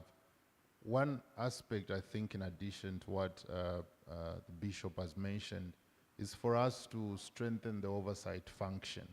And oversight, there are different institutions. We can talk about the Supreme Audit institutions, the members of parliament. It's not just for purposes of preventing or dealing with mismanagement. It's also about that independent oversight function of seeing to it that our executive or the state is fulfilling its commitments in terms of domestic resource mobilization. Because some of the shortfalls that we have at the local level, even to finance this, is as a problem of economic mismanagement, at least speaking from experience of Zambia over the last 10 years.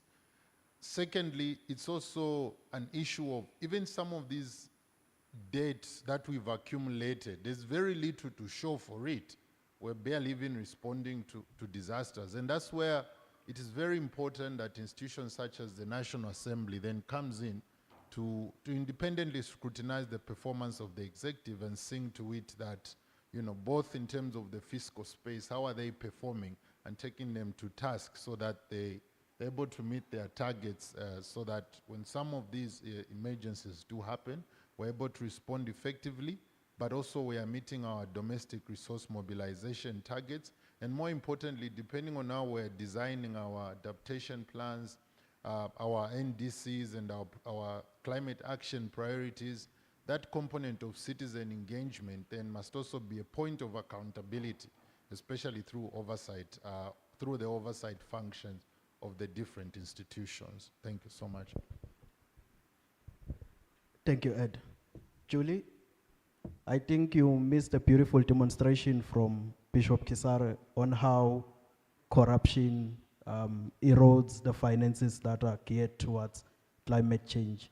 Just briefly, within just under 2.5 minutes, the significance of monitoring climate finances to curb corruption.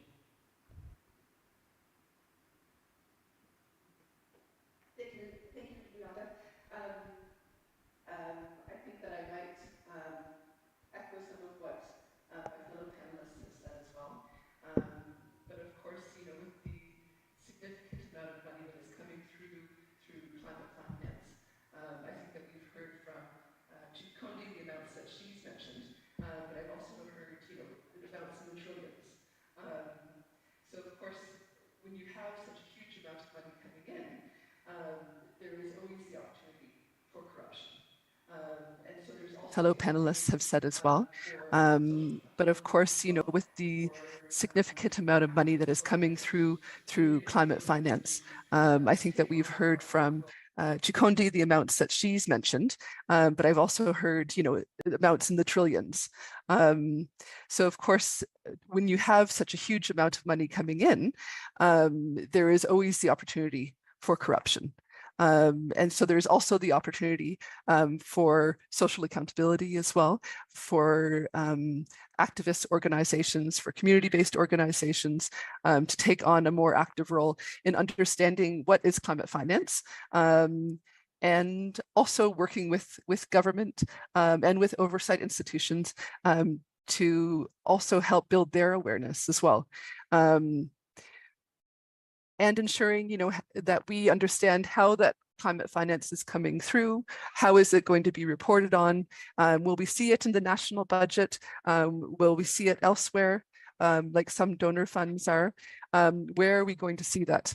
I think that just using the example of, apologies for the background noise. Using the example of South Africa's Just Energy Transition Partnership, for example, as we know, there's about 8.5 billion that's expected to be received by South Africa. And I think that's the initial commitment. There will be more coming in or more needed throughout the years. I think the initial indication was that 20% would be grants and the remaining 80% would be loans. But now it looks like it might be more 97% loans.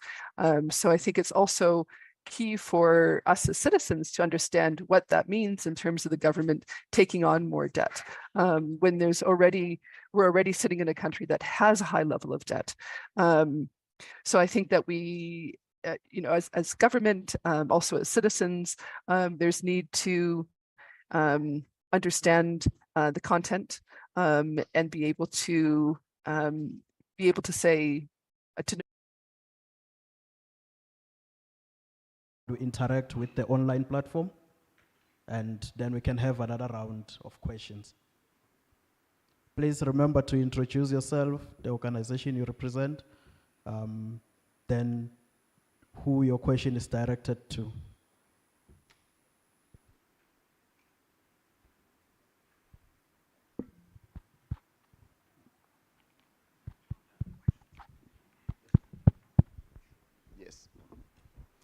So good afternoon. Thank you for this very interesting presentation. We are talking about strengthening accountability for climate action, okay? And I wonder whether we are strengthening accountability in terms of hardware, I will explain, or in terms of the software part of it. Accountability and transparency, these are per excellence ethical values. These are the software part of components of the whole process. Strengthening finance for climate change or strategies. These, my dear friends, these refer to the hardware component, the mechanical. So if these are ethical values, could we really make a difference in terms of strengthening accountability against corruption, transparency against all these unethical actions, or we are trying to make things which, commercializing climate change? There is a saying from China, a famous Chinese saying, which says, for every misfortune, there is fortune. So there was AIDS, HIV AIDS. Some people benefited from it. It's very bad, very sad, pathetic. COVID-19, the same governments, some people, individuals, NGOs. And now we are talking about climate change as, a panacea, a landscape for getting money. So unless we strengthen the ethical values of accountability and transparency, qualitatively, not mechanically, not in terms of policies and laws and strategies. The biggest problem with humanity is not human declarations, universal declarations or policies or strategies. But the biggest problem, dear friends, is universal implementations. Where do we get the force to implement, not to be corrupt, to be accountable, to be transparent? From the software. And these are qualitative values. We cannot buy them. You cannot go to a supermarket or a mall and say, please, could you give me 20 tons of accountability or 20 tons of transparency? So we need to readdress ethical values in this issue, and not only the mathematical statistical part of it. Thank you. Thank you.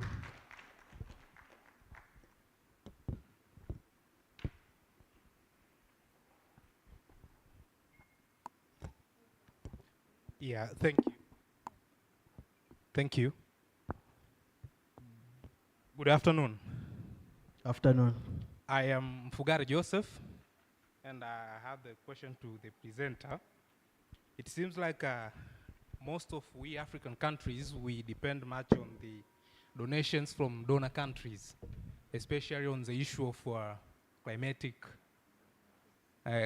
actions. So the question is, what hinders as country, for instance, as Tanzanians, not to depend much on donors? What make difficult for us to use our internal resources and our internal money to implement on the issue of climatic action? For instance, now you can see the donor countries, most of them, for example, they were affected much on the issue of the calamities like COVID-19. The economic level were disturbed. Also, we have Russia and Ukrainian war. It seems also try to disturb the economy of the great nations who are acting like donors. So the question is, why don't we try ourselves to put much effort on our budget so as to eliminate these climatic problems? Thank you. Thank you. Question number 3.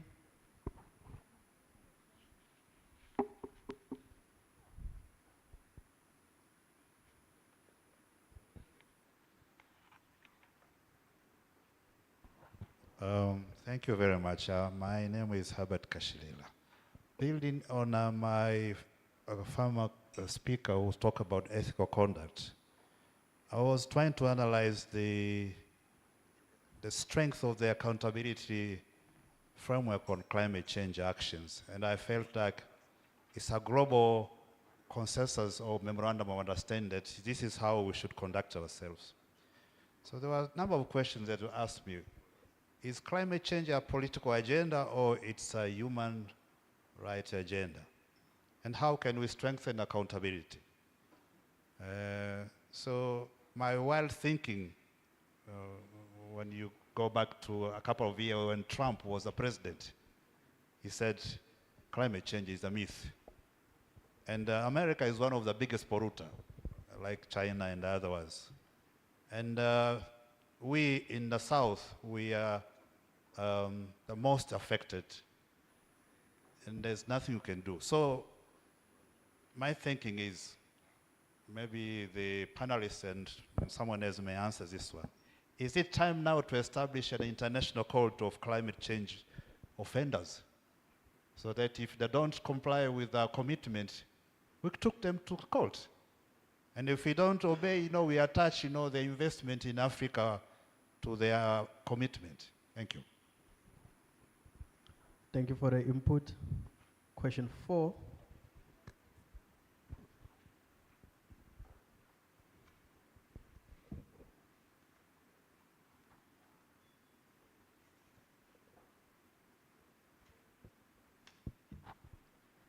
Susan Ejalam is my name once again, and mine is just a response to one of the questions by I think the third person, in line with, for how long shall we as Africa continue to be on the receiving side? And I wanted to just read something as given by the president of the African Development Bank in responding to what Chikondi said. It's high time that we transitioned from being on the borrowing side to being more of the partners. And in his publication in the New African as of 30th May this year, this is what he had to say, that African countries need to mobilize, I quote, a lot more private financing for climate change and green growth.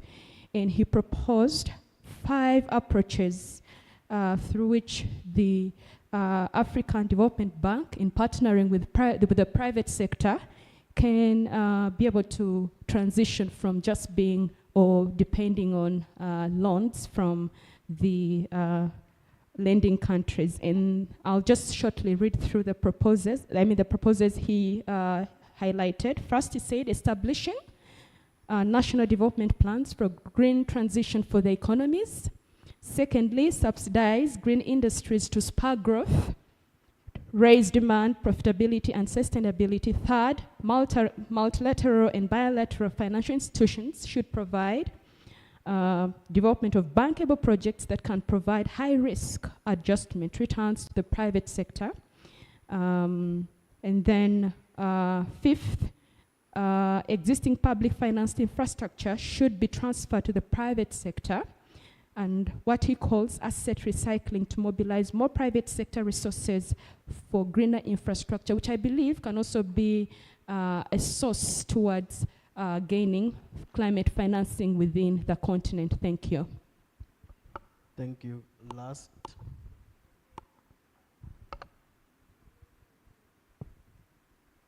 There's a hand.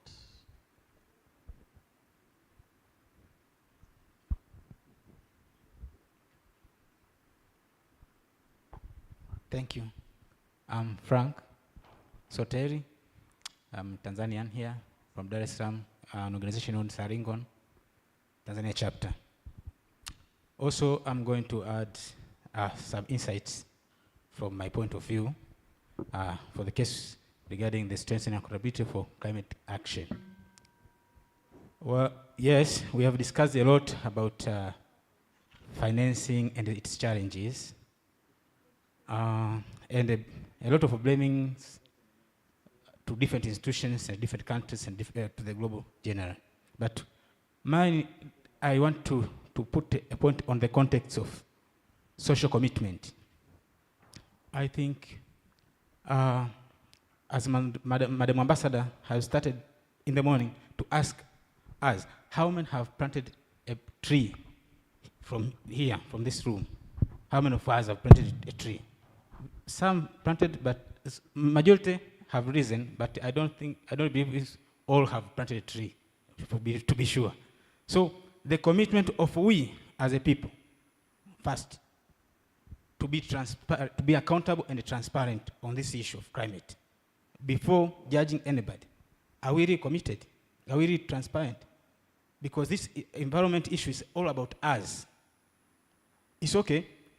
We have challenges where governments are being tempted to pollute environment. Like here in Tanzania now, we have inaugurated a coal mining, a new coal mining in Iringa. It's a huge project. It will bring a lot of money, but it's polluting environment. We need money, but also it's environmental degradation challenges. So we have those challenges for the poverty. How are we mitigating them? Okay, these developed countries have put a commitment because they know they have a #1 polluter. Because even these coals which are being produced, they are being bought by these developed countries. For what purpose? Just to develop nuclear things. Do you think nuclear weapons will stop? Will not end. So the business of coal will continue. So what else are we going to do? We have a social context. We have a global context. So we are in the mixture. We are here discussing, is this thing real? So it's a challenge. First, we start with a social context. We, as a people, what are we doing? What is our obligation? Then come to the government. It has a lot of challenges. But how does it face the challenges? Is just to face the challenge of economy by polluting the environment, or which means alternative ways to having government money? And coming to the global, is it necessary to use, in order for them to defend superpowers, to rely on nuclear things, so that can they use another means rather than using this coal? So it's posing challenges at every stage of our communities. Thank you. Thank you, Frank. Thank you for the input. Chair, can we have the reactions from the online platform? one question. One very quick one. I think we just want to amplify the question that has been asked now. But I think if we have to be fair and robust enough in trying to see the matter, we need to get the roots on this matter. And for Edward, I just wanted to ask you, where should we start? Should we start from the push factors or the pull factors in terms of financing of this issue? Thank you. Thank you. Can we have reaction from the online platform?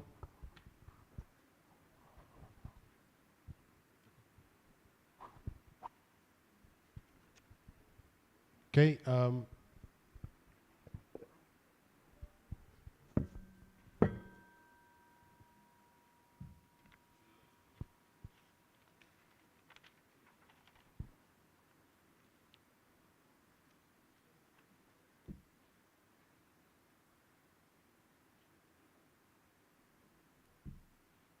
I think we will try and sort this out, and because they are quite lengthy, okay, let's go to the ones who are online to ask their questions as we try and sort this and come and see, because some of them are comments, they are not really questions. Do we have hands on the Zoom platform?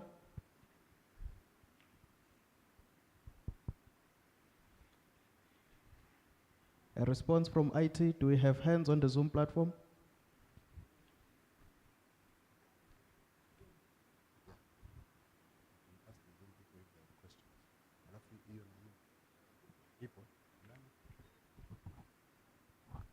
Yeah, Simon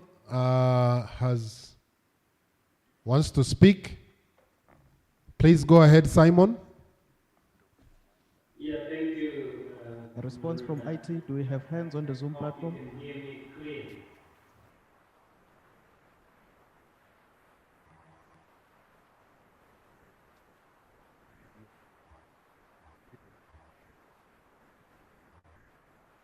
Yeah, Simon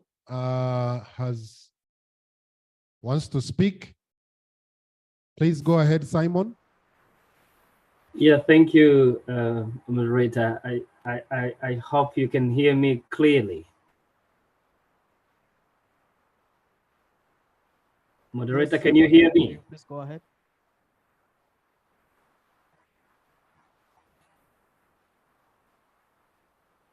Can you hear me? We are muted on Zoom. IT, we are muted.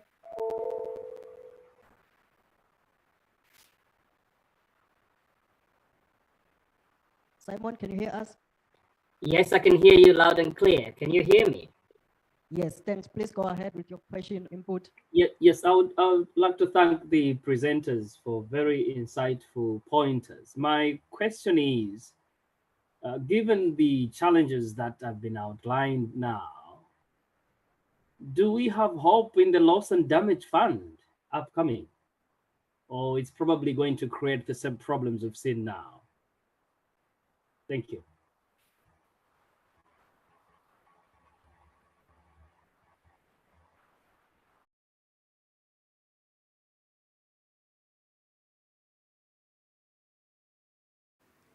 Simon, if you may quickly type the question and to whom it is addressed to, so that they can respond. Moderator, I hope you got my question. Sorry? I seem not to hear anything from your end. Well, Simon cannot hear us.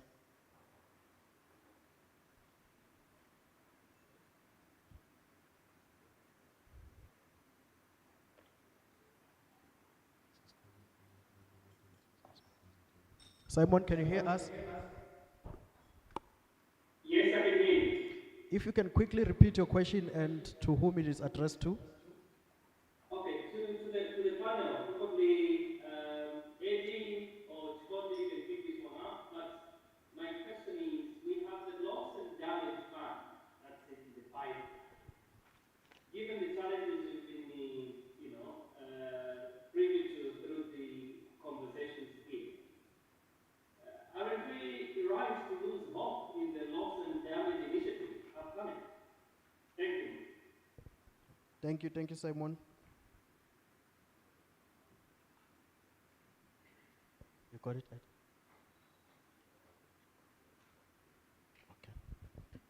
I think we got more of feedback and comments than question, but question quick. Okay. Yeah. Well, I think he's talking about the challenges which we have addressed here, talking about the funding,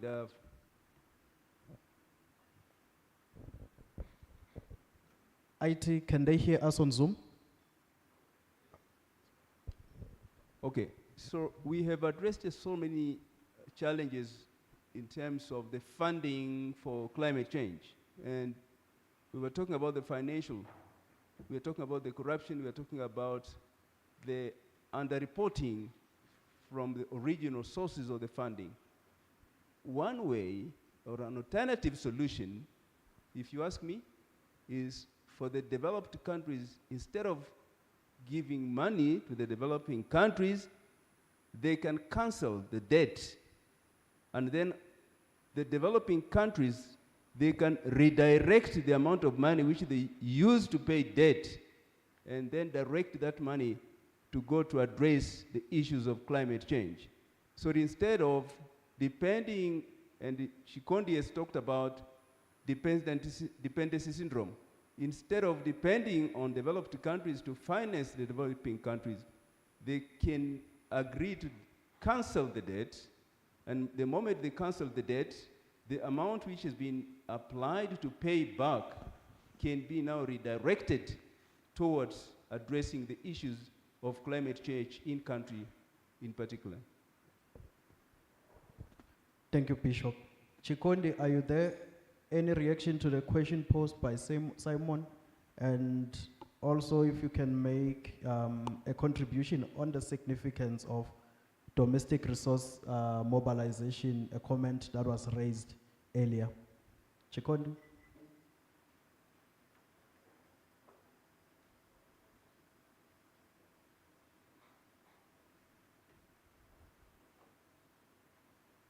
Chikondi, are you there?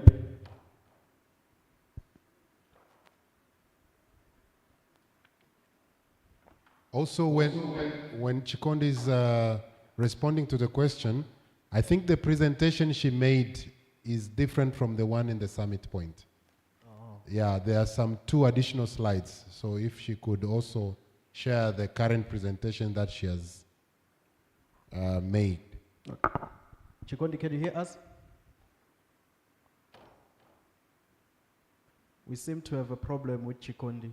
Ed, I would like you to respond to the question that was posed to you, and also speak to the issue of domestic resource mobilization as opposed to reliance on debt as it was posed earlier. Thank you so much for those interventions. I'll start with the one which was directly raised and of concern in the room, and I would give an example of Zambia. As you know, Zambia is highly dependent on mining, specifically copper. So we have some big mines in a region called Copper Belt, and some of the communities there, like in Mufulira, where they're staying, because of the mining activities, there's a lot of effluent that is being released into the river, and it has caused a lot of damage in those areas. And these are, some of them are really poorest communities. And some of them have gone the litigation way, where they've sued the big mining corporations, successful, some unsuccessful. So it's a bit like you're living downstream, and there's a mining company there which is making a lot of profits because they have to contribute to the GDP. But the pollution is coming down to the one who is affected, because then now you can't use the water that is coming, and water is used for various social and economic activities. And we have to ask, beyond this discussion, a moral question on who should pay for that damage downstream. So that, I think that when we think that through, it should really be a question, should we start telling our communities to say, hey, you can get more into agriculture, you can produce more, and you can rebuild the house that has been damaged from all the explosives, you can sink your own borehole somewhere in the communities. Someone has to be held accountable. And this is the conversation we're having here, to say who should be held accountable for this damage, and the conversations we are having here. But does that take away responsibility from our African government to take significant steps, whether it's an adaptation or mitigation through climate action? It does not. And so the conversation of accountability, as I mentioned earlier then, also comes in how are our governments really accounting for domestic resource mobilization? How are they accounting for expenditure on some of the social sectors where we can leverage on, for example, to address adaptation?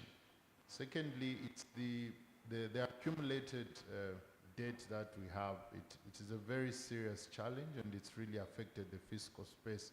I believe we have a much bigger conversation tomorrow on that, on debt, fiscal space, and the climate change issue. But it is a reality. I mean, I'm coming from a country where we are pleading with official creditors, with the IMF to restructure our debt and all that.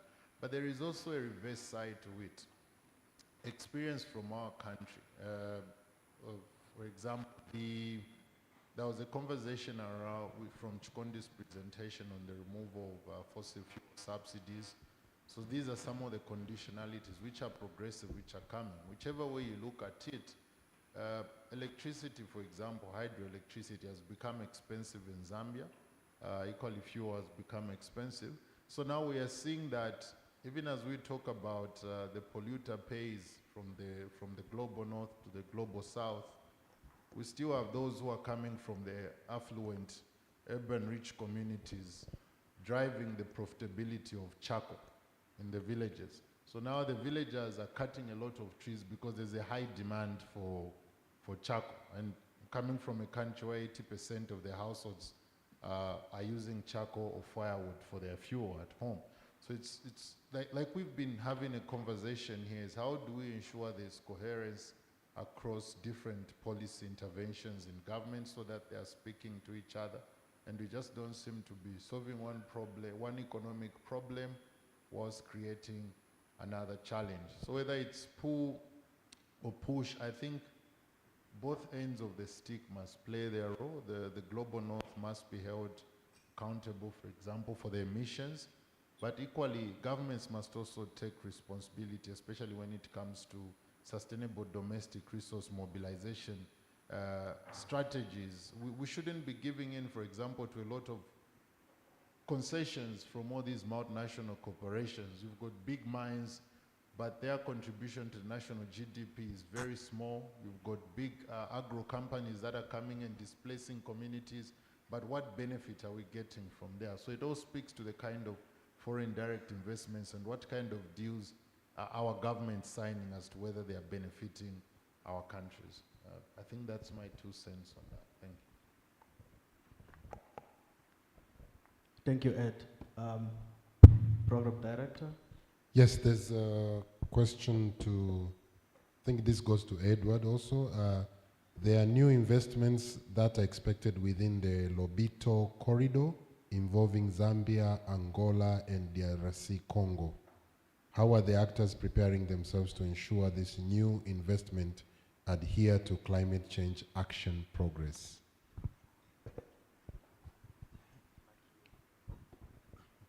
Yes, thank you very much. Yes, the Lobito corridor is, I think, practical steps that have been taken now by the new government is the latest development, but it's been among the different corridors since we had our 7th National Development Plan.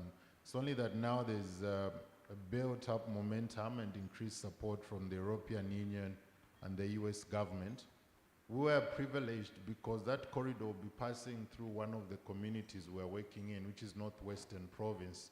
And right now, it's the biggest producer of mineral products. It's the most active. We've seen over the last 8 years, even poverty levels reduce in that particular region.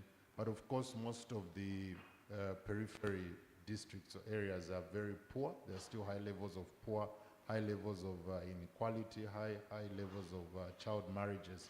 So the Lobito corridor currently is still under consultation, so it hasn't really been finalized. And recently the European Union and some other government officials were in the area. We weren't very clear whether it was a pre-feasibility or it was an actual feasibility consultation that they were undertaking.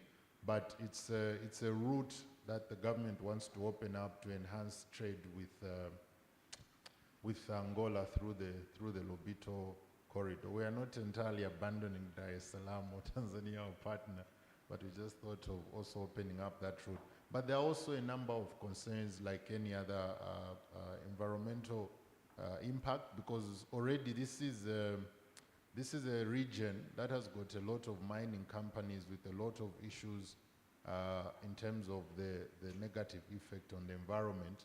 Then now you're opening it up as a commercial route, and all those negative environmental and social effects that are coming on board. So a number of civil society organizations there under the Zambia Alternative Mining, Indaba, as well as the NGO Council, are currently engaging with the provincial administration to see what could be a win-win position before this goes through. And these are concerns that have been made very explicit to the main supporters of this growth initiative, which is the European Union and the US government. So we'll be updating on the developments, but really at the moment it's still at feasibility stage, but it was approved. I think agreements were also signed between the government of Angola as well as the government of the Republic of Zambia.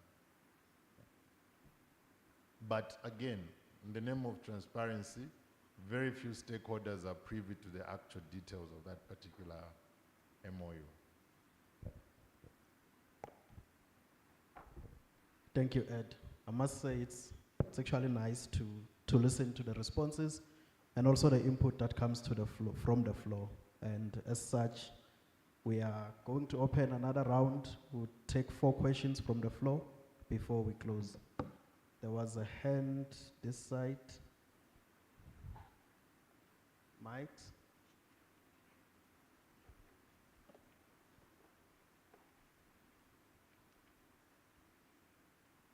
I've noted 4 hands. 1, 2, 3, 4. Please remember to identify yourself and who your question is directed to. Go ahead, ma'am. Okay. Thank you very much. My name is Happiness Basil. I have a question to any member of the floor can give me the answer. My question is, what are the sufficient ways of measuring public flow of climate finance? What are those measures? That's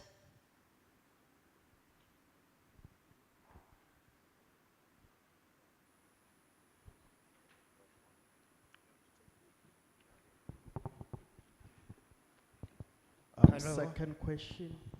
My name is Daudi, and I'm requesting all of us together to explore into the possibility of a collusion between those who are giving out money to Africa for climate financing and those who are receiving the money, and see if there is a possibility that they are colluding to take away some of the money for their personal benefits. Thank you. That's exactly what the bishop was demonstrating with his class. Question 3. Yes, then question 4 this side. My name's Sophia George. I was trying to answer the previous question by the colleagues. There could be a formulation of systems that would track the mobilization of the funds that are given to most of the developing countries. So the systems could be possible to monitor, report, and verify and track the finance and money that is brought to developing countries in Africa. Thank you for that response, Sophia. Hello, my name is Godlisten Moshi, working with the Christian Council of Tanzania. I think the one who have contributed, it's almost taken my point as well, but I was just wanted to follow up. If at all developed countries commits to finance climate actions, do they really honor their pledges? And if they honor their pledges, is there a way that we can use to track? Thank you. Thank you. Last hand here.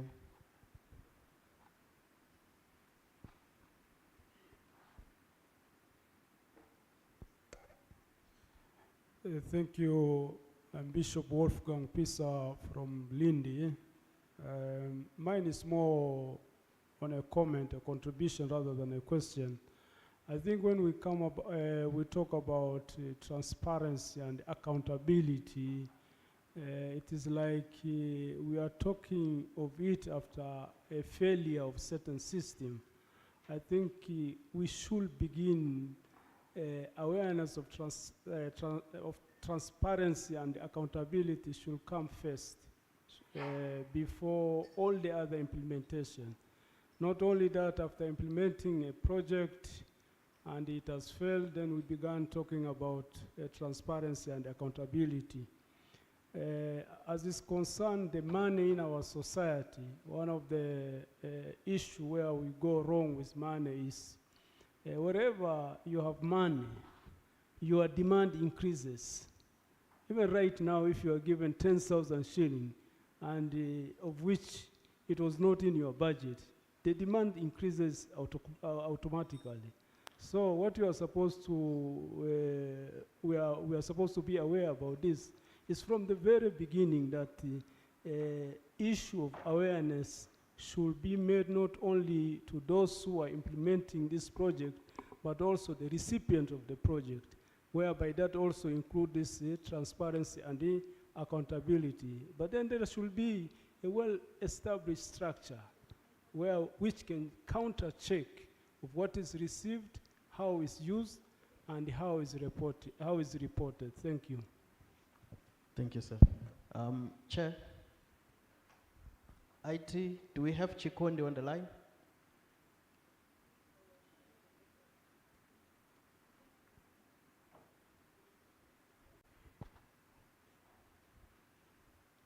A response, IT?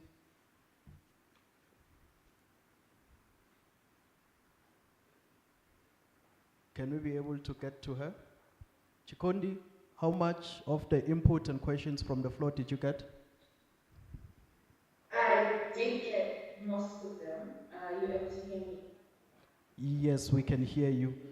Any reaction briefly? Yes, sorry, I dropped on my email, on my call earlier, but I'm glad that I have reconnected.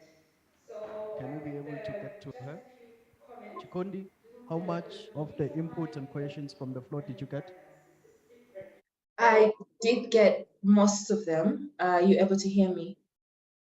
Yes, we can hear you. Any reaction briefly? Yes, sorry, I dropped on my email, on my call earlier, but I'm glad that I have reconnected. So I think just a few comments.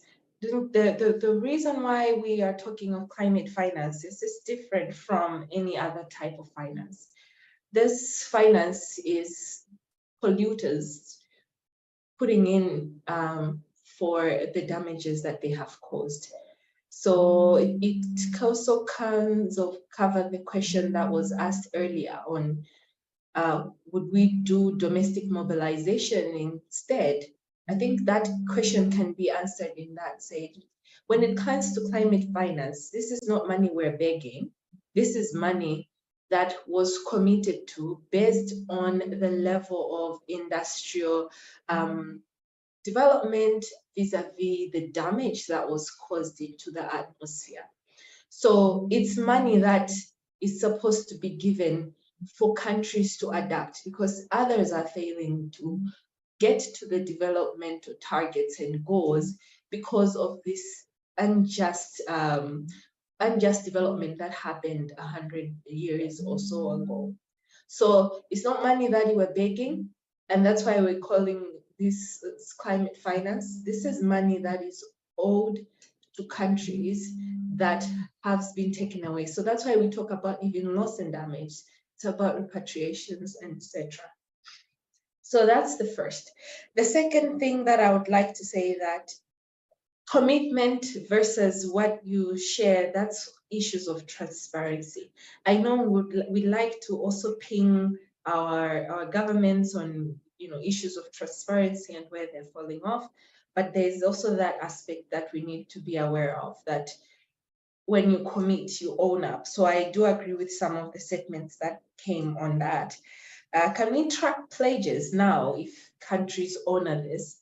As I said, the 100 billion commitment is a drop in the bucket. Estimates have put that we need money in trillions to cover for the damages that have been caused on Mother Earth. And taking on from Bishop's inputs, that this is the earth that we have, and how do we make sure that there's sustenance for us now, but also for the future generations? So we can track those pledges. If the money comes through, I think more and more now, more organizations, more research institutions, taking it out there that we are following up. You committed to this. This is how you're falling for, or how you're falling through. Those things keep coming up, and I think it's a lobbying mechanism to make others change, and the ethical aspect that was mentioned earlier comes in. Issues of people going through climatic impacts don't need to be played with. That's why we are even within this conference, because climatic action is about survival. We are at a point where we're talking about survival of the population. So abuse of that fund, not giving in that fund, those are all unethical and need to be called out, and we need to change, I think, in all our levels at our different aspects that we do climatic action. So I think those are my inputs for now, Luyanda. Thanks, and over to you. Thanks, Chikondi. Before you go, we request that you reshare the presentation with us via email, the updated one.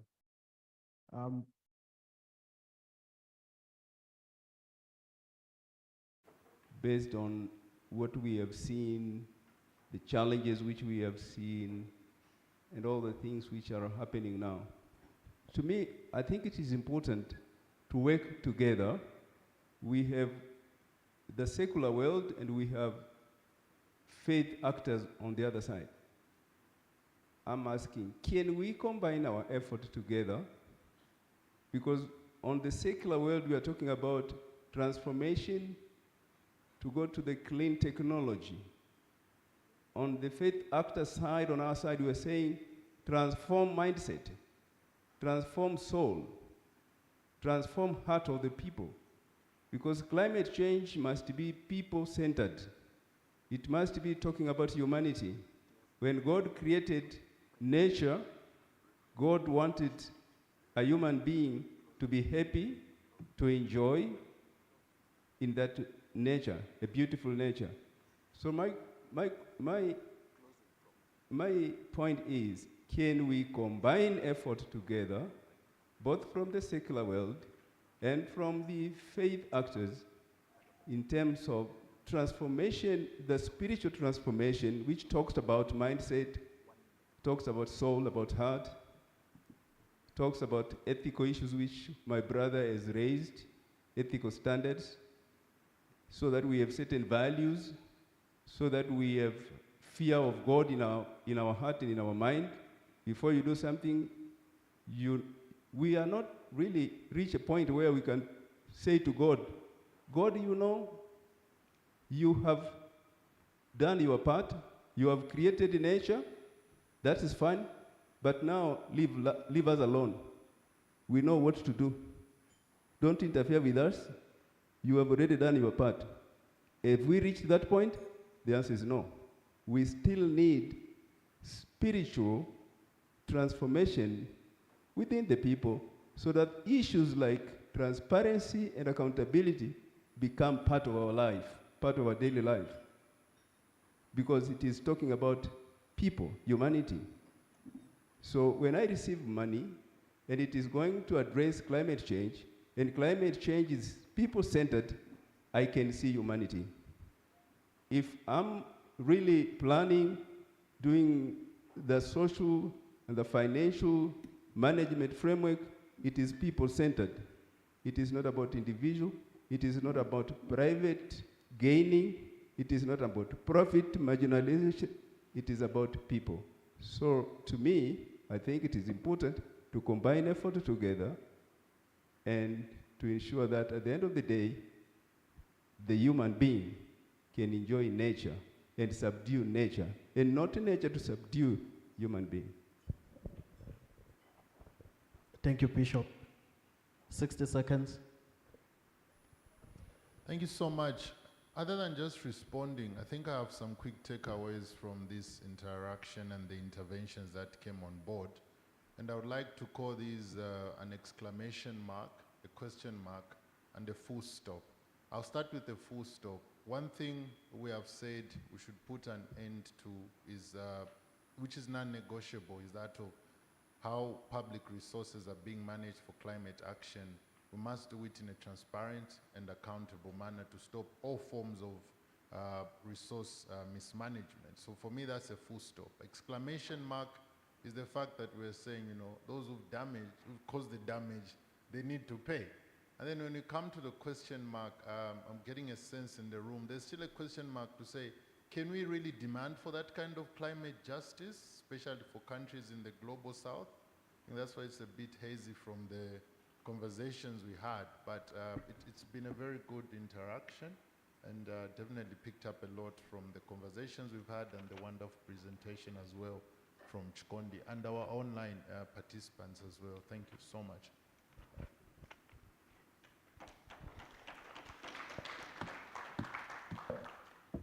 Thank you, Edward. In closing of our session, I think what came out most and what was screaming was the issue of pledges, the issue of domestic resource mobilization, moving away from foreign investment in terms of climate action. And that goes back to Chikondi's presentation around the vicious cycle of public finance and debt and climate change. The more we invest, the more climate damage we tend to put. But what also comes out from this conversation is the issue that was highlighted by Willard in the morning, that we need to speak in one voice. There has to be one narrative if we are to understand what climate change is, the science of it. And Edward spoke about being deliberate about what climate financing is, which also Julie raised in her contributions. So I think going to the conversation on fiscal space and the involvement of private sector into climate financing, it will be interesting tomorrow to see how those conversations further buttress what the presentation today and also the panelists contributed to. In thanking my presenter, Chikondi, Bishop Kisere, Edward and Julie on the line, we thank you for giving us your time.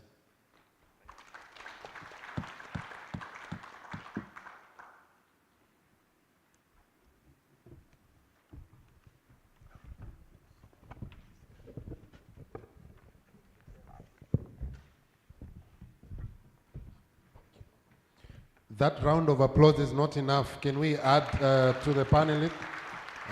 Thank you very much, Luyanda, in your panel. Thank you very much, Chikondi, Julie, and the online members. We have benefited a lot from your insights that you've provided. We have come up to the end, almost towards the end of our day today. We are into the winding up session of this day, and I would like to take you through some of the highlights that we had of in this day during the two sessions that we've been having. Climate change, as we have seen or heard from the science of it, is real, and I think we are all coming out of this conference with that. It's not a myth as some of the people would assume, or a political gimmick that some of the people would probably think, or something that we have been used to eat, but it's rather a reality, a life that You know, we are living with it, and it's within us, it's surrounding us, and it requires quite a number of efforts. We have seen from religious leaders, they were telling us, even we need spiritual understanding. We have heard from the scientists telling us how the global warming is increasing through the gas house emissions, through the carbon oxygen, you know, and we have seen the comparisons with scientific data, the comparisons between now and the pre-industrial eras, and how the carbon has really, you know, been found even in high numbers in snow and things like that. So we have benefited from the data from the scientists, but there are also shocking issues that we've heard from the presentations, and especially even during the opening remarks from the guest of honors. 40% of the world's renewable energy resources are in Africa, but only 2% of the renewable energy investments in the last decade have come to Africa or are in Africa. So there's a lot to do in the space of renewable energy.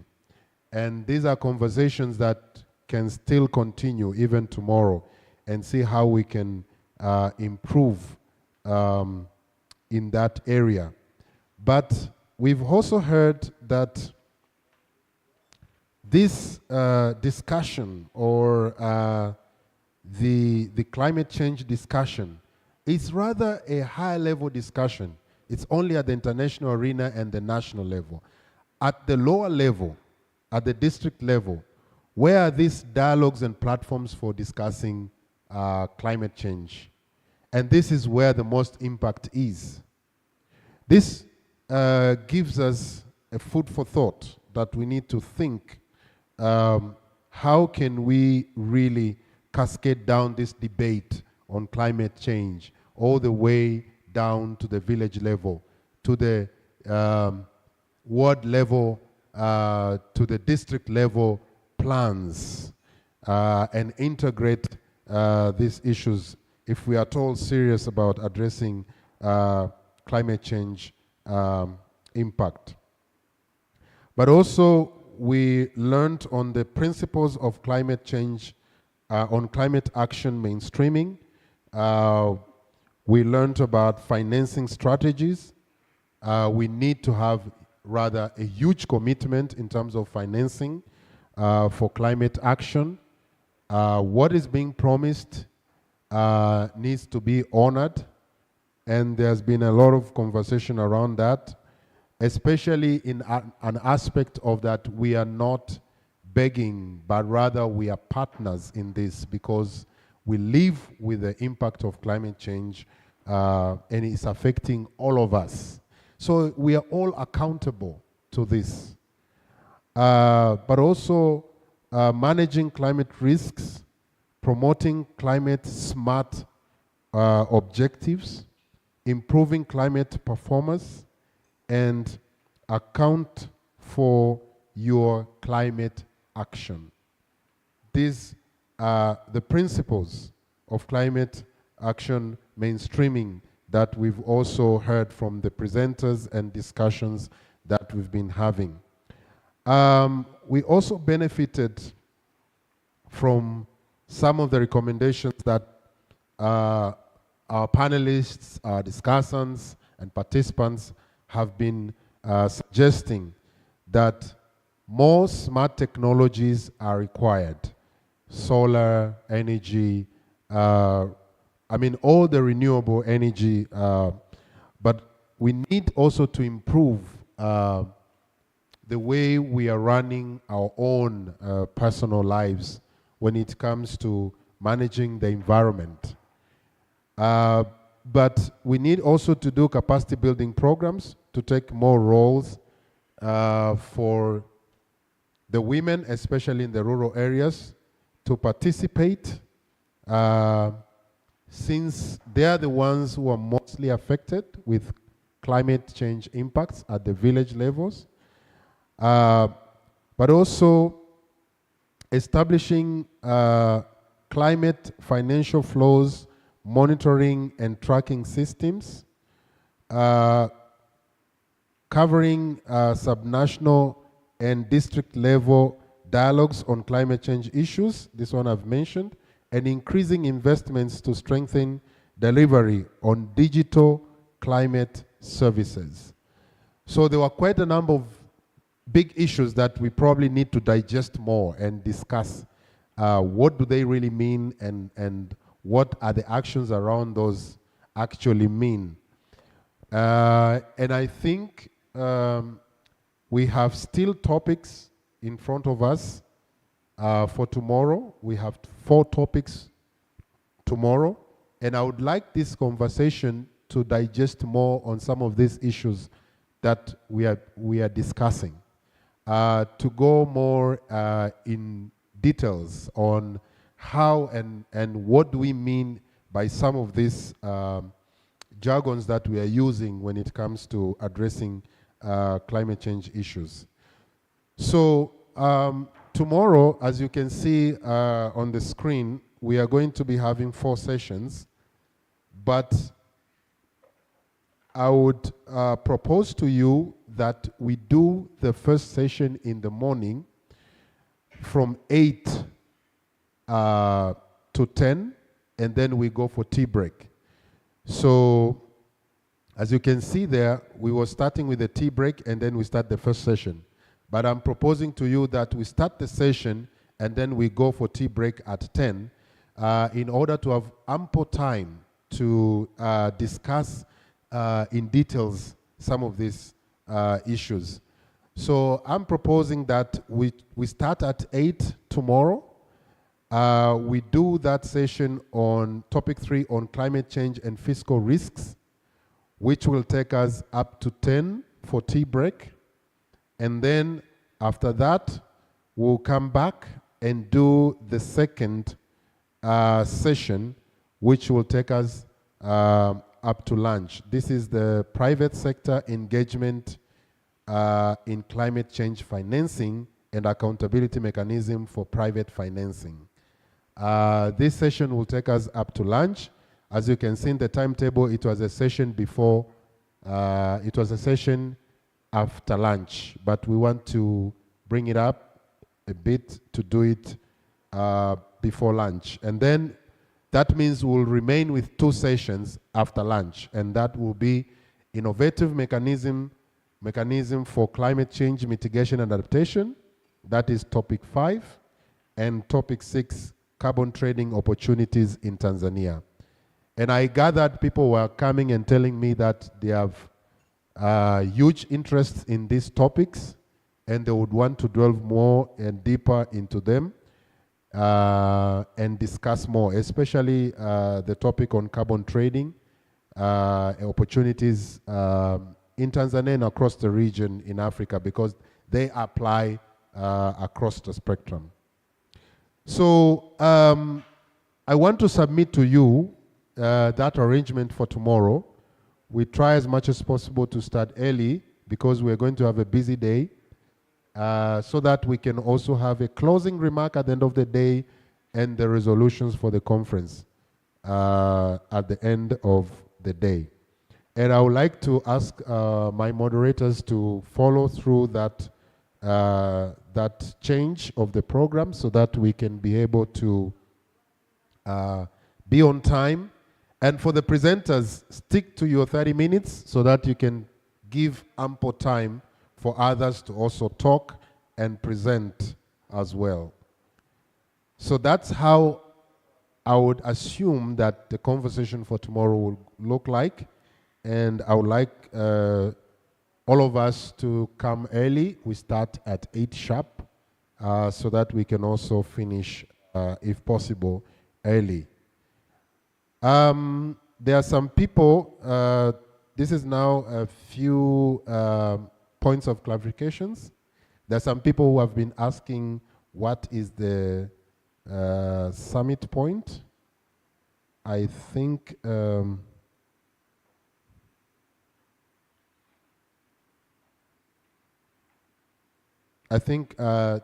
it is an application. It's an app which you can download from the Play Store in your phones, and then you will have the conference materials, chart, and the rest of the items there for you to smoothly follow through this conference. So that is just an app. And for some of the presenters that have modified a little bit their presentations, there are some people who were having difficulties in following through the presentations because there were some minor shifts in the presentations, but we are asking those presenters to modify their presentations so that people who are following through their presentations in the summit point can also flow with the screens.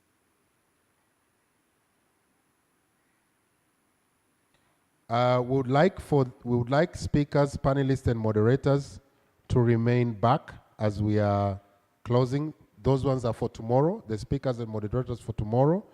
We would like to ask them to remain as we close this session today.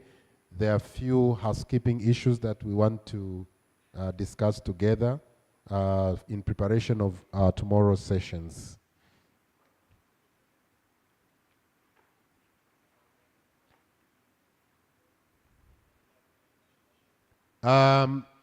The monkey survey, this is another reminder. Please fill it. Tomorrow we are going to have a post-assessment. Today we had a pre-assessment, so please fill it so that we can also have, we can know your responses. So from my side, I think I am done with announcements and points of clarifications. And I would like to take this opportunity to thank you for having been attentive throughout since morning until now. I've never seen anyone dozing. You are following very keenly all the presentation and discussions and conversations that we have been having. Thank you to our presenters, moderators. You've done a great job today to run the sessions. I'm hoping that tomorrow it will be even great. And the rest of you who were asking questions online, there were a few comments online which we'll try as much as possible to address them as we proceed with the conference. Also, we would like to thank you, our online participants. You've been very attentive, following up, and also online presenters. Thank you very much. Tomorrow we also are going to have some online presenters as well, and we all thank you for today. Let me take this opportunity to welcome the Executive Director of Wajibu, if he has anything to say, to just wind up the session for today as we have come to an end of today's session. Karibu sana, CPA Ludovick Utouh.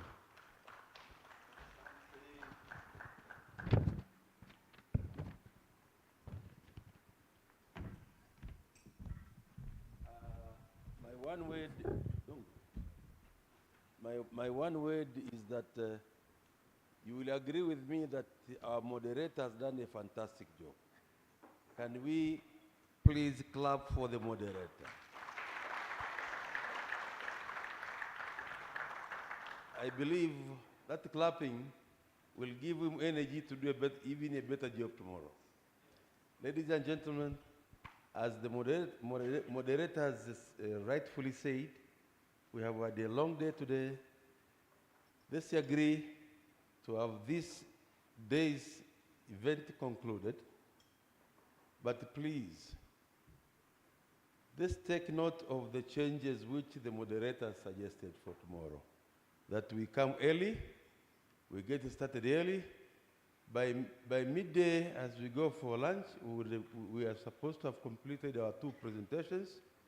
And then we are left with 2 presentations, which will be coupled with the resolutions of our 2 days meeting, and then we come to a finalization of our 2 days ITAC 2023 conference.